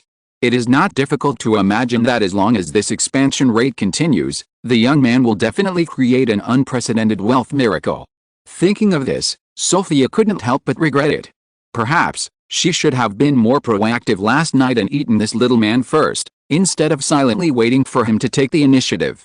The little man seemed to rarely take the initiative, he just took everything for granted. "Ms. Fessy." A voice in her ear interrupted Sophia's meditation. She came back to her senses and found that Sabina freely was looking at her in confusion, and several cut newspapers had accumulated on the table. After collecting her thoughts, Sophia began to paste the clippings carefully, and asked casually, "Isn't Florence the film and television center of Italy? How come you are here?" "I just finished shooting a movie in the eastern suburbs. I plan to stay in Florence for a few days. I got the invitation to the party from the crew last night," Sabina Frere explained. Seeing a girl flash outside the restaurant, she asked curiously, "Ms. Fessy, are they all maids in this villa?" "I guess so," Sophia nodded and said, "but this is just a part-time job. They are all students from several universities in Florence." "Oh," Sabina Frere nodded and said, "I also tried to apply for the National Film Academy a few years ago, but failed. I can only try to enter the entertainment industry directly. Unfortunately, It is too difficult to develop in this circle in Italy, especially for actresses. There are not many opportunities for actresses in Italy. So, you want to go to Hollywood. Sabina Freri looked over expectantly and asked, Ms. Fisi, can you help me? I can't help you, Sabina. Look outside, none of them is less qualified than you. However, you are already far ahead of them. At least, you have met Simon. Although they serve this manor and may know that the owner of the manor is Simon Westeros, it is difficult for them to have the opportunity to meet Simon. Sabina freely stopped cutting the newspaper and asked tentatively, then, what should I do next? Sophia smiled and shook her head, I don't know. Maybe you should hope that he won't forget you. Chapter 266 Bad Reviews. Simon returned to Los Angeles, and this year's summer season officially began with the release of Steven Spielberg's Indiana Jones and the Last Crusade. Indiana Jones and the Last Crusade took the unconventional Wednesday opening date, which was May 24th.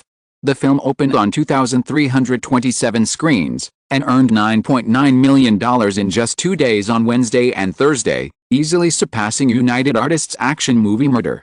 Murder was released on May 19th, a normal Friday slot, and the box office in the first 7 days was $8.24 million. The total North American box office is expected to be around $30 million. Although it is far from comparable to Indiana Jones and the Last Crusade, compared with a production cost of $17 million, the box office of Murder is not a failure. It is worth mentioning that the male lead of Murder happens to be Patrick Swayze, the male lead of the original Ghost. In order to ensure the success of Ghost, Simon did not plan to change the male and female leads. During the time he was away from Los Angeles, Deaneries Entertainment had already negotiated a contract with Demi Moore and Patrick Swayze for this classic love movie. Patrick Swayze became a first-line male star 2 years ago with a hit musical Dirty Dancing with a global box office of more than $200 million, and the final salary he agreed to was $5 million. Demi Moore has no outstanding works except for her identity as Bruce Willis' wife. If it weren't for Simon's insistence, Amy would not have been willing to use her at all. Therefore, she was very strict with the salary during the negotiation process, and only gave a salary of $300,000, which was slightly higher than the price of a newcomer, and also came with an additional contract for the first option of a movie.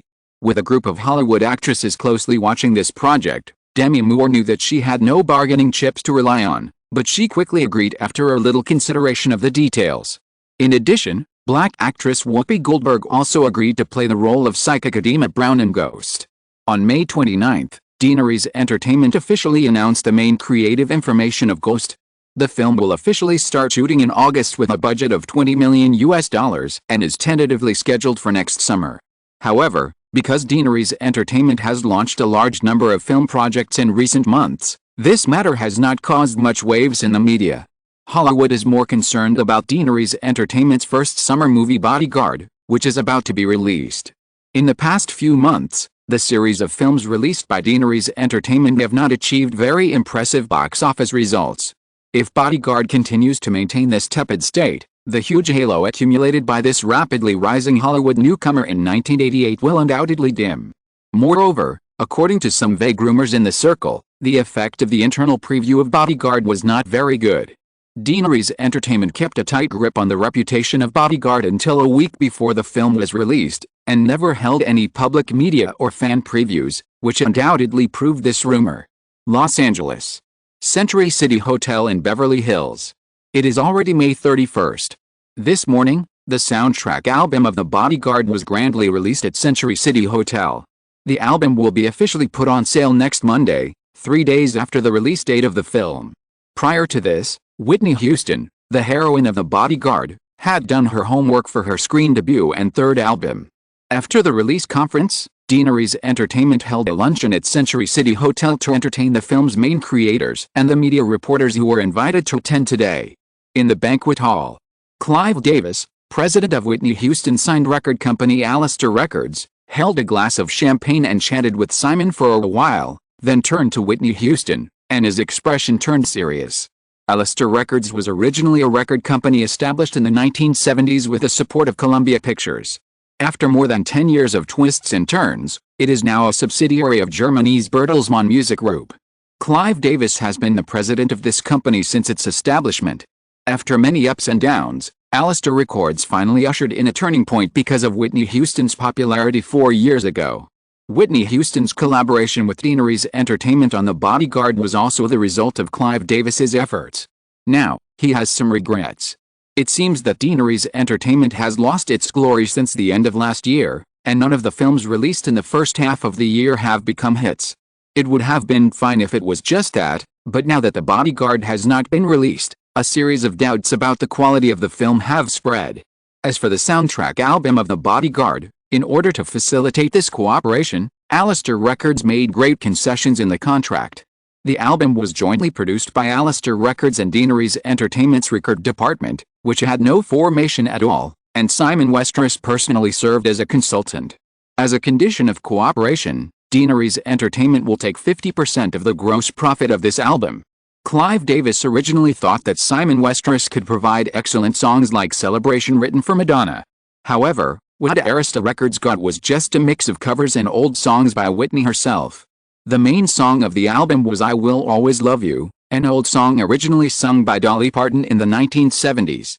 Since her debut, both of Whitney Houston's albums have achieved outstanding global sales of over 10 million copies. Seeing that this good situation is likely to be ruined, Clive Davis found his own pillar who was socializing, pulled her aside, and began to whisper to teach her how to pass the buck. If The Bodyguard fails, the prospects of this soundtrack album will be even more worrying. Clive Davis now only hopes to put as much responsibility as possible on Deaneries Entertainment to avoid the impact on Whitney Houston's career. On the other side of the banquet hall, Clive Davis walked away, and Amy Pascal came to Simon. Compared to Clive Davis, who was only concerned about The Bodyguard, Amy was worried about the commercial performance of the two films, The Bodyguard and The Sixth Sense, in June. However, she walked closer to Simon and talked about another thing. Bob went to New York on Monday. Originally, there was nothing special about this matter, but someone in New York happened to see him having lunch with an executive of Sony's American branch. Simon understood that the Bob Amy was referring to was Robert Rem. During the lunch in Cannes, Simon naturally heard Rem's hint that he wanted a salary increase, but he did not respond. He just mentioned it to Amy privately and asked her to pay attention. I didn't expect Rem to contact Sony so quickly. Or, it is more likely that Sony took the initiative to contact Rem. During this period, Sony's acquisition negotiations for Columbia Pictures have been completely public. Coca-Cola, the largest shareholder of Columbia Pictures, is interested in cashing out non-core businesses, and Sony is also in urgent need of acquiring a Hollywood studio. The willingness of both parties to trade is very clear, so this deal is basically a done deal. As far as I can remember, when Sony completed the acquisition of Columbia Pictures, they found Peter Guber and John Peters to be the heads of the company. Both of them are well-known gold medal producers in Hollywood, and have produced many blockbuster films such as An American Werewolf in London. The original script of Rain Man was also first obtained by the Guber-Peters production company, which the two collaborated on. After a lot of twists and turns, it fell into the hands of Deaneries Entertainment. The two also hung the title of executive producer on the Rain Man project. However, the two people in charge of Columbia have pitted Sony to vomit blood. Excessive squandering and continuous failures forced Sony in the original time and space to write down Columbia Pictures' assets as high as $2.1 billion after firing the two, which became Sony's largest loss in history. Although Simon believes that anyone Sony hires to be the head of Columbia is much better than Peter Guber and John Peters, the two pit gods, but from the perspective of Hollywood qualifications, he does not think Rem is qualified to compete with the two. Peter Guber and Rem have produced many successful films, but Rem's strength has always been distribution. Before he took charge of New World Entertainment, he was the vice president of marketing and sales at Universal Pictures. During his tenure as CEO of New World Entertainment, the company did not produce any hit films. Now, Rem is still just the president of Deaneries Entertainment, responsible for distribution business. Although marketing is becoming more and more important in Hollywood, creative talents have always been the dominant force in this industry. The top executives of Hollywood studios are usually gradually promoted from the production department, just like Michael Eisner of Disney and Joe Roth, president of Fox Films, etc. It is relatively rare for someone from the distribution department to serve as the top executive of a studio. After pondering for a moment, Simon said, "In that case, you should pay more attention to the distribution department in the next period of time." Amy nodded and said, Don't you plan to talk to Bob? Simon asked in return. Do you remember when he joined the company? Probably in August last year. Simon shrugged and said, less than a year, Amy. To be fair, I am very satisfied with Bob's work. However, when signing the contract, I had already offered enough conditions, a bonus of $3 million, which is already comparable to the executives of the publicity and distribution departments of major studios. Although the company has indeed made a lot of money, I don't think I owe him anything. If he feels that he doesn't get enough, then let him leave. Amy paused and nodded. I will also look for a suitable candidate to replace Bob. Simon said no more and turned to talk about another thing. The marketing plan for the last month of The Sixth Sense needs to be adjusted again. Tell De Niro and others not to deliberately hint at the plot reversal of the film on talk shows and the like, and just follow the normal promotion and distribution process for horror films. The same goes for the company's media marketing copy. Amy smiled bitterly and said, Simon, this film will be even less attractive to most audiences. De Niro is the lead actor, and my screenwriter is also attractive. Amy, The Sixth Sense cannot be a commercial blockbuster with a high box office in the first week. I hope it can develop a long-term word-of-mouth curve. After the release of the soundtrack album of The Bodyguard, the release date of the film is coming soon. On June 2nd, The Bodyguard officially opened in North America with a scale of 2,021 screens. Since the successful saturation release of several consecutive films last year, it has become very common for the studio's main commercial films to open on a scale of more than 2,000 screens this year. At the same time as The Bodyguard was released, the box office of Indiana Jones 3 for the first full week was officially released. From May 26 to June 1, Spielberg's commercial masterpiece collected $46.01 million in North American theaters, surpassing the single-week box office data of $42.16 million of Star Wars: Return of the Jedi that year, setting a new weekly box office record. Under the strong performance of Indiana Jones and the Last Crusade, the media reputation of The Bodyguard after its release was dismal. Mainstream media such as Entertainment Weekly, Variety, and the New York Times all gave negative reviews to The Bodyguard. Seeing the review in Variety magazine that said a mess, Amy was so angry that she almost withdrew all the company's advertisements in Variety. According to the comprehensive statistics of the 10-point system, the media rating of The Bodyguard finally only broke through 3 points, which is very far from the passing line. However, among such one-sided negative reviews, there are magazines such as Rolling Stone that expressed praise for the soundtrack of the film, but these positive reviews certainly did not reverse the media reputation of The Bodyguard. Affected by the negative reviews, the box office of The Bodyguard in the first 3 days of the weekend was only $16.61 million. Compared with the previous slam dunk by United Artists Pictures, such box office results are certainly not a failure.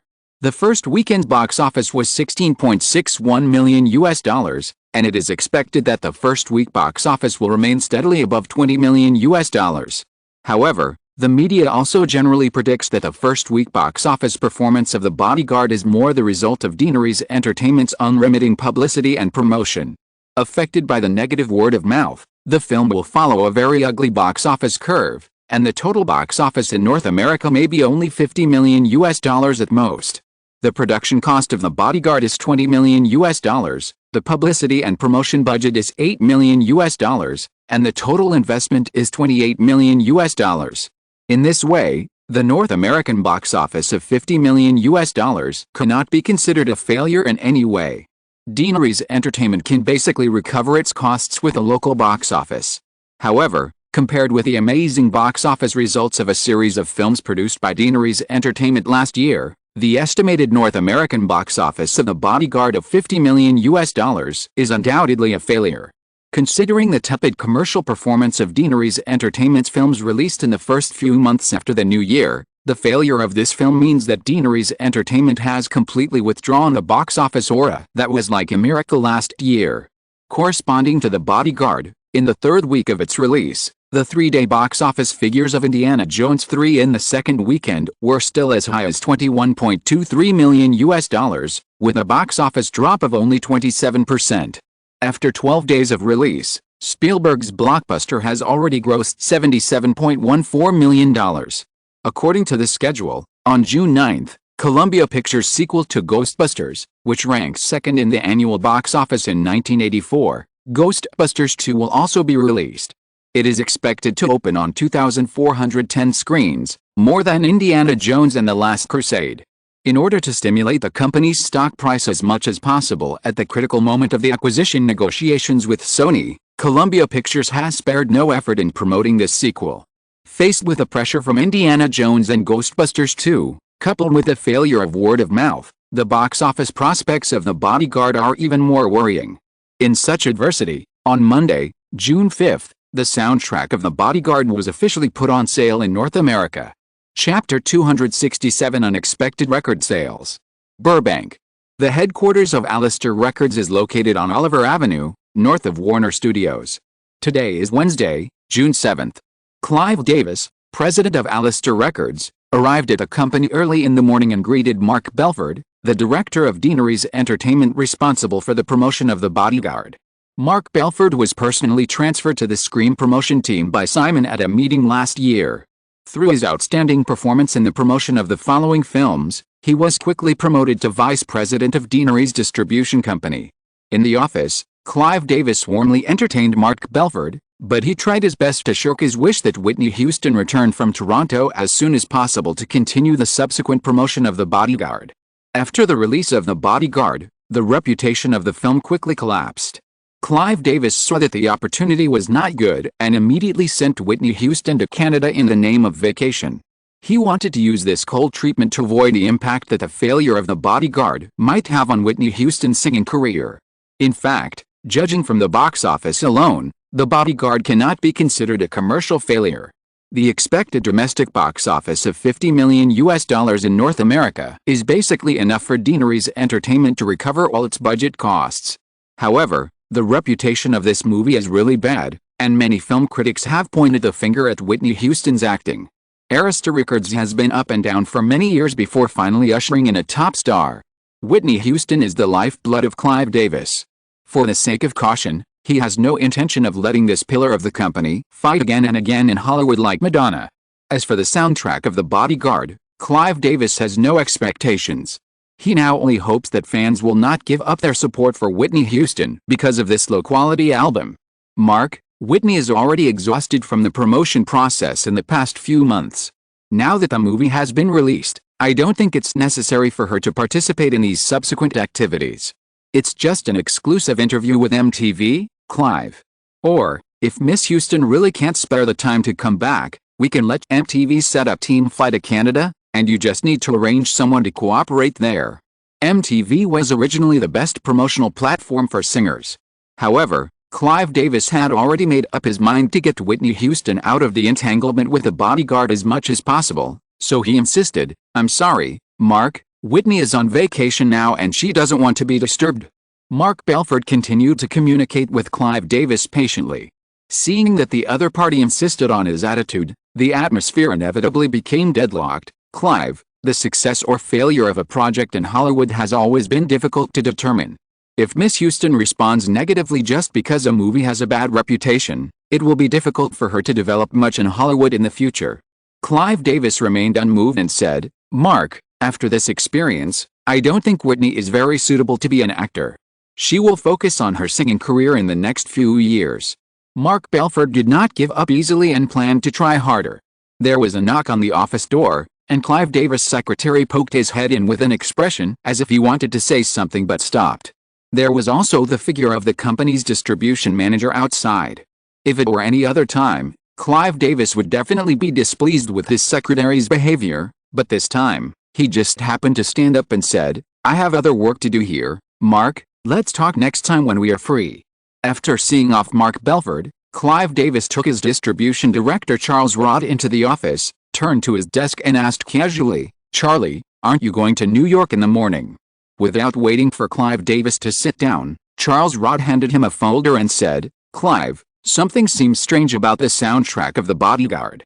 Clive Davis frowned slightly when he heard his subordinates mention the soundtrack of The Bodyguard. After sitting down, he opened the folder and took a look. "What is this?" "Since yesterday afternoon, we have received calls from some record distributors.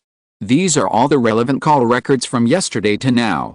Clive Davis had a bad feeling and interrupted, "Do they want to return the goods?" It was originally expected that the sales of the soundtrack of The Bodyguard would not be very good. It was only at the insistence of Deaneries Entertainment that the two parties jointly recorded the first batch of 500,000 records and completed the distribution through the sales channels of Arista Records. Clive Davis reacted as soon as he blurted out what he just said. "The record has only been on the shelves for 2 days, and the distributor cannot ask for a return. After all, even if the reputation of The Bodyguard is bad, with the popularity accumulated by Whitney Houston in recent years, 500,000 records can definitely be sold." Charles Rhodes also immediately shook his head to deny Clive Davis's guess and said, "No, Clive, they seem to be asking for additional orders for the soundtrack of The Bodyguard." If his previous guess was unlikely, Clive Davis felt that Charles Rhodes' words were even less likely. Additional orders? What a joke. 500,000 records are already a very large number in Clive Davis's view. More than 90% of the total sales of music albums in the world may not reach this much. After Whitney Houston became famous, she released her second album 2 years ago. After a series of long-term promotions, it finally landed at the top of the Billboard 200 chart, and the first week's sales statistics were only 460,000 copies. This is already a rare good result among female singers. Now, a love movie that was criticized by the media as bloody and cliched and lacking in novelty, a patchwork mixed album, and a distribution volume of 500,000 copies. In just 2 days, distributors began to ask for additional supply. Is this possible? Or, if it is true, what does it mean?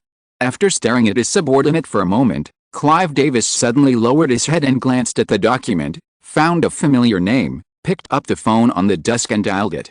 When the call was connected, Clive Davis changed into a sophisticated and familiar tone. "Hello, Jeff. Good morning. Oh, it's noon in New York. I forgot about this. Haha. It's like this. Charlie said you called yesterday about the soundtrack of Whitney's movie The Bodyguard." After making 5 or 6 calls in a row, Clive Davis put down the phone and looked at the file with a long list of phone records again, a little stunned. Surprisingly, it really happened. Although the retail network has not been sold out, distributors in various regions generally said that based on the sales of the previous 2 days, the soundtrack of The Bodyguard is much more popular than expected. The first batch of distribution is not enough, and at least doubled. That's 1 million copies. Clive Davis is 57 years old this year and has been in the record industry for more than 20 years. In these 20 years, he has always envied other singers to achieve first-week sales of over 1 million. Moreover, only a few people such as Michael Jackson can achieve this miraculous goal. Arista Records was founded in 1974. In the past 15 years, it has been on the verge of bankruptcy several times. Its parent company has changed from Columbia Pictures to RCA, and now to Bertelsmann. Clive Davis did not expect that in his career, he could create a record with first-week sales of millions.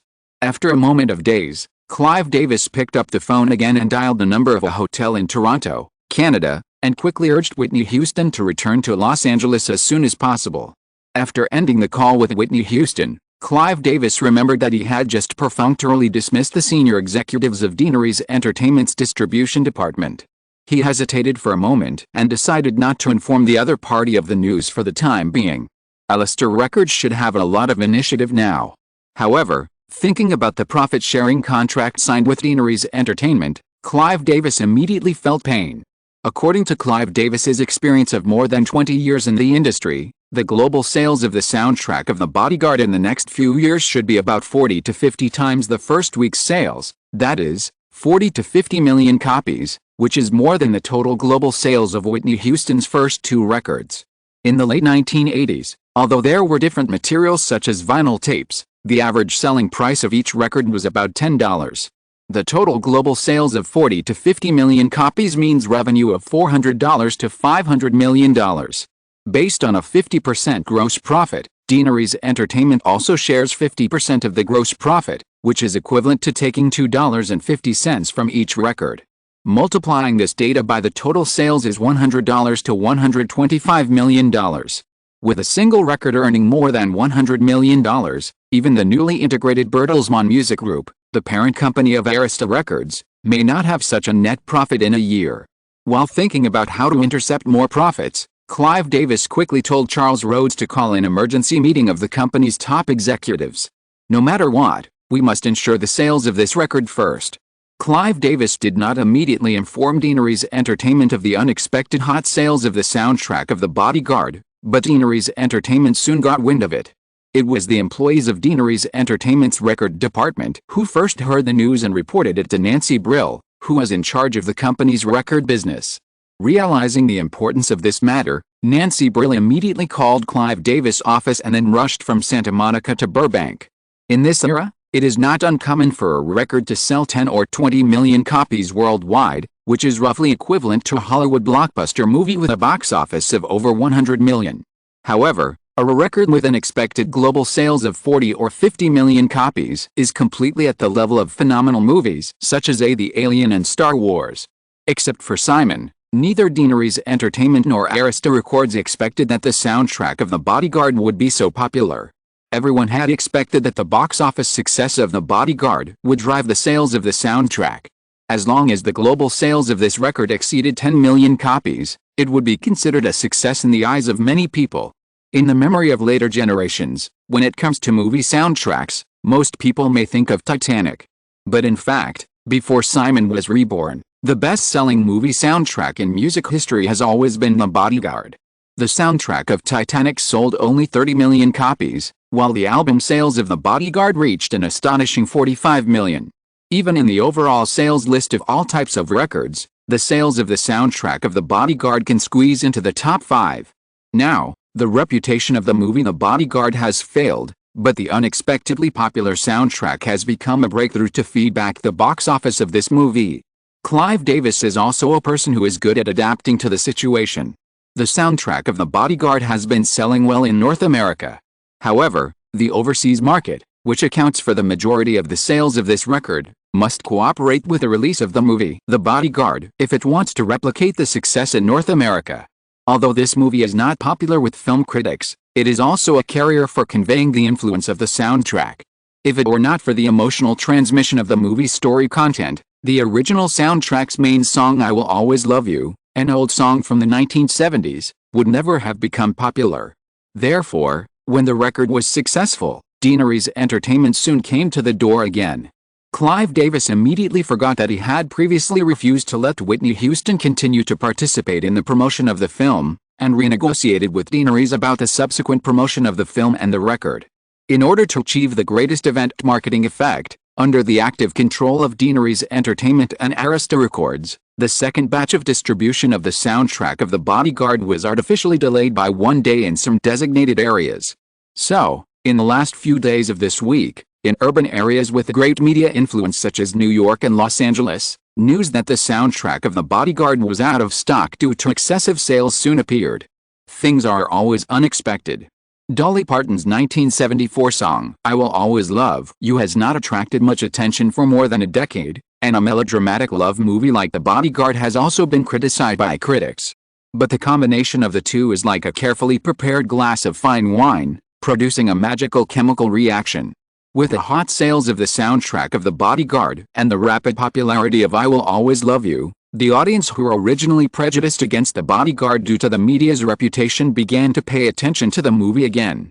From June 2 to June 8, Indiana Jones and the Lost Ark easily held the throne of the weekly box office champion, earning another $30.85 million, and the cumulative box office reached $86.76 million. The box office of The Bodyguard, which ranks second on the list, was as expected, with the first 7 days finally reaching $23.63 million, which is almost half of the first full week box office of Indiana Jones and the Lost Ark. However, when the news of the miraculous and unexpected sales of the soundtrack of The Bodyguard spread, both the film company and the outside media generally no longer believed that the domestic box office potential of The Bodyguard was only $50 million. Chapter 268 Second Weekly Decline. While The Bodyguard is a big hit, the post-production of Batman is still progressing steadily. The film has recently begun the soundtrack stage. Simon hesitated between several major composers in Hollywood, and finally decided to do it himself. After all, no one in Hollywood knows the effect he wants better than him. Warner Studios has the top recording studio and other related equipment, and this part of the work is still carried out in Burbank. After a busy morning, Simon left Warner Studios and rushed to the nearby Deaneries Entertainment Burbank branch. Today is Friday, June 9th. Ella Deutschman returned from Europe yesterday. Simon came to the company branch. Everyone chose a restaurant nearby for lunch, and Deutschman talked about the work results of this trip to Europe. In order to snatch Cinema Paradiso, Universal offered a deal of $5 million in advance plus profit sharing in the future. It was already a sky-high price for the North American distribution rights alone, so I had to give up. Tornatore won the Palme d'Or this time, and many people wanted to invest in his next film. He and I also had differences on the script of Family Trip, and we were unable to reach an agreement on this either. Things were completely as expected. Simon just asked, "What about the others?" Ella Deutschman said, "Considering the situation at the time, I selected 10 films from the main competition unit and the various screening units, and communicated seriously with each producer, and then sent them limited-time offers with only one night to consider. In the end, I didn't get Too Beautiful, which won the jury prize, among the films I was interested in, but Jane Campion's Sweet Sister got the full channel copyright in North America, and the transaction price was a $300,000 advance payment plus a 50% share of the box office net profit. There is also a Swedish film called Woman on the Roof, which received a $100,000 advance payment and the same 50% share of the box office net profit." Simon noticed the smile on Ella Deutschman's face when he talked about this, and he could probably imagine the battle of wits and courage between him and other film producers who were keeping a close eye on Deaneries Entertainment. The Woman on the Roof was just a bonus, and the focus was still Sweetie. $300,000 plus 50% of the box office net profit share. This price is completely insignificant for a Hollywood commercial film. However, according to Simon's judgment, the production cost of Sweetie would not exceed $500,000. Just by selling the North American copyright, the New Zealand film producers can basically recover most of the costs, not to mention the profit-sharing clause. Simon actually prefers to buy out, but he also understands that this idea is not very realistic. Just like his insistence on the profit-sharing on Lola Run, those who make movies more or less expect a miracle to happen. Deutschman's offer actually reduced the risk for Deaneries Entertainment. Moreover, the profit-sharing only involves the box office, and the income from the later videotapes and TV broadcasting rights will all belong to Deaneries Entertainment, which can also avoid long-term financial disputes. It is a transaction model that both parties are happy to accept. The advance cost is $300,000, and another $500,000 will be invested in publicity and promotion. The North American box office of Sweetie must be above $1.5 million to break even. Simon does not have high expectations for the box office potential of Sweetie. As long as it can get $3 million, it will be considered a success. According to this figure, Highgate Pictures can achieve a small profit at the box office, and the subsequent videotapes and TV broadcasts can also bring in good income. The New Zealand Film Company can also get another $300,000 to $400,000 in revenue sharing, and both parties are happy. Simon was about to ask about other things when he noticed Robert Rem's slightly frowned expression as he listened to the two people's conversation, and asked, "Bob, do you have any questions?" Robert Rem glanced at Deutschman and said, "Simon, I just think that you attach too much importance to these small businesses. This is not a small business, Bob. Just like Lola Run and Pulp Fiction, these two films are more literary and artistic, but their box office is amazing. Since I can do this, I believe other filmmakers can also create such miracles.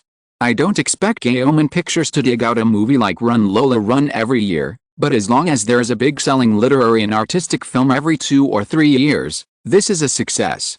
Simon explained seriously, and at the end he said, "Besides, for me, there has never been a concept of big business or small business. I hope to do every job in my hands well, and I have the same expectation for you. This is a very important attitude issue.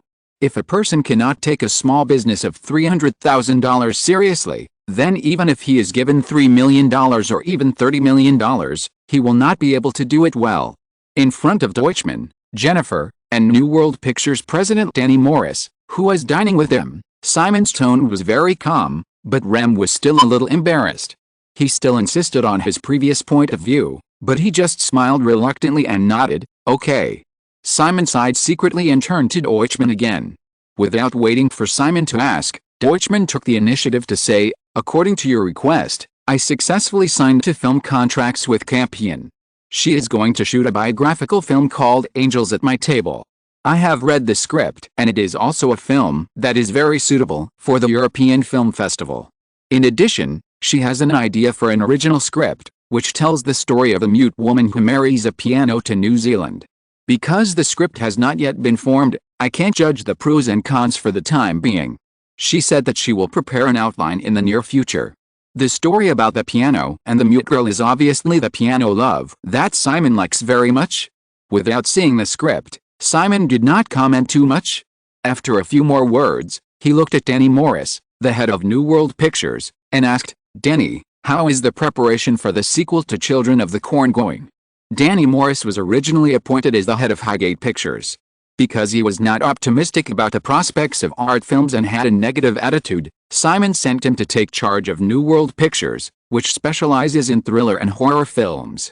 During the exchange just now, Danny Morris felt Simon's attention to Deutschman in his discussion on big business and small business. He somewhat regretted giving up the position of president of Highgate Pictures. New World Pictures is not responsible for many projects now, mainly the sequel to Scream 2, which was a big hit last year, the third sequel to Hellraiser 3, and the sequel to Children of the Corn 2 that Simon asked about. The 3 films, the previous ones, have all achieved commercial success. Therefore, if the sequel is done well, unless it is much better than the previous one, the credit will not be too great, but if it is messed up, it will definitely seriously affect his future. Thinking about this, Danny Morris quickly said, "The script has been completed, and we are looking for a director recently. In addition, I plan to shoot this movie in Australia, which can save at least 10% of the budget. The budget of Children of the Corn is $3 million. Because it is a low-cost movie, it will definitely not get the same favorable tax rebate conditions as Batman if it is shot in Australia. A 10% reduction in the budget actually saves only $300,000. Rushing to Australia to shoot was originally just an idea that Danny Morris was still hesitant about. But after hearing what Simon just said, he made a decision without hesitation. At least, such an attitude can win a lot of favor from the boss. Simon was indeed very satisfied. Although a company's profits are not saved, if it can be calculated carefully, it must be calculated carefully. After chatting for a few words, Simon did not ignore Rem and talked about The Bodyguard again. The first week box office of The Bodyguard was $23.63 million, which was slightly lower than Simon's expectations, and even lower than Indiana Jones 3 in the same period. Fortunately, the soundtrack of The Bodyguard sold unexpectedly well as in the original time and space, which made Simon full of expectations for the future box office trend and overseas box office performance of this movie. Moreover, compared with the soundtrack, Simon actually still attaches more importance to the box office. If The Bodyguard can achieve the original global box office of $400 million, Deaneries Entertainment will be able to obtain at least $100 million in net profit in the next 1 or 2 years, and later channels such as videotapes will also begin to provide income.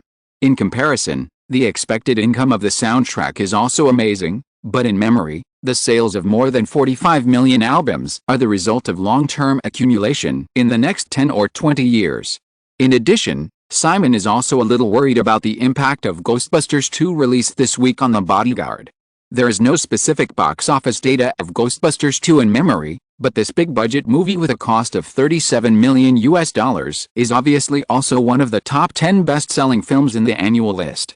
Moreover, Ghostbusters 2 is comparable to Indiana Jones and The Bodyguard in terms of both the scale of its release and the amount of publicity it has.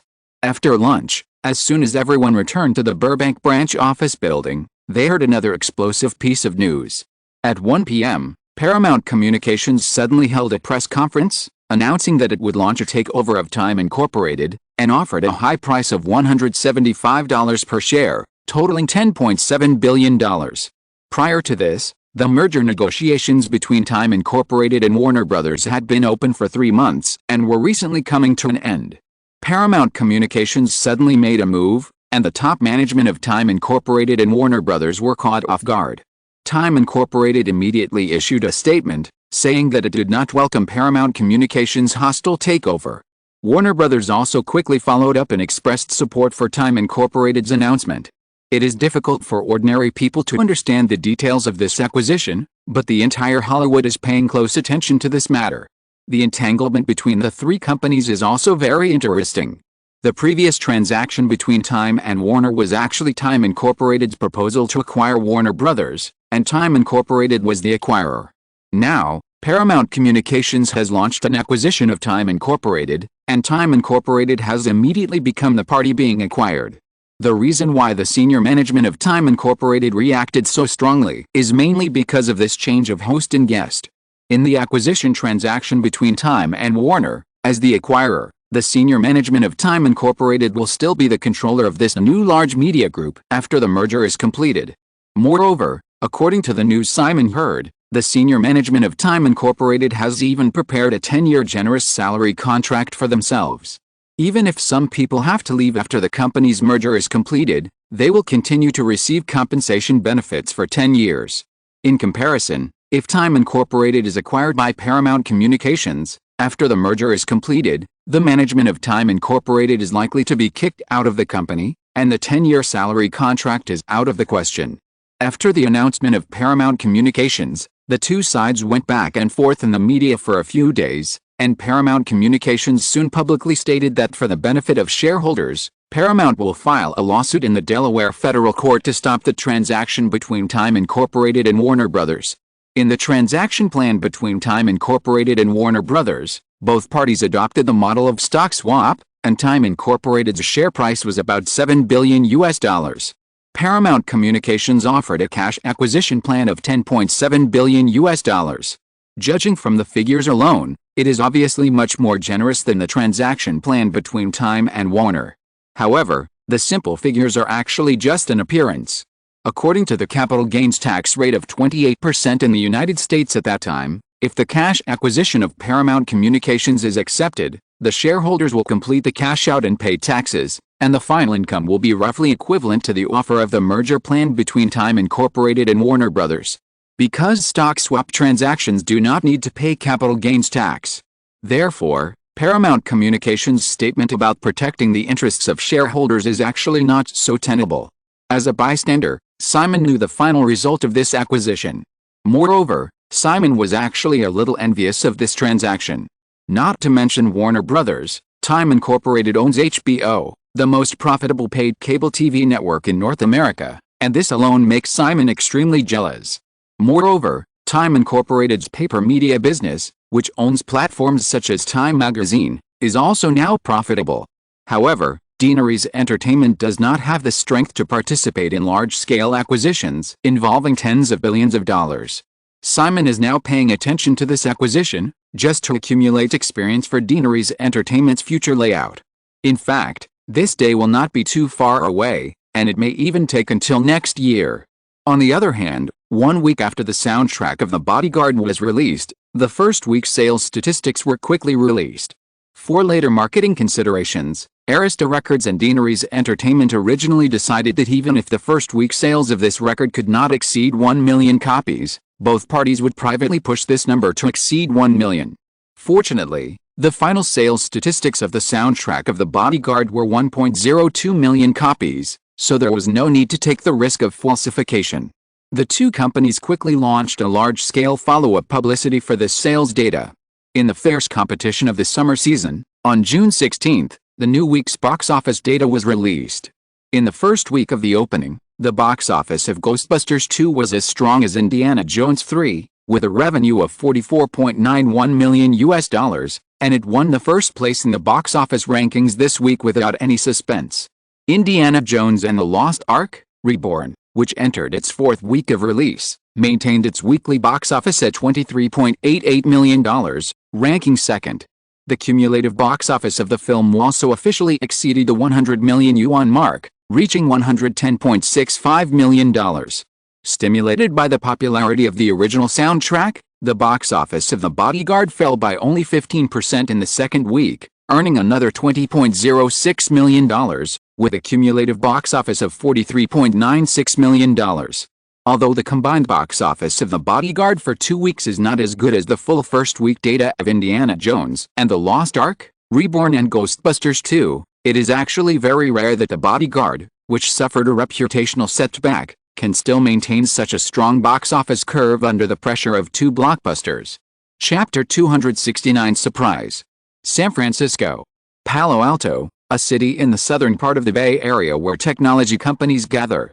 After coming to the United States for a month, relying on the rich technology human resources in Silicon Valley and the financial support of Westeros, Tim Berners-Lee quickly built a basic framework of Ygritte. The headquarters of Ygritte is located in a 3-story white building on Thurman Street, east of Stanford University. After returning from Europe, Simon has been in close contact with Tim Berners-Lee by phone. Today, he happened to have time, so he flew to San Francisco to personally check out this technology company that is crucial to his layout. Tim Berners-Lee personally greeted Simon to the headquarters of Ygritte. The two entered the lobby on the ground floor of the office building and stopped at the same time. The lobby is a horizontal rectangular layout and the area is not large. In addition to the reception desk, the most eye-catching is a line of phrases inlaid on the wall in different colored letters behind the reception desk: "You know nothing." After stopping to look at it with satisfaction for a moment, Simon noticed that Tim Berners-Lee beside him was looking at the phrase on the wall and seemed to be about to say something, so he quickly stopped him and said, "Tim, don't say anything. You can't interpret the true meaning of this sentence anyway."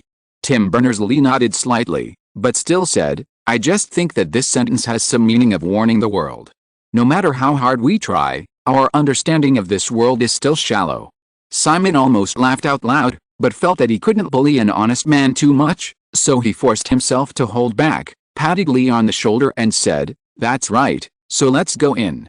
Tim Berners-Lee noticed the strangeness in Simon's expression, but didn't investigate further. The two came to the office area on the first floor. Lee introduced the newly hired employees to Simon while explaining his work results in the past month. "I have sorted out the most basic technical framework of the World Wide Web and submitted patent applications to major countries in North America and Europe."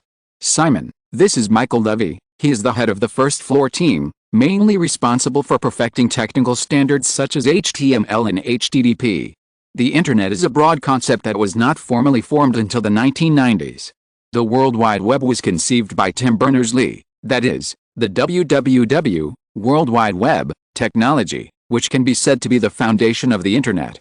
Many years later, most of the web pages that ordinary people can access start with www, which is enough to show the importance of this technology.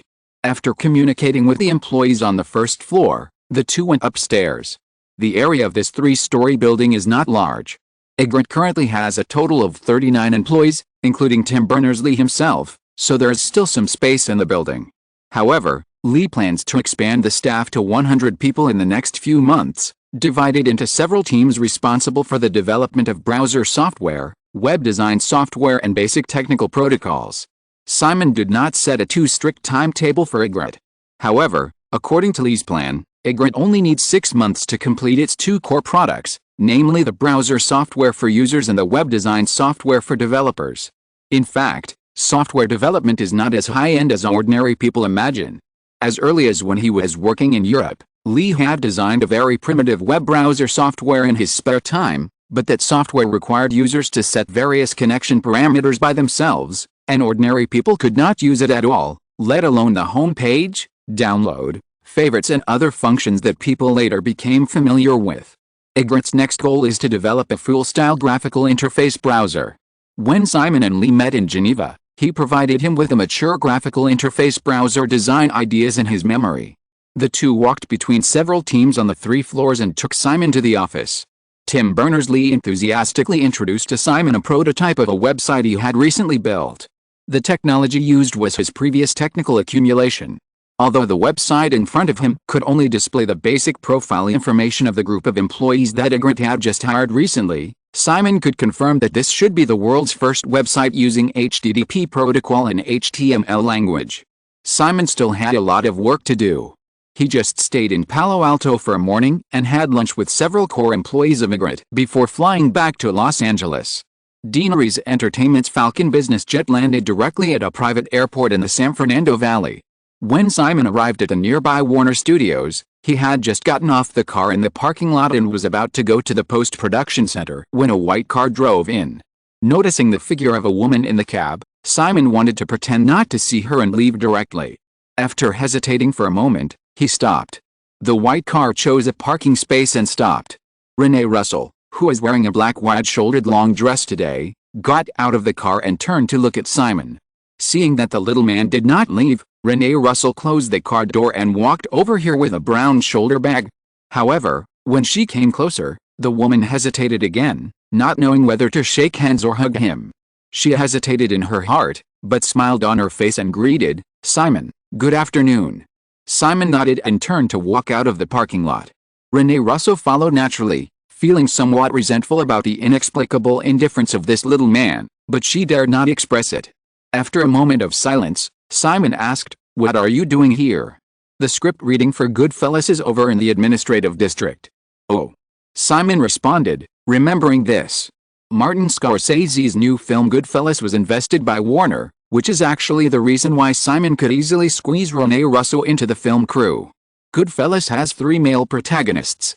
Among the 3, Warner was very dissatisfied with Scorsese's decision to use Ray Liotta to play with 2 big names, De Niro and Joe Pesci, thinking that Ray Liotta's reputation was too low. As the first female protagonist of Goodfellas, if it were not for Simon's recommendation, Renee Russell would definitely not have been able to get this role with only 1 film performance experience. Robert De Niro is still busy promoting The Sixth Sense, and Goodfellas is scheduled to start shooting in July. However, today is already June 21st, and it is indeed time for the actors to rehearse. The two got off the car at the parking lot at the North Gate. Because it was a weekday, there were many people in the studio. Renee Russell has been following Simon. Hearing almost all the pedestrians greet him along the way, and his bodyguards also blocked several men and women who wanted to approach him to talk, she inexplicably felt a sense of pride in her heart. As of Ace beside him, she could clearly feel the envy of the girls passing by. After all, this is Westeros. In recent weeks, when almost everyone thought that Daenerys Entertainment's Bodyguard would fail at the box office, the soundtrack album of this film created a miracle of selling more than 1 million copies for 2 consecutive weeks. Moreover, in the box office, in the 3rd weekend just passed, Bodyguard fell only 11% compared to last week. In 2.5 weeks, the cumulative box office has exceeded $56 million. Because there was only a slight drop of more than 10% for 2 consecutive weeks, Renee Russell remembered that the previous article in The Hollywood Reporter on Monday estimated that the North American box office of Bodyguard had reached $120 million. In comparison, Ghostbusters 2, which opened with almost twice the box office of The Bodyguard, saw a 55% drop in box office in the next 3 days of the weekend. Such a sharp drop made The Hollywood Reporter predict that the total North American box office of Ghostbusters 2 would only be $100 million. Renee Russell has a deep memory of a comment about The Bodyguard in The Hollywood Reporter. After Lawrence Kasdan, the gold medal screenwriter who had created Raiders of the Lost Ark and Star Wars, completed the script of The Bodyguard in the 1970s, he was rejected more than 60 times in these years.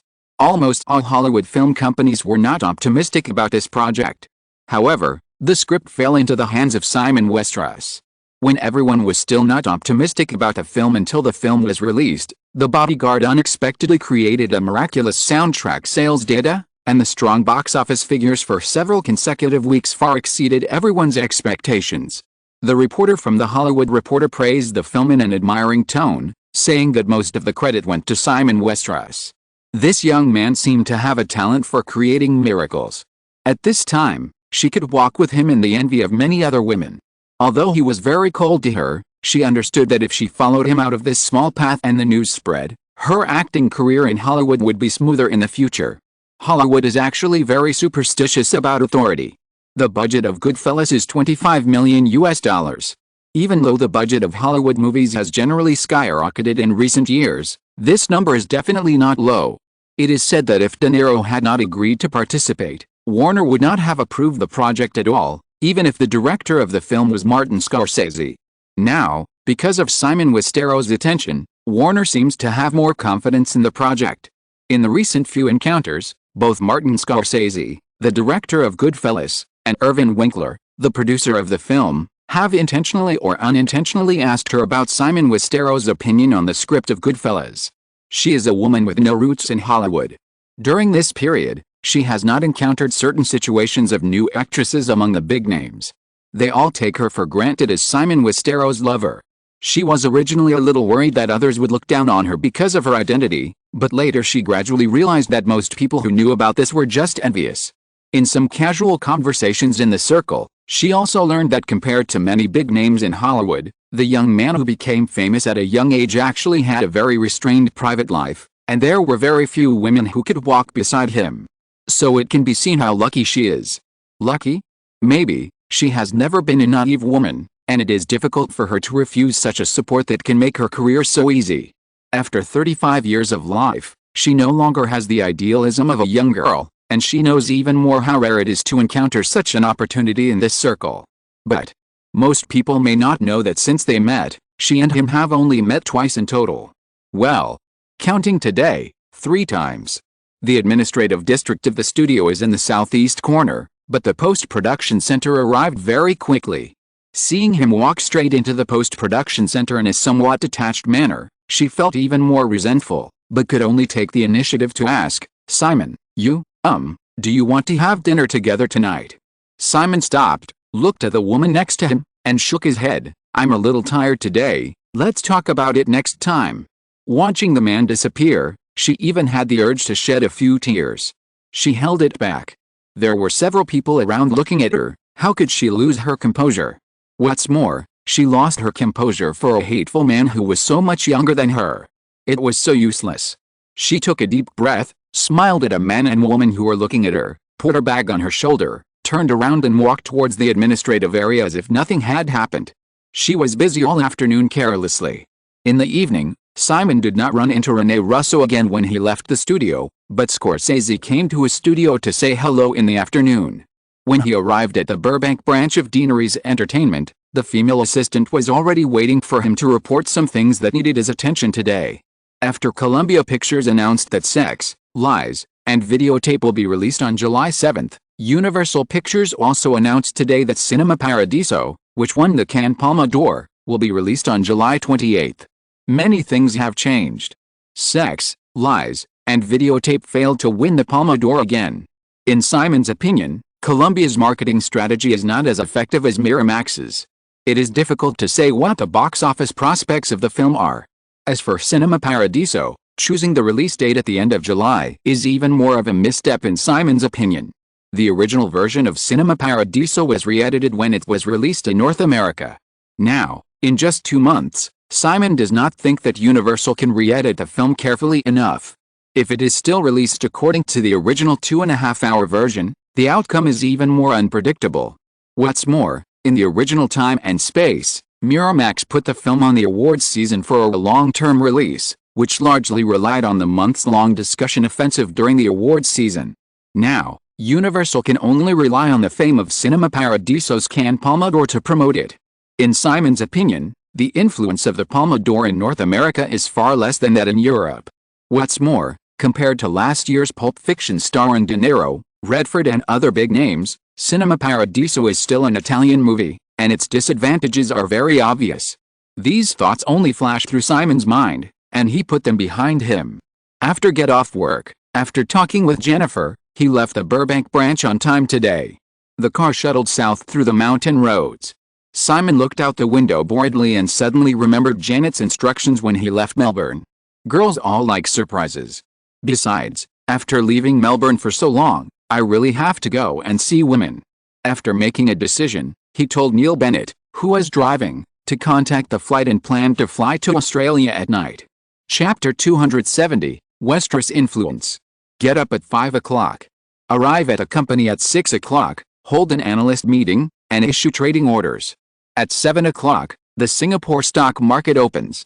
At 8 o'clock, the Japanese stock market opens. At 9 o'clock, continue to watch the market, basically confirm the overall market trend of the day, and start to distract yourself by reading various reports submitted by the analyst team. After a few months, it is easy to form such a fixed routine. However, it is okay in the summer. Melbourne at the end of June is in the middle of winter, and she can't help but feel some resentment towards a certain guy. She is a person who is very afraid of cold and likes to sleep in the winter. Her father and eldest brother are very familiar with her temperament and have suggested that she can move to Singapore if she can't stand it. No way. What if he suddenly comes to Australia and can't find her? I like that I can still have such innocent thoughts like a little girl, so I insist more. However, if the prince doesn't come to find the princess, she can only turn into a dragon and fly over to eat someone herself. Well, can eat all of them. I can't bear to. At least leave them alive. In the Johnston Holdings headquarters building on Elizabeth Street in downtown Melbourne, Janet stood by the office window, holding a copy of the latest balance sheet of Columbia Savings and Loan Bank in her hand. The thought just now flashed through her mind, and she couldn't help but chuckled and looked at the document in her hand again. On the 22nd of last month, after maintaining ultra-low interest rates for more than 2 years, the Bank of Japan finally raised interest rates for the first time, and raised the bank's benchmark interest rate from 2.5% to 3.5% at one time. This interest rate hike is considered by many to be an important turning point in the Japanese stock market, and it did cause the Japanese stock market and property market to fluctuate for a month. However, amid the fluctuations, the Japanese stock market as a whole still showed an upward trend. As of yesterday's close, the Nikkei 225 index had reached 36,723 points, leaving only 277 points of room for maneuver from the 37,000-point exit index determined by Sursei Capital. If nothing unexpected happens, Sursei Capital will start to liquidate its various investment portfolios at the beginning of July at the latest. The turbulence in Japan's financial market has intensified, and the risks have increased significantly. Under the joint suppression of Simon and Anthony, Janet could no longer do her crazy operations, and Sursei Capital began to operate conservatively and steadily. Coincidentally, the financial turmoil caused by the Bank of Japan's interest rate hike led to a substantial increase in short-selling capital. Sursei Capital took this opportunity to start building long contracts for Nikkei 225 stock index futures. For a month, the total value of long contracts for Nikkei 225 stock index futures opened by Sursei Capital at 10x leverage in the two major exchanges in Singapore and Osaka has reached $13.6 billion. The huge long contract position of $13.6 billion means that every percentage increase or decrease in the Nikkei 225 index will bring Sursei Capital a profit or loss of $136 million. On May 22, the day when the Bank of Japan announced the interest rate hike, the market index was around 36,100 points. According to this index basis, the Japanese stock market can still rise by 5% to the upper limit of 38,000 points when Sursei Capital completely leaves the market. Although it has to start closing positions from 37,000 points, Sursei Capital expects to make at least $500 million in profit during the whole process. The long futures contracts held by Sursei Capital only took up about half of the funds, and the financial product portfolio established by the other half of the funds will also be able to make good profits in the future. According to statistics last week, Sursei Capital's net asset value is $2.51 billion. Counting the next profits, after completing the first phase of operations in the Japanese financial market, Sursei Capital's net asset value will double compared to the original $1.57 billion principal. Of course, the basis of all this must be that Simon's judgment will not be wrong. The fundamental reason why Sursei Capital was able to make a profit of nearly $1 billion in the previous few months of operation was still based on Simon's judgment. If Simon had not been determined to continue to be bullish on the Japanese stock market, Sursei Capital would not have adopted an operation strategy that seemed very radical to outsiders. For example, now that the outside world generally predicts that the Japanese stock market is already shaky, many hedge funds will never exceed 30% of their own financial strength, even if they still judge that the Nikkei 225 index still has room to rise. Most of them may only have 10% or 20%. Moreover, for the sake of insurance, other hedge funds generally choose a two-way position strategy, holding long and short contracts at the same time to hedge potential risks. This operating idea can avoid risks to the greatest extent, but it also means that the fund's profit cannot be too high. In comparison, Sursei Capital's long contracts with a total value of $13.6 billion have a position ratio of more than 50%, and it still maintains a net long position. Therefore, Sursei Capital's current conservative and stable is actually only relative to Janet's previous madness. If it were not for the firm confidence in the market, Few hedge funds in the industry would adopt Cersei Capital's current operating strategy. This confidence in Cersei Capital happened to be given by Simon. The miraculous operation of the North American stock market 2 years ago and Cersei Capital's profit of nearly $1 billion in the previous few months also made Cersei Capital's partners unwaveringly maintain their blind support for Simon. Now, the first phase of Cersei Capital's operation is coming to an end, and Janet has begun to prepare for the shift to North America. Columbia Savings and Loan Bank is one of the largest clients of Michael Milken, the king of junk bonds, who is under investigation. The total amount of junk bonds issued in North America is about $200 billion.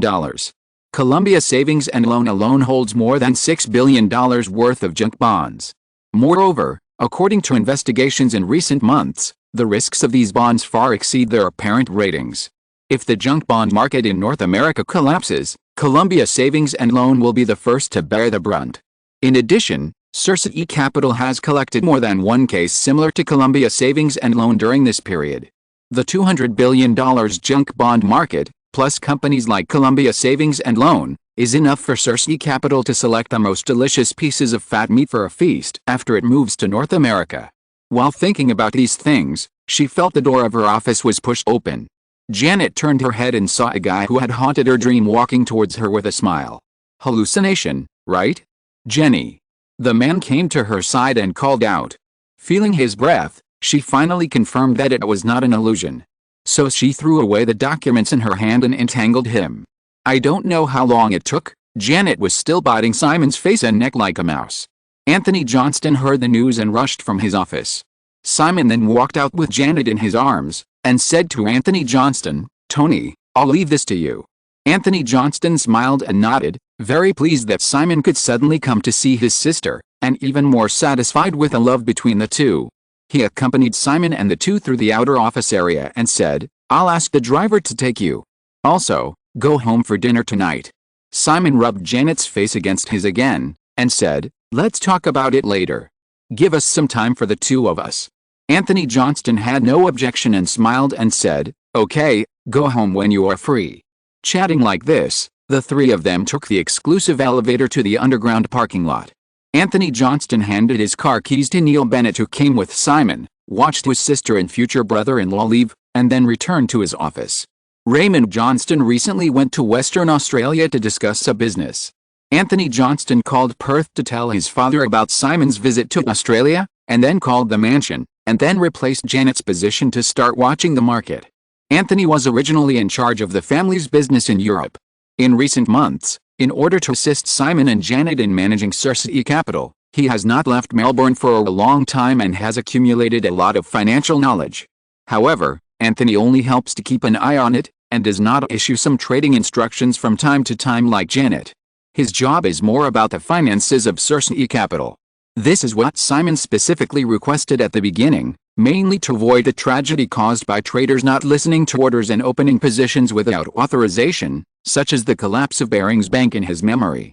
Looking at the female devil who was wrapped around a man like a koala and carried away, the employees in the office whispered to each other and talked about the gossip of the two bosses.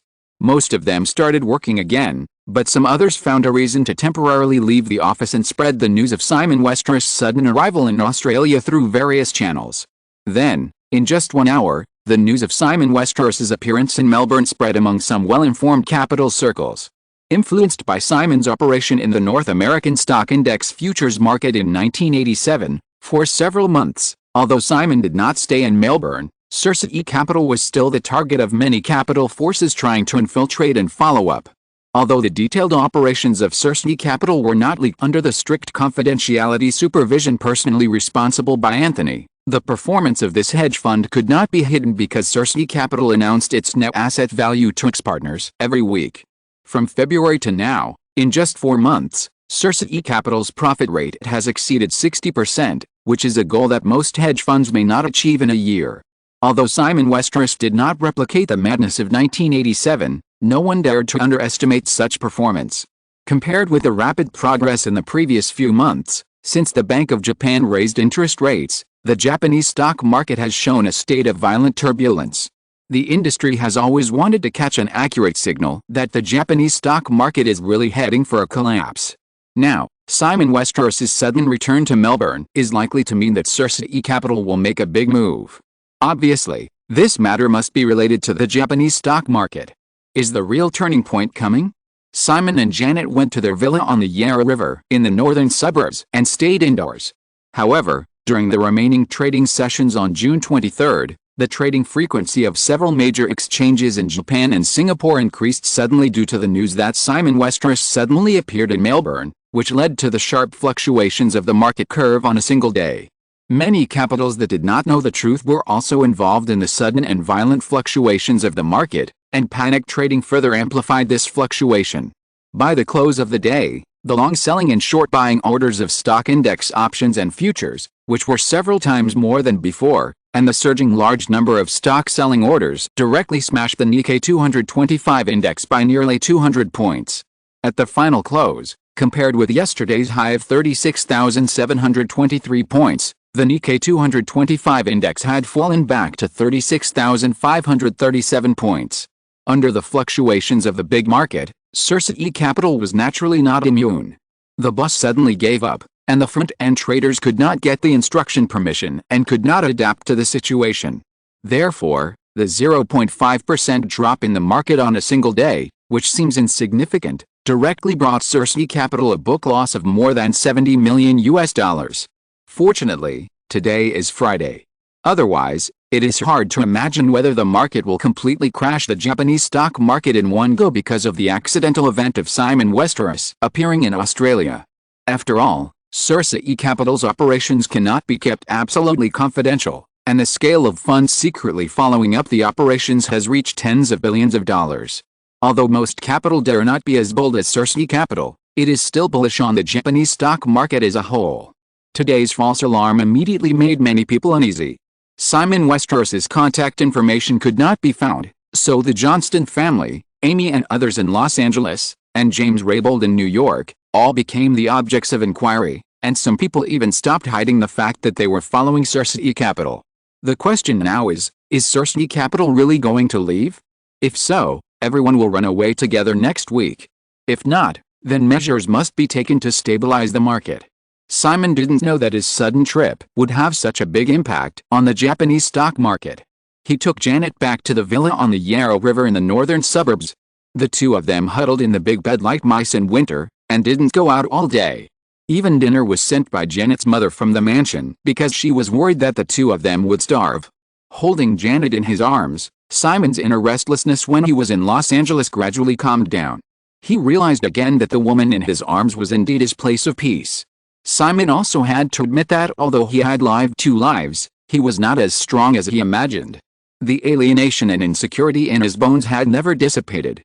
Until the evening of the next day, seeing that the two of them had to continue to stay indoors, Anthony Johnston had to come and call for help.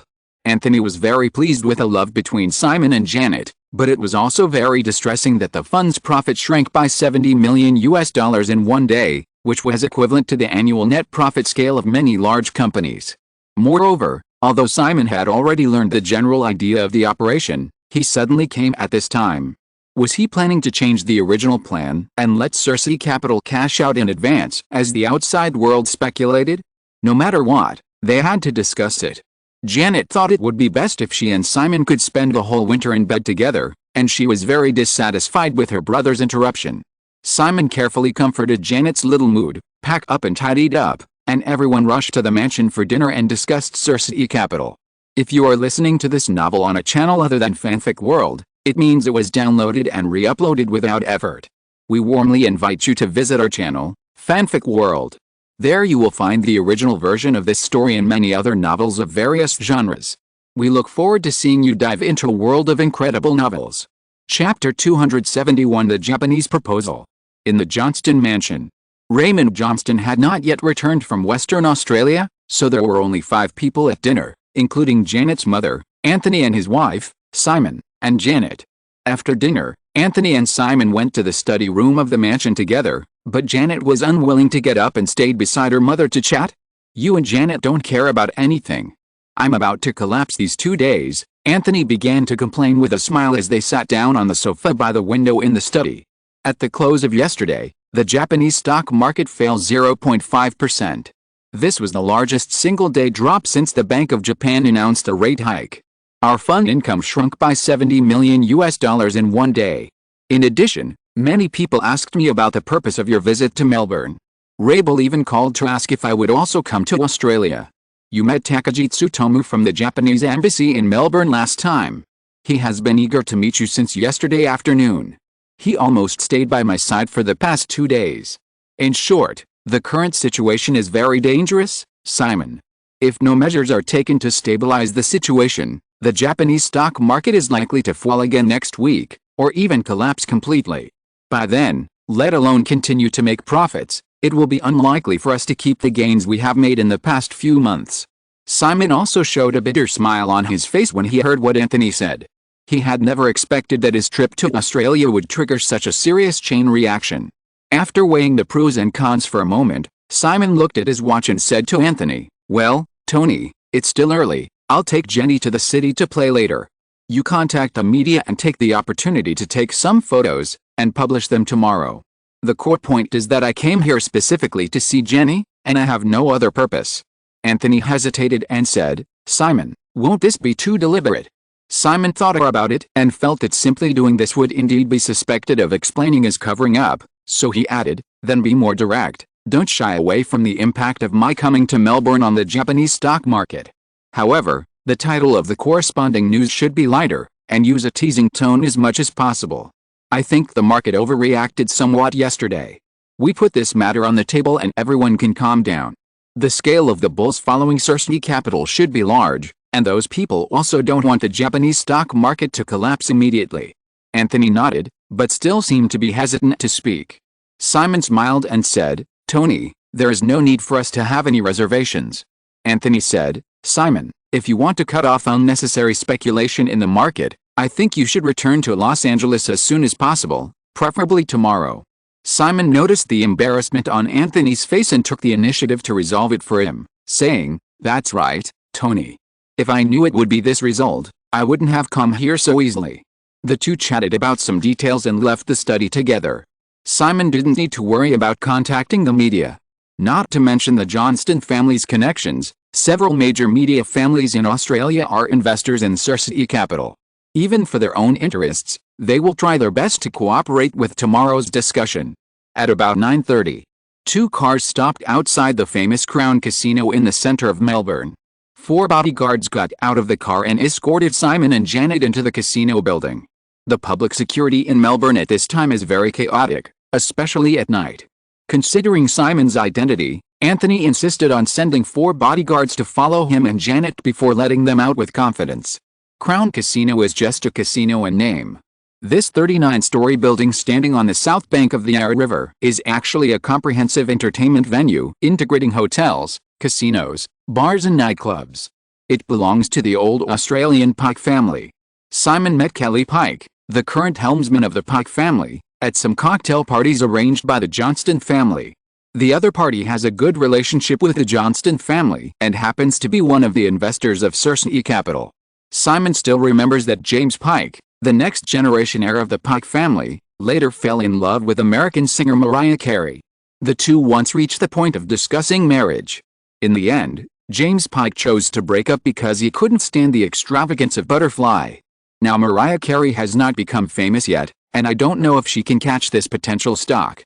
Simon is not interested in gambling and other games that are bound to lose. After entering the building, he just picked a bar with Janet. The filming of Batman in Australia at the beginning of the year greatly increased Simon's exposure in Melbourne. He and Janet were quickly recognized in the bar. Simon was also a person who liked to have fun. Under the cheers and encouragement of the crowd, he personally went on stage to sing a song. The last song, Flight of the Bumblebee electric guitar solo, completely ignited the atmosphere in the bar. The news that Simon Westeros appeared in this bar quickly spread throughout the building and continued to spread. Many people gathered here, and the bar operator had to take measures to limit the number of customers. Feeling that one bar was too crowded, Simon took Janet to change other places, which inevitably caused another one to be full. In this way, he visited several nightclubs and bars in the building. It was late at night. Simon and Janet, who had drunk a lot of wine, were a little tipsy. The two were dancing on a bar dance floor accompanied by deafening music. A petite Asian girl tried to squeeze through the crowd and came to Simon. However, just as the girl was about to get closer to talk to Simon, she was blocked by a bodyguard standing next to her. The girl did not give up easily. She tried to explain something to the bodyguard and shouted loudly to Simon. Simon noticed the movement around him, turned his head and looked over, feeling that the girl seemed familiar. After a careful recollection, he remembered that this was the gift that the Japanese ambassador to Melbourne Tsutomu brought to him when he met her last time, so he signaled to the bodyguard to let her in. Yoko Kasuji came to Simon, raised her face and said loudly, "Mr. Westeros, can I talk to you?" Before Simon answered, Janet reached out and pulled the petite girl in front of her, hugged her in her arms and said with a smile, "Little girl, if you have anything to say, talk to me." "Miss Johnston, no, you misunderstood." Yoko Kasuji was hugged by Janet, trying to explain, and turned to Simon and said, "It's like this, Mr. Takagi is outside." Janet heard what Yoko Kasuji said, and probably understood that the girl knew Simon, so she relaxed her strength and let her turn half a circle in her arms so that she could face Simon to talk, but she still hugged the girl's waist and made a face to Simon to settle the score afterwards. The hot girls in the dance floor who had been paying attention to Simon saw Janet hugging an Asian girl and dancing together, thinking that there was an opportunity, and they all came to Simon. Simon listened to Yoko Kasuji's words for a few more times before he understood what was going on. He then escorted the two girls off the dance floor. Takagi Tsutomu was already waiting for him outside the dance floor, looking anxious. Everyone sat down at a booth in the corner of the bar, and Takagi Tsutomu said, "Mr. Westeros, I'm sorry to bother you so late. This matter is really urgent." When Simon chatted with Anthony after dinner, he knew that Takagi Tsutomu had been looking for him these 2 days, so he said directly, "Takagi, I understand what you mean, but I can only say that I regret what happened in Japan. This is not something I can control. Mr. Westeros, it's another matter. This is not a place for conversation. Can we make a formal appointment tomorrow?"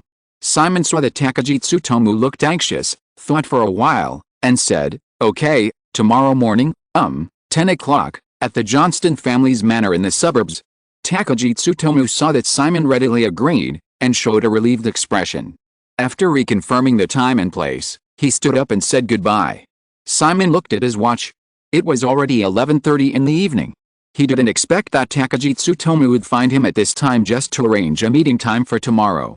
When he saw the other party leave, Simon was still thinking about what the Japanese wanted to talk about, and was pulled up by Janet again and walked to the dance floor. Moreover, Kasuji Yoko seemed to have been forgotten by Takagi Tsutomu here. She was still held in Janet's arms like a rag doll. This time, the girl also looked very docile and let Janet hold her. Originally, he planned to go home at 12 o'clock, but was dragged by Janet until more than 1 in the morning. After leaving the Crown Casino building, they let the reporters arranged by Anthony take some photos before getting in the car and leaving. Kasuji Yoko didn't know when she had been abandoned by Janet, and Simon didn't worry whether anyone would come to pick up the girl. Since they had an appointment for tomorrow's meeting, they left the city and went directly to the Johnston family's mansion. The next day, he didn't wake up until 9 o'clock in the morning. To be precise, Simon woke up alone, and Janet was still sleeping soundly. After washing up, he came to the dining room of the mansion. Anthony Johnston was already waiting for him and ordered the servants to prepare breakfast for Simon. Anthony sat across from the table and introduced some trends in today's newspapers.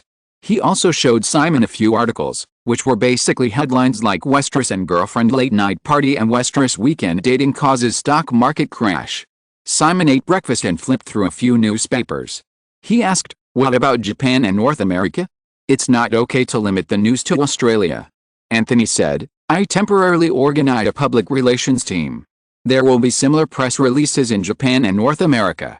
I hope it will work." Simon nodded. He could only do his best in this matter.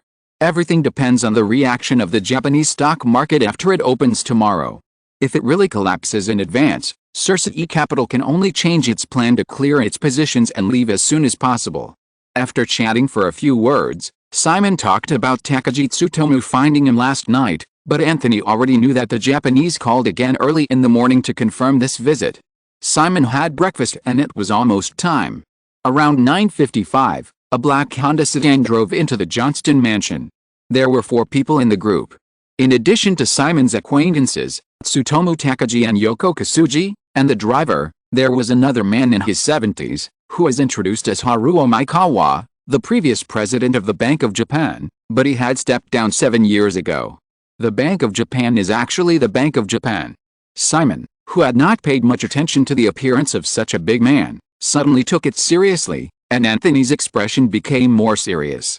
Everyone came to the living room and introduced themselves and exchanged greetings. Haruo Maekawa proposed to talk to Simon alone. Haruo Maekawa's English was not fluent, but he did not even bring a translator. The two of them went to the study together. Anthony, Tsutomu Takagi and others were left in the living room. The matter that the Japanese were going to discuss next was obviously extremely confidential. Simon was still confused and couldn't help but feel a little wary. The two sat down on the sofa in the study of the mansion. Maekawa Haruo's English was not good, so he got straight to the point and said, "Mr. Westeros, I came here this time hoping to make a deal with you." Simon nodded, still guessing in his heart, and motioned Maekawa Haruo to continue. Maekawa Haruo showed a reassuring smile to Simon and said, "You must know what happened on Friday. We also found some of your attempts to save the situation today. We are very pleased that you are optimistic about the Japanese stock market. However, now everyone can see that you are a very dangerous variable for the Japanese stock market, so we hope to pay a sum of money to buy out Cersei Capital's entire investment portfolio. In exchange, we hope that you can completely leave the Japanese financial market." Finally understanding the intention of the Japanese, Simon also quickly calculated. This crisis also made Simon realize that the uncertainty of the Japanese stock market is too great.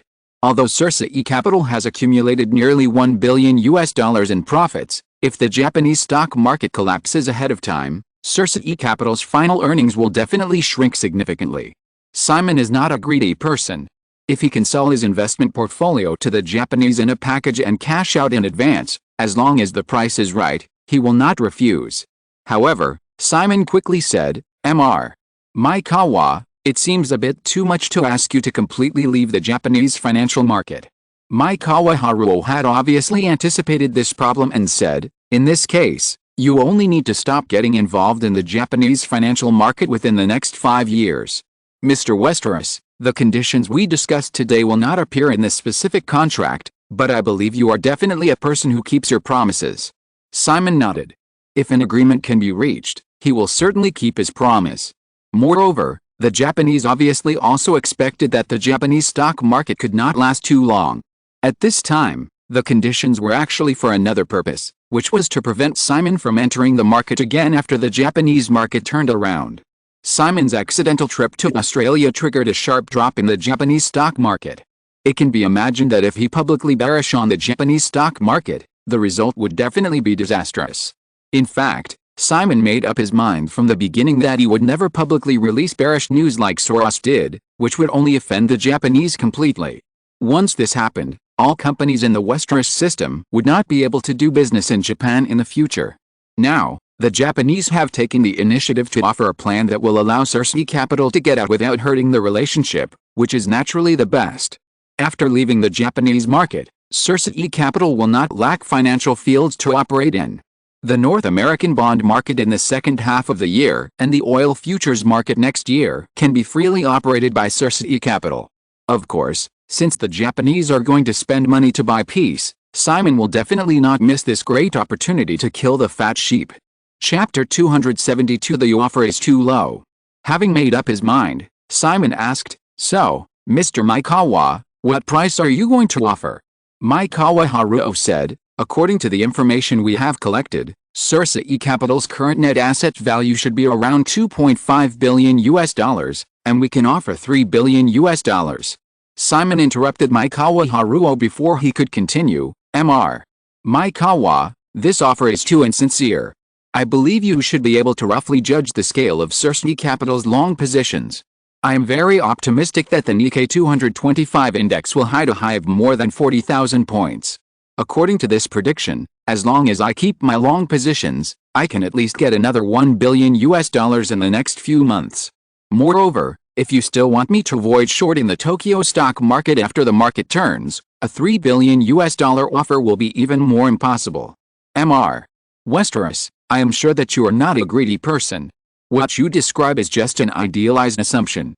If my operation in the North American stock market 2 years ago had not become an established fact, probably everyone would think that this was just an idealized assumption. Mr. Maikawa, I am still very confident in my judgment. Maikawa Haruo was silent for a moment, then raised his hand slightly and said, "So, how much do you think is appropriate?" Simon gave an offer without hesitation, $5 billion. Maikawa Haruo blurted out, "Too high." Simon noticed the obvious posturing in Maikawa Haruo's words, and immediately realized that his offer might be a little low. If you think about it carefully, the current total market value of the Japanese stock market alone has exceeded $7 trillion, not to mention the Japanese real estate market and the entire Japanese economy. In comparison, $5 billion can get him out of the market as a variable that may cause a stock market crash. This price is completely worth it. What's more, the Japanese are not paying him a large sum of cash for nothing. They can also get the entire investment portfolio of SYNOPSIS Capital. Of the total net asset value of SYNOPSIS Capital of about $2.5 billion, cash reserves are $500 million, and the value of various types of investment portfolios is about $2 billion, with a total holding ratio of 80%. According to the data in Simon's memory, if this investment portfolio, which mainly consists of stocks, bonds, stock index futures and other financial products, is held until the peak of the Japanese stock market, the total value, including cash, will not be less than $3.5 billion. In addition, Simon needs to give up the opportunity to short the Japanese stock market in the future, so the opening price of $5 billion is indeed not high. You know, after the Japanese stock market turned around, the Nikkei 225 index plummeted by 10,000 points in just 4 months, a drop of more than 25%. If SYNOPSIS Capital can establish a short position of the same size as the current long position, a 25% drop in 4 months will be enough to bring Simon billions of dollars in profits. Of course, this time it is really just an idealized assumption. Japan is actually a very closed market. In my memory, after the Japanese stock market collapsed, the Japanese government took a lot of harsh restrictive measures to prevent speculative capital from rushing to sell short. What's more, stock index futures are a two-way zero-sum game. In the case of a stock market crash, there is a lack of bullish capital for gambling, so it is not so easy for Simon to establish enough short positions. In short, taking advantage of this opportunity to cash out all at once is definitely the best choice. Since it was Haruo Maikawa, the former president of the Bank of Japan, who personally took action, the major Japanese banks and major chaebols must be the ones who paid for this transaction.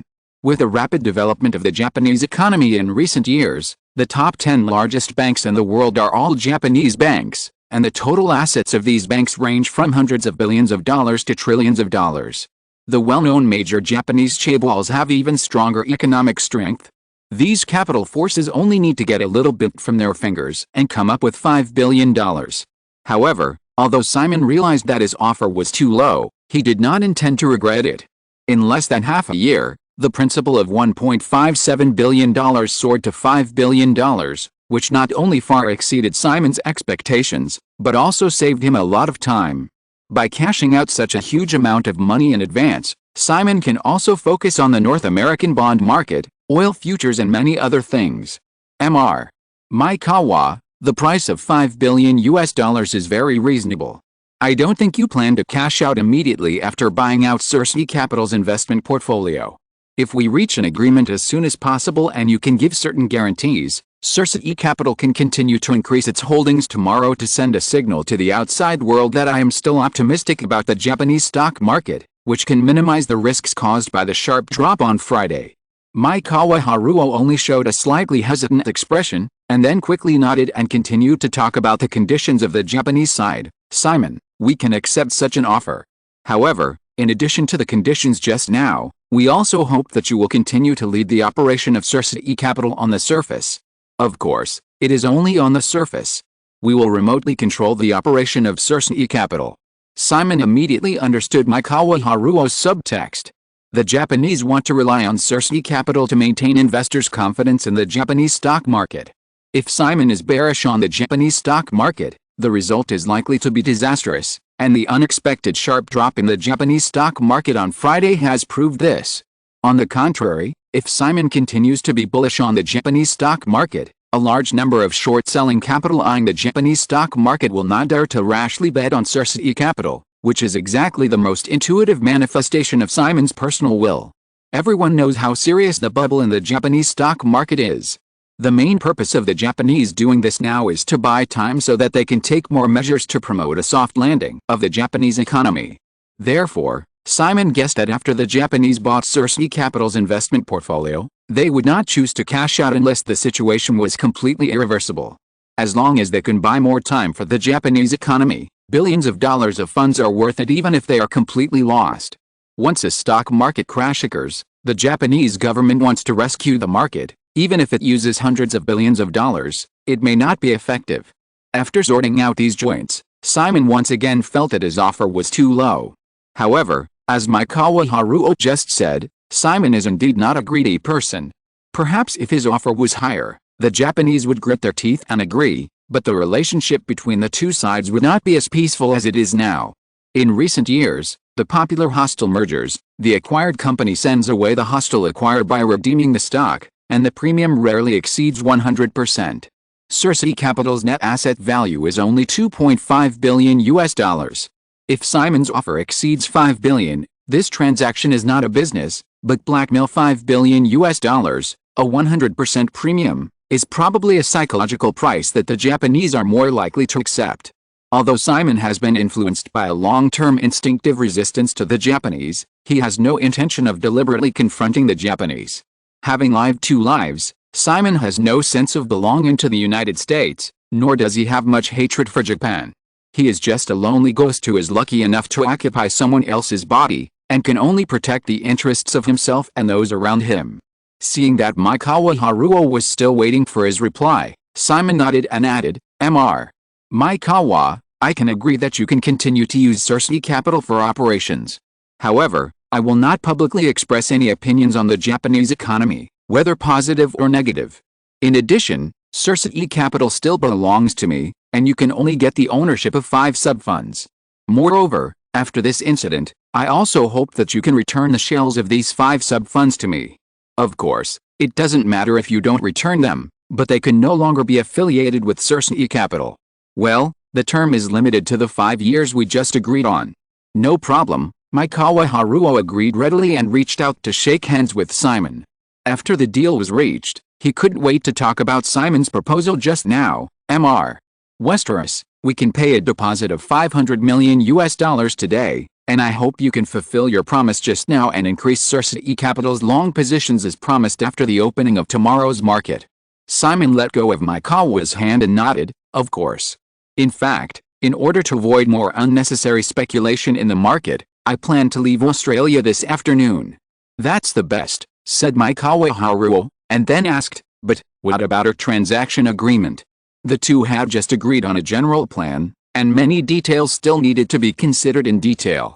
Simon said, "My girlfriend Jenny and Tony can negotiate with you on my behalf." Maekawa Haruo reminded, "Mr. Westeros, we hope that this matter can be kept as confidential as possible, and the fewer people who know about it, the better. I understand, but I can't stay in Australia forever.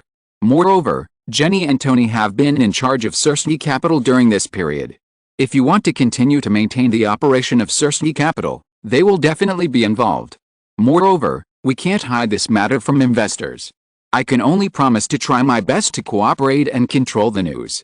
If you think it is necessary, you can also sign a relevant confidentiality agreement."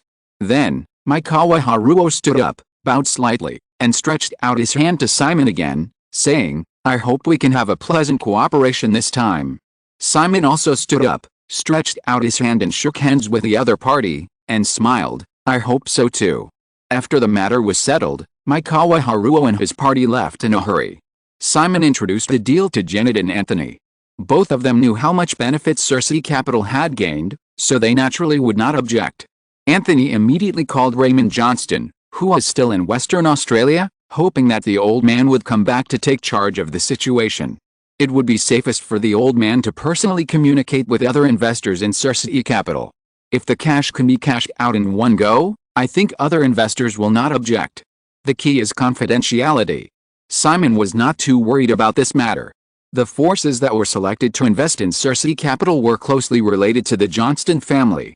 The old man set a very high investment threshold at the beginning, and in the end only 9 external capitals such as the Murdoch family, the Fairfax family, and the Pike family participated.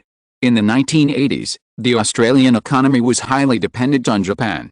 Like the Johnston family, most of the Australian forces that invested in Cersei Capital had various connections with Japanese capital. Since everyone has benefited, and perhaps with the constraints of the confidentiality agreement, there is no need to risk offending the Japanese and expose the other party's layout. In fact, as long as proper communication is carried out, other investors do not need to know who bought out Cersei Capital's investment portfolio. Of course, these details were not something Simon needed to worry about. Raymond Johnston flew back from Perth, Western Australia at 2 o'clock in the afternoon. Simon met with the old man and had a general discussion, then rushed to Melbourne Airport in the western suburbs. Janet would stay in Melbourne for a while. At Melbourne Airport, watching the tractor towing a Boeing 767 to the runway, Simon said to Janet, who was seeing him off, "It just so happens that we can buy a Boeing 767 this time. I don't like to rent it like this all the time. I'll place an order when I go back. When you come back after a while, you can come and design the interior decoration yourself. In the future, we will be able to travel to and from Australia more conveniently." Janet took Simon's arm, hummed, and said, "Aunt has helped you buy the remaining buildings on the land in Manhattan." Simon nodded, "I know.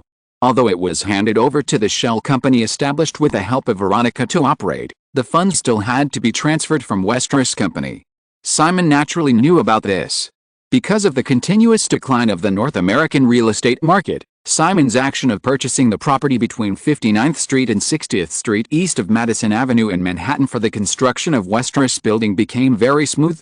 The total expenditure for the purchase of all 6 buildings, including the land, was $173 million, which was much higher than Simon's initial estimate. Moreover, the cost of building the tallest building in Manhattan in the shape of the Avengers Building was also very expensive. Simon privately commissioned a real estate design company to make a rough calculation. The cost of the main building alone would not be less than $500 million. If Simon had higher requirements for the building materials, design details, safety protection, etc. of the building, the cost would be even more unlimited.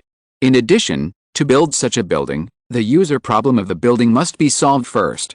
Otherwise, if a building with more than 100 floors is vacant, the result will be disastrous. Westeros Building is Simon's personal dream. Even if the user problem is not considered for the time being, Simon has no intention of making do with low standards. He hopes that everything will be built according to the highest standards. In this way, the cost of Westeros Building will rise to the level of $1 billion. $1 billion may not be a big deal in 20 or 30 years, but it is a sky-high price in this era. Although Simon's profit from the Japanese financial market is enough to pay for the construction of Westeros Tower, he has many more urgent things to do and has to postpone this plan. The idea of buying a Boeing 767 first is also a compromise. Simon wanted to achieve the 3 wishes he talked about with Janet that night, but the reality is difficult to make people happy. If you are too eager to realize your wishes, the result may be that you don't have enough capital to protect those things. After all, you are not rich enough. Seeing that Simon just responded and stopped talking, Janet suddenly chuckled, turned her head to rub Simon's shoulder, and said, "Are you disappointed this time?" Simon was puzzled. "Huh? My aunt has been in Singapore these days." Simon decisively played dumb. "What's wrong with your aunt?" "Huh?" Janet glanced at Simon and snorted twice, saying, "Someone got drunk last night and sniffed around someone's neck like a puppy." Simon was not fooled at all, and shook his head and said, "I'm not drunk, and you fell asleep before me. I woke up in the middle of the night. I sleep well, I won't do anything weird in my dreams." "How do you know what you look like when you fall asleep?" "You snore when you fall asleep." "No way." "How do you know?" "Little bastard, you almost changed the subject." Janet hugged Simon's arm tightly and accused him, but her tone softened and she said softly, "This is not right, Simon." Simon has always known that Janet is an extremely smart woman. Moreover, the two of them have been together for so long that there is probably no one in the world who knows him better than her. Moreover, starting with Kathryn, it is difficult to hide a certain attribute in him. After a pause, Simon still hummed inaudibly. The two were silent for a moment. Janet leaned her head on Simon's shoulder and said, "Actually, you can find some girls who are younger than you. They will be more suitable for you."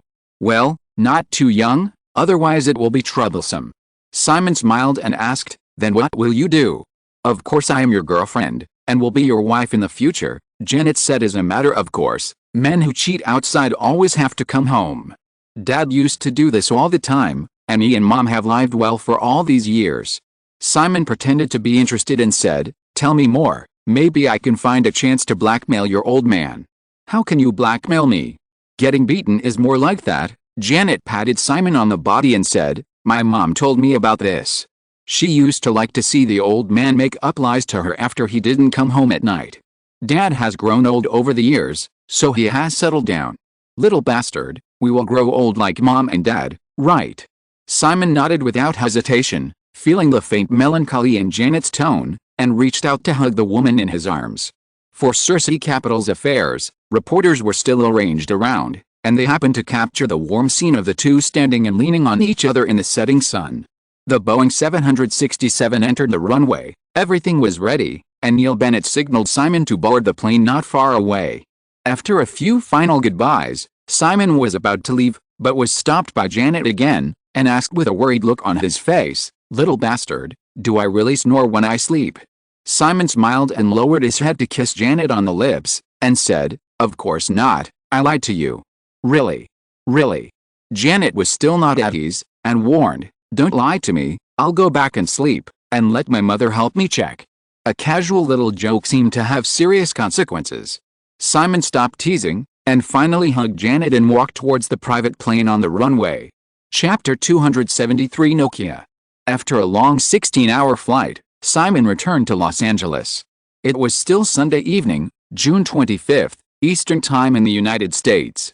Due to the time difference, major exchanges in Asia had already started trading for the new week. The various measures taken in the past 2 days had obviously worked. When the Tokyo stock market opened, the Nikkei 225 index began to rise slowly. A new week in North America. Simon got up in the morning. The Nikkei 225 index closed at 36,617 points the day before. Although this figure has not reached the highest point of last week, the unexpected crisis in the Japanese financial market has been passed smoothly. Many newspapers in North America have been talking about the news that Simon rushed to Australia to visit his girlfriend, which caused a sharp drop in the Japanese stock market. They even coined a new term, Westeros effect. The front page of the Los Angeles Times on Monday was still about this incident, with a picture of Simon and Janet hugging each other at Melbourne Airport. The article reintroduced what happened in the past few days, and did not forget to tease Simon that he is definitely the most unpopular guy among the Japanese, and predicted that if he wants to travel to Japan for a long time in the future, the possibility of being denied entry is as high as 100%. In Australia, the agreement between Cersei Capital and the Japanese was progressing very smoothly. In less than a week, the two sides completed the secret delivery of various aspects. In the final agreement, the ownership of sub-funds 1 to 5 under Cersei Capital was completely transferred to the Japanese, and Janet and Anthony were still responsible for it on the surface. Janet wanted to fly to Los Angeles immediately after the transaction was completed. However, in order to avoid sudden personnel changes that would cause speculation from the outside world, the Japanese side asked her to be responsible for the operation of Cersei Capital for at least 2 more months.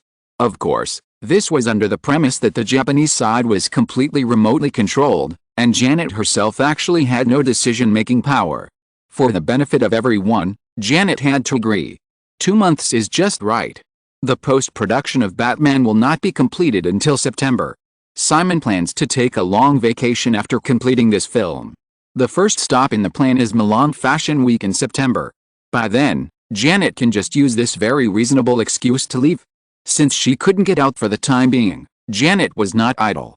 She began to prepare the operation team of Cersei Capital sub-funds 6 to 10 in order to short the North American junk bond market in the second half of the year. The source of funds was naturally the $5 billion in cash that the Japanese had recently transferred to Cersei Capital's overseas account. In order to keep their layout confidential, the Japanese also required that Cersei Capital's funds could not be transferred back to China for at least 1 year, and no one objected to this. For tax avoidance reasons, Simon had no intention of transferring the money back to China in the short term, and the Australian investors also hoped to continue to rely on Cersei Capital to obtain more income. Although the settlement has not yet been made, according to the original tiered commission agreement, Simon's personal profit from this transaction can be roughly predicted $5 billion in funds, minus $1.57 billion in principal. The profit figure is $3.43 billion. In the original agreement, Simon only required a profit commission on the income generated by the $970 million of external investment funds, and the $600 million for himself and the Johnston family did not need to be so. The tiered commission scheme is 20% for the profit scale within 30%, 30% for the profit scale between 30% and 100%, and 50% for the profit scale exceeding 100%. After all calculations, Simon can obtain a principal income of $1.093 billion and a commission income of $836 million. Including the original $500 million principal, Simon's book share of the $5 billion fund has reached $2.429 billion. In addition, the Johnston family's $100 million principal has a book profit of $218 million. The $970 million principal of other Australian capital has a book profit of $1.283 billion. Although Simon wants to take more than half of the profit share, after the transaction was completed, no Australian investor asked for redemption or even partial redemption.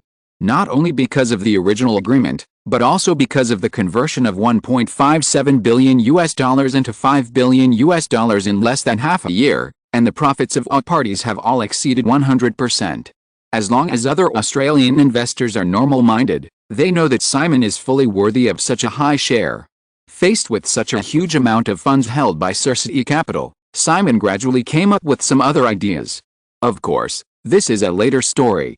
After leaving Los Angeles for several days without any warning, he naturally had to work overtime to make up for some work progress after returning. On the other hand, the competition in the North American summer season is becoming more and more fierce. Simon left Los Angeles last Wednesday night, and then the box office of The Bodyguard in its third week was released. The film's box office fell by only a slight 11% compared to the second week, earning $17.86 million, and the cumulative box office reached $61.55 million. On the following Friday, 3 new films were launched in the North American summer season at once, namely Disney's sci-fi family comedy Honey, I Shrunk the Kids, Columbia Pictures' The Karate Kid 3 and Orion Pictures' musical biopic Big Balls of Fire. Although the 3 new films did not have a big box office explosion in the first week like Indiana Jones 3 and Ghostbusters 2, they also had a significant impact on the box office of a number of old films. From June 23 to June 29, the week after Simon returned from Australia, the box office of The Bodyguard fell by 21% compared with the previous week, earning another $14.11 million. Although The Bodyguard ranked only 4th on the weekly box office list after Honey, I Shrunk the Kids, The Karate Kid 3 and Ghostbusters 2, this film, which was not favored by everyone, has accumulated a box office of $75.66 million in 4 weeks. In addition, the box office of Indiana Jones 3 shrank to $12.07 million in the new week, ranking 5th, with a cumulative box office of $140.23 million. Among the 3 new films, Great Balls of Fire produced by Orion Pictures did not meet expectations. This music biopic about the life story of the famous American rock singer Jerry Lee Lewis had a production budget of $12 million and opened on 1,417 screens, but the box office in the first week was only $6.28 million, and the reputation was also very average. In the new year, except for the unexpected hit The Adventures of Abby and Darcy in February, which earned $40 million at the box office, all other films released by Orion Pictures ended in failure. Due to the continuous deterioration of the financial situation, in February this year, just after the 3-month window of Pulp Fiction was over, Orion could not wait to release the videotape. After Simon personally asked Mike Madawa for debts at the last party, Orion Pictures still delayed settling the box office share of Pulp Fiction that Deaneries Entertainment deserved. Tolerating Orion Pictures to delay the share for half a year, Deaneries Entertainment has done its best. In order to avoid the sudden bankruptcy of Orion Pictures and the inability to recover the share, Amy has recently considered taking legal action. On June 30th, the new week, The Sixth Sense, which Simon secretly placed high hopes on, was finally released.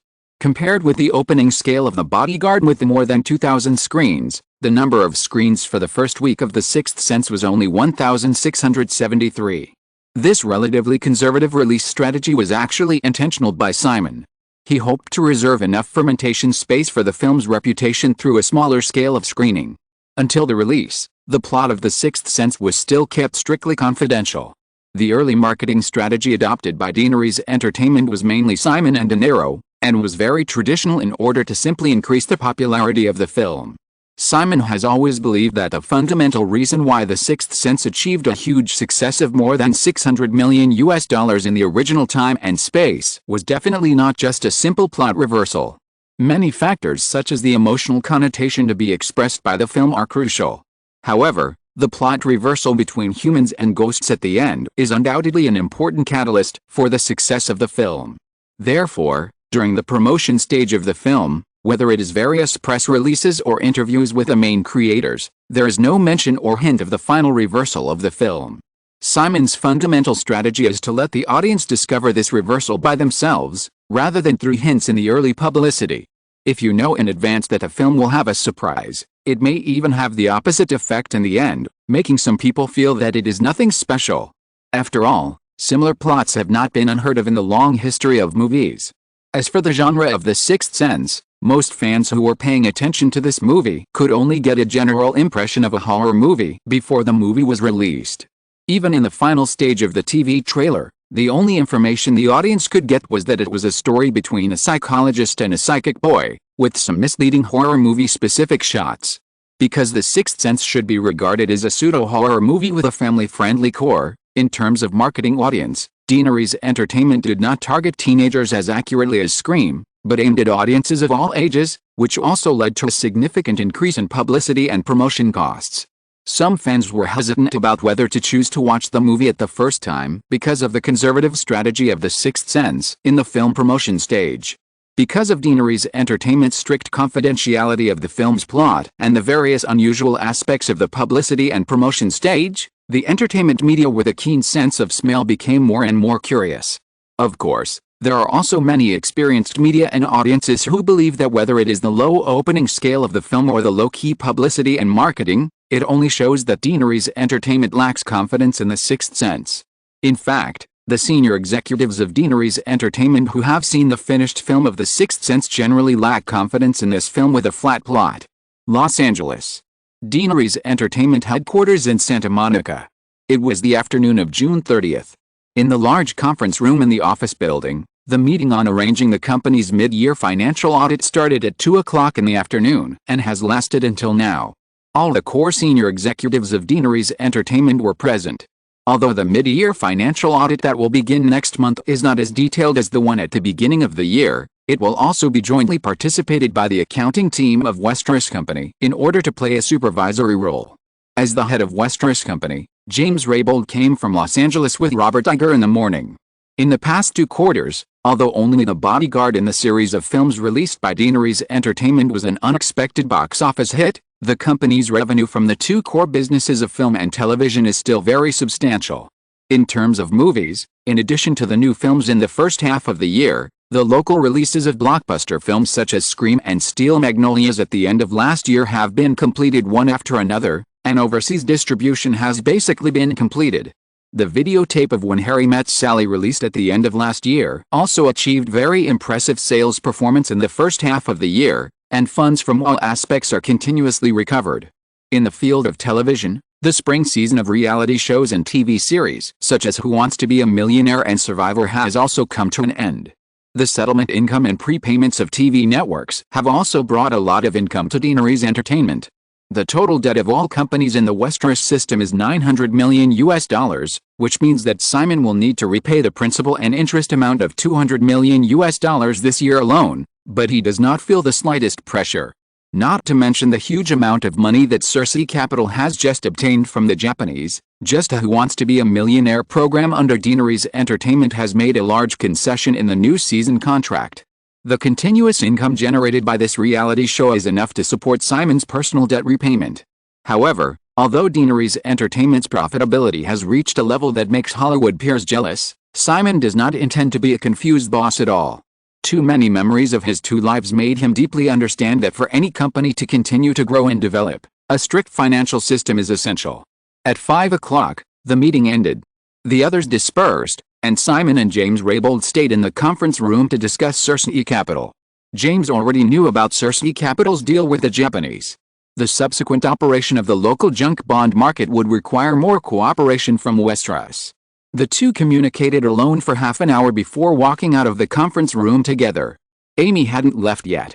After hearing Simon's closing remarks and James' communication, she walked over from her office. Burbank has counted the daytime attendance data of The Sixth Sense, and some mainstream evening newspapers have also published film reviews. Overall, the feedback is very good. A few days ago, the box office of The Bodyguard was unexpectedly a big hit, and Amy inadvertently expressed with relief that it was enough for a large film company to have a movie with a box office of over 100 million yuan a year. The distribution rights of the two major commercial films, Flying Over Innocence and Batman at the End of the Year, belong to Warner. Amy's words undoubtedly show that she is also the one who lacks confidence in The Sixth Sense. Seeing Amy's relaxed look at this time, the performance of The Sixth Sense after its release today should have exceeded her expectations. Simon did not express too much opinion, but just smiled and said, "If there is no other arrangement, let's have dinner together and talk later." Amy nodded, went downstairs with Simon, James and Jennifer, and took out her Motorola Micro-Tac mobile phone from her bag while walking, and said, "I think we should remind Rem to communicate with the media to avoid too many film reviews that are openly spoilers in tomorrow's newspapers." Simon looked at Amy and dialed the number with his head down, and glanced at the Motorola Micro-Tac. After returning from Australia, Simon noticed that Amy, Nancy and others began to use this mobile phone that was only the size of a palm and could be called a mobile phone. He didn't care too much at first. However, looking at it again at this time, a thought suddenly flashed through his mind. Yes, that's right. Nokia. Chapter 274. Lisa. Motorola has long been a giant. After clearing out Motorola stocks, Simon has not paid attention to this company again. However, Nokia, which stood shoulder to shoulder with Motorola in the 1990s, is now just a small shrimp curled up in a corner of Northern Europe. How can he let go of such a mobile communication company that has risen and fallen rapidly, and whose peak market value in the original time and space exceeded $200 billion? Moreover, Cersei Capital just happened to provide Simon with enough chips to swallow Nokia. Thinking of Nokia, Simon was not too anxious. In recent years, mobile communications are still in the era of analog signals, and the digital signal era will gradually come in 2 or 3 years. Nokia is relying on digital mobile phones and GSM standards to start rising. Simon still has enough time, and this matter can be arranged during the second half of the year's European trip.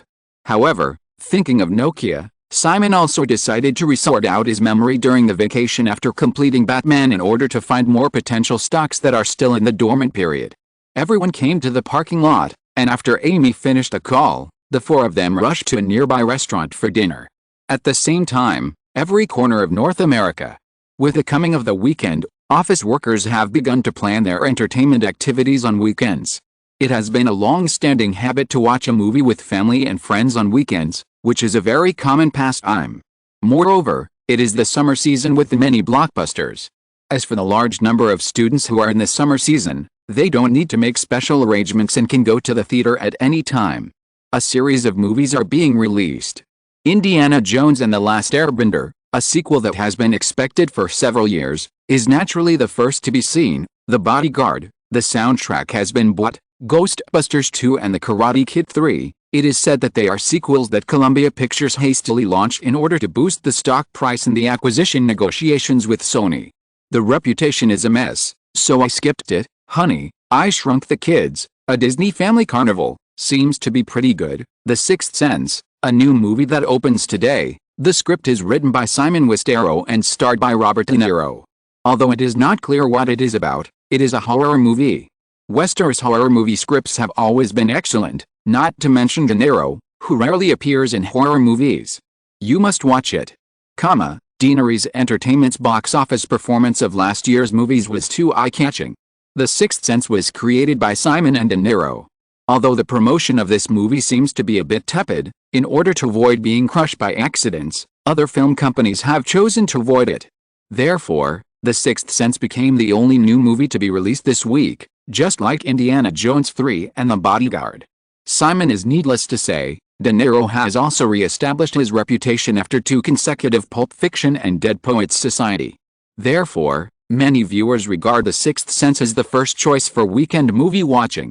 Manhattan. Lisa Collins, who has long been a formal practicing lawyer and has obtained a job at the famous Sidley Austin law firm, finished a busy day at work and had dinner with her boyfriend. Finally, she entered the cinema around 9 o'clock in the evening.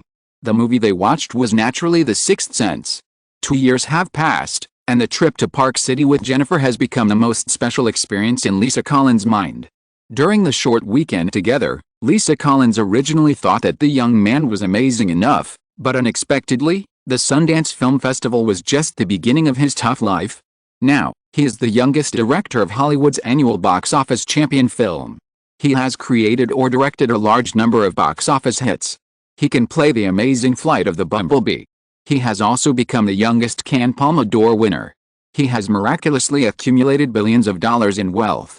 Just last week, his inadvertent trip to visit his girlfriend almost triggered a stock market crash in the world's second-largest economy. Seeing him create one miracle after another, although they only met once, Lisa Collins became Simon's most determined admirer. When her best friend ran to be his assistant without hesitation, Lisa even had the same idea. But in the end she couldn't make it because of various ties. However, while Jenny always kept an eye on Simon, she would always support every work he created at the first opportunity. Lisa Collins even had a copy of a piano solo videotape called Blizzard. Jenny let it slip during a phone conversation. In order to get a copy of the videotape, Lisa threatened to go to Los Angeles and rob it herself, even her lover. Jenny reluctantly compromised and sent her a copy, which resulted in her admiration for him even more. In the screening room of a cinema on Broadway Avenue. Thinking about these things, Lisa Collins felt her boyfriend Carl Lloyd helping her to hold the popcorn bucket that was about to fall off her arms. She came back to her senses and smiled at him, but she was not very satisfied with her boyfriend who worked at Goldman Sachs. She secretly made up her mind that if this guy next to her dared to hint at her father to introduce clients to him again, she would kick him out decisively.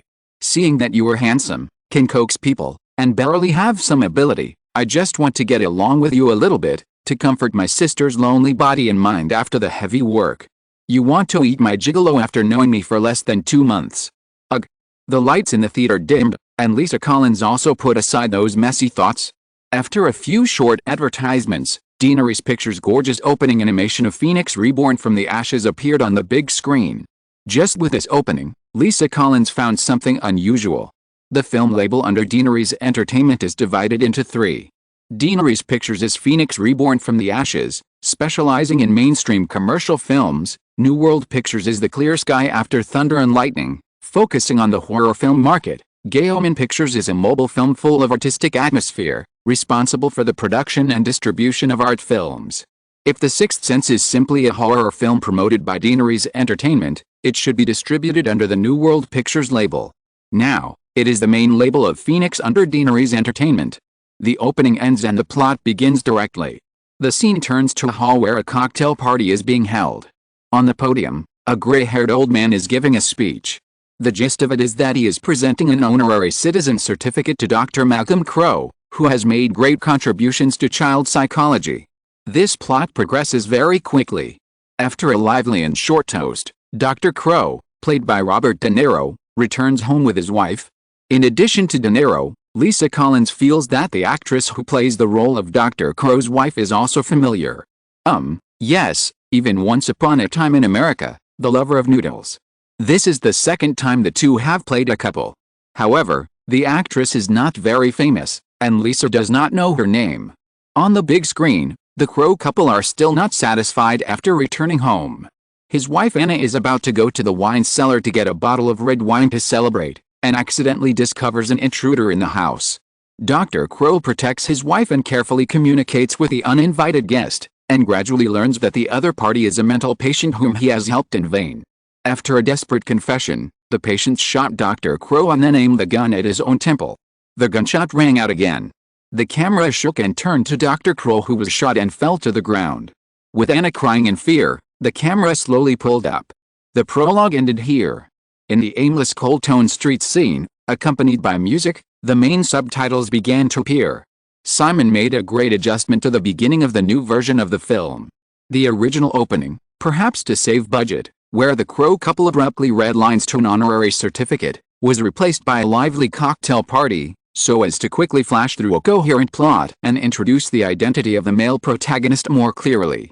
The use of the aimless wandering shot in the deserted streets of San Jose as a transition between the prologue and the formal plot is also a carefully designed metaphor, suggesting that the male protagonist, who has turned into a ghost, is wandering around the city.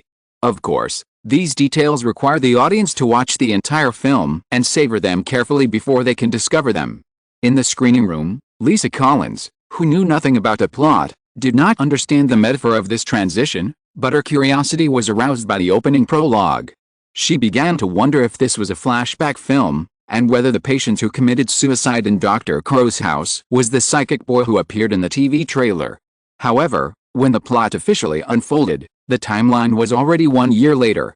Dr. Crow sat on a bench on the street and looked through the information of a patient. The camera swept across the medical records in the doctor's hand, and some key information was circled.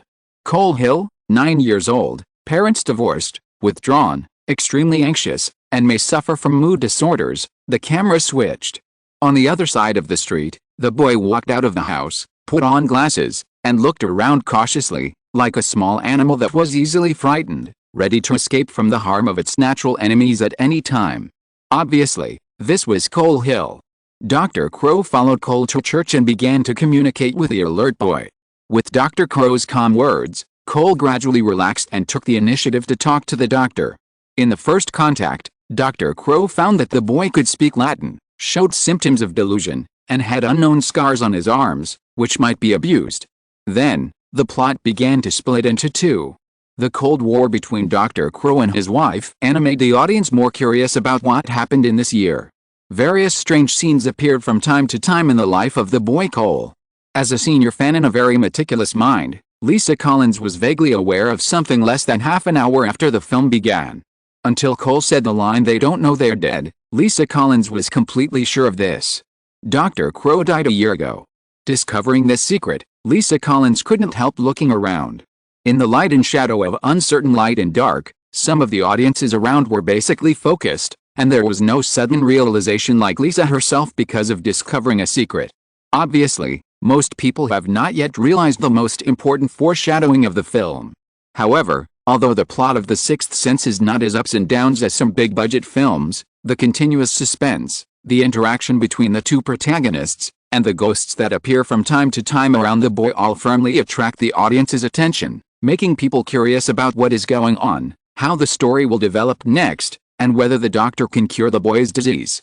Lisa Collins looked at her boyfriend again.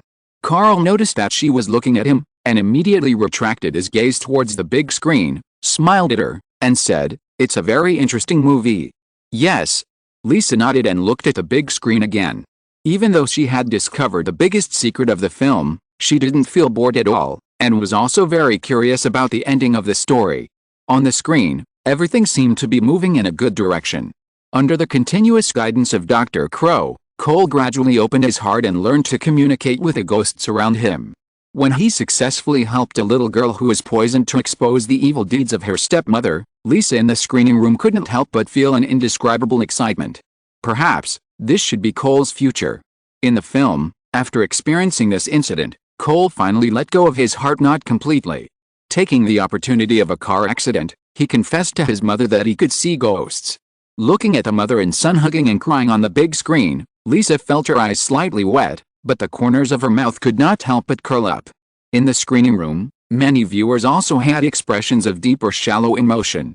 However, Cole's story is over. What about Dr. Crow?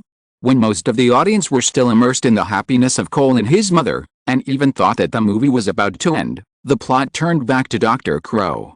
Next should be a self-narrative epilogue, right? People speculated so. Dr. Crow failed to save the young man who committed suicide that year. Now, he finally completed a redemption and successfully helped another child out of the haze. Perhaps the couple should be able to resolve their past grievances.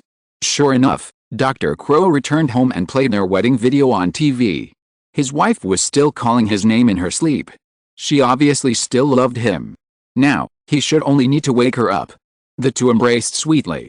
Dr. Crow explained to his wife what he had done during this period, and the rift between the couple caused by the incident last year should be repaired. Finally. Happy ending. A standard Hollywood ending.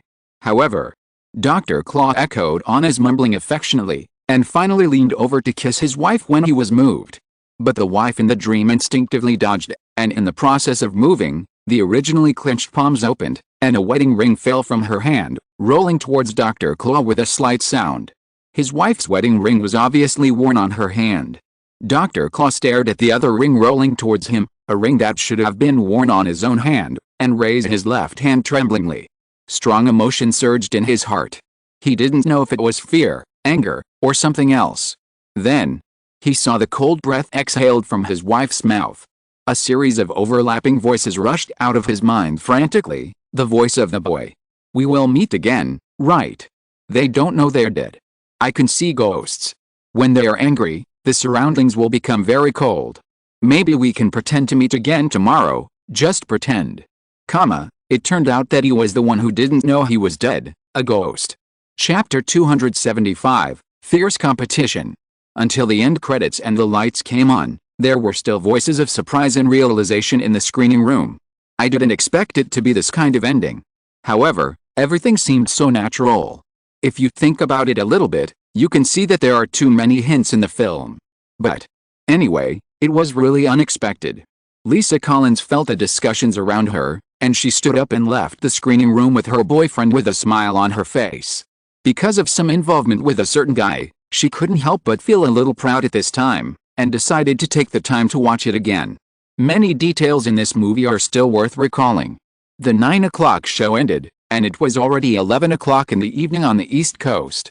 However, when leaving, passing by the ticket hall, Lisa found that some of the audience who had just left walked towards the ticket window again. At this time, those people were obviously not in a hurry to watch another movie. I think they might be eager to relive many of the foreshadowing details in the movie just now. Most of the plot reversal movies lack sufficient foreshadowing, and the plot twists are somewhat abrupt. However, The Sixth Sense did not have this problem at all. Too many details in the film clearly hinted at the final ending. However, it is difficult for people who do not know the ending to understand those details. After knowing the ending, everything suddenly became clear. The most important thing is that all the foreshadowing are completely integrated with the story of the film, without being deliberate and inseparable.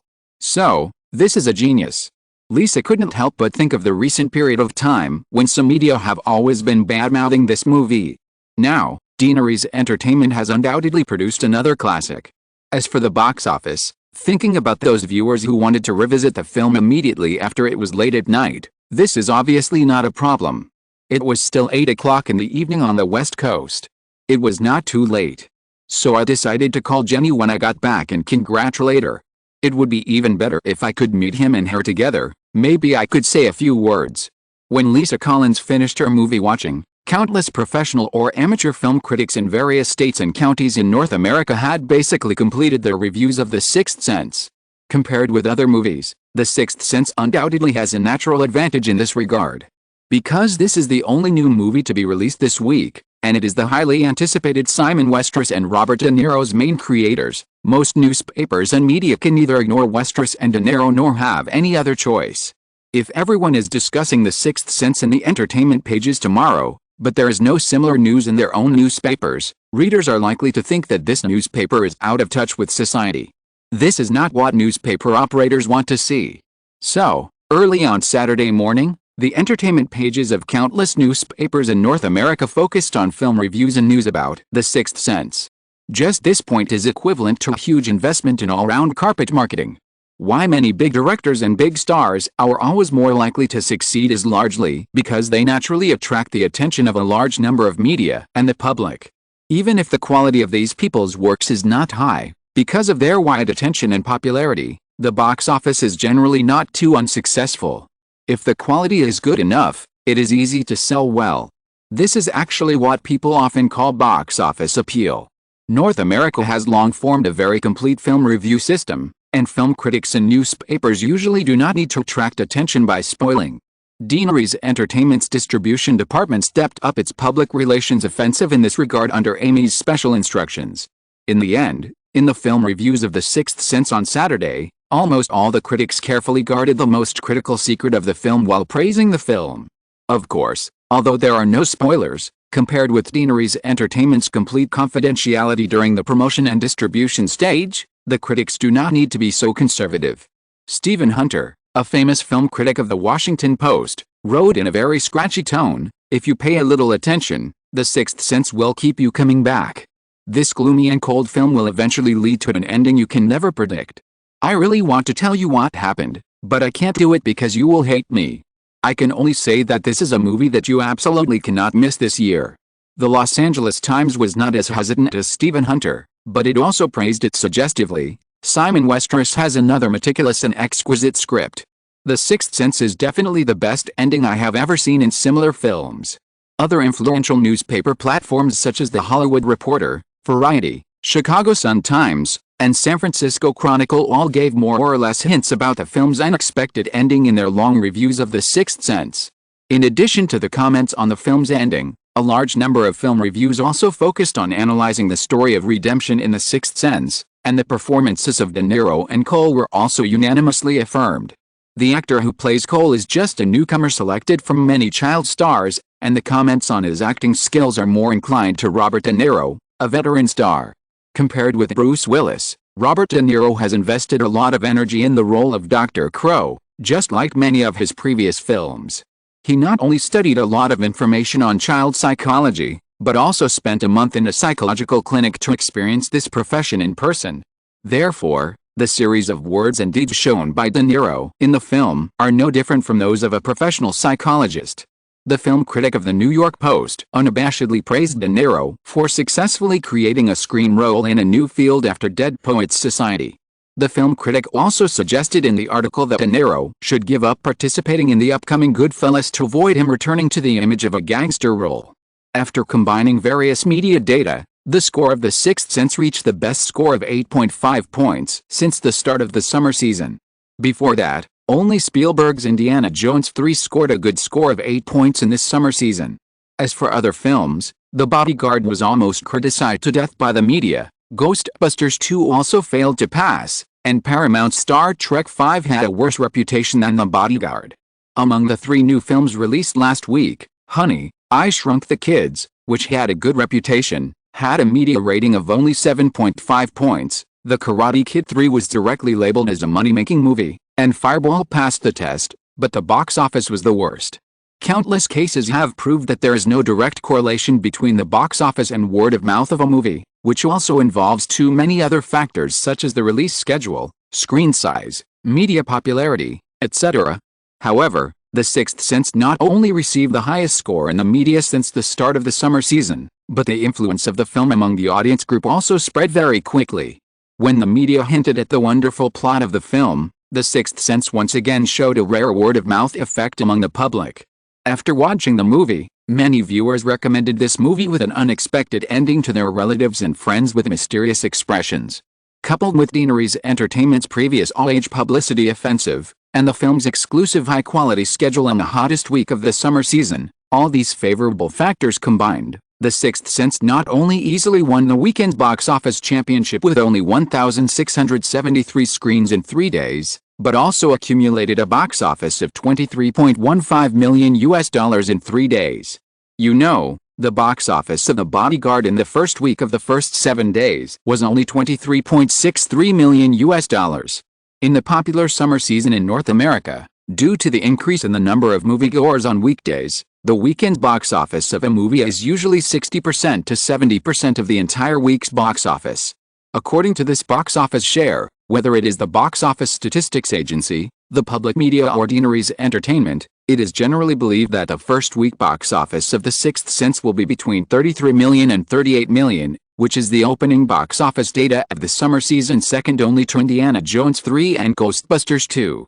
According to the tiered profit-sharing agreement signed between Deaneries Entertainment and the cinema chain, The Sixth Sense can recover all the production and publicity costs of the film in just 7 days. However, everyone still underestimated the actual box office potential of this film that has the best timing, location and people. Due to the continued fermentation of word of mouth and popularity, compared with the expected 33 million to 38 million, the first week and 7 days of the box office of The Sixth Sense finally reached $41.35 million, far exceeding everyone's expectations. Compared with all other summer movies that have not been able to break away from the 60% to 70% box office ratio of weekends and the whole week, the first 3 days of the weekend box office of The Sixth Sense only accounted for 56% of the 7-day box office of the whole week. Driven by the continued spread of word of mouth, a large number of audiences still went to the theaters to watch the movie after the weekend, and the box office share of the film on weekdays obviously exceeded the average data under normal circumstances. In addition, The Sixth Sense also became the first summer movie to exceed $20,000 in the first week of opening. A total of 1,673 screens, the average box office revenue per theater was $24,716. In comparison, the first full week of Indiana Jones and the Third had a single theater box office figure of only $19,773. Although Ghostbusters 2, which opened on a larger screen scale, had a first-week box office of $44.91 million, the average theater figure was only $18,635, which was lower.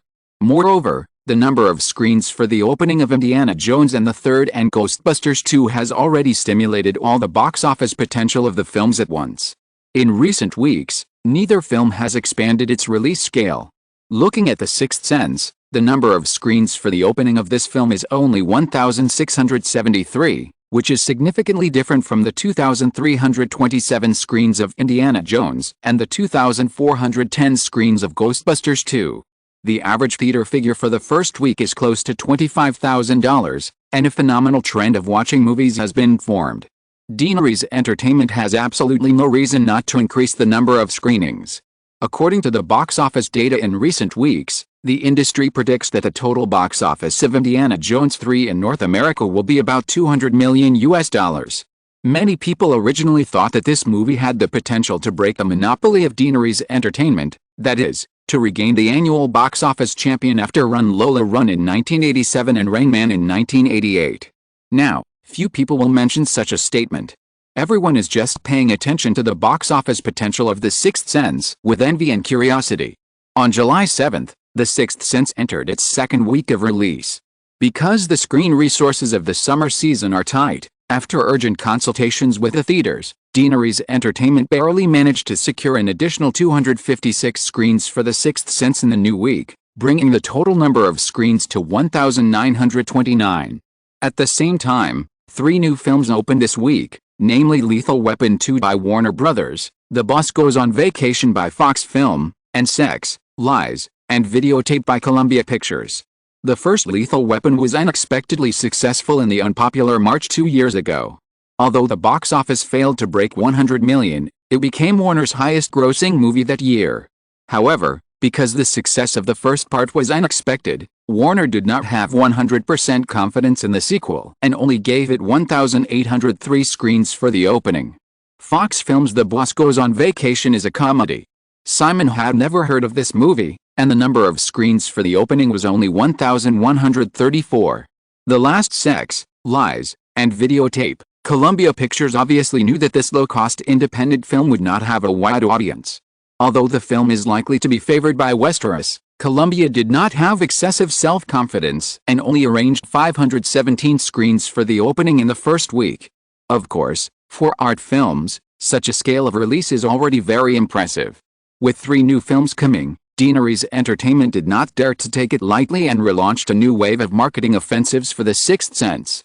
It also coordinated with a crew of Goodfellas to postpone the filming of Robert De Niro's scenes so that he could continue to participate in the promotion of The Sixth Sense. The other main creators of the film were running around North America non-stop. Perhaps in the expectation of a dark horse to snipe the strength of The Sixth Sense, the North American media's attention to the 3 new films has also increased significantly. After the opening on Friday, media reviews came out quickly.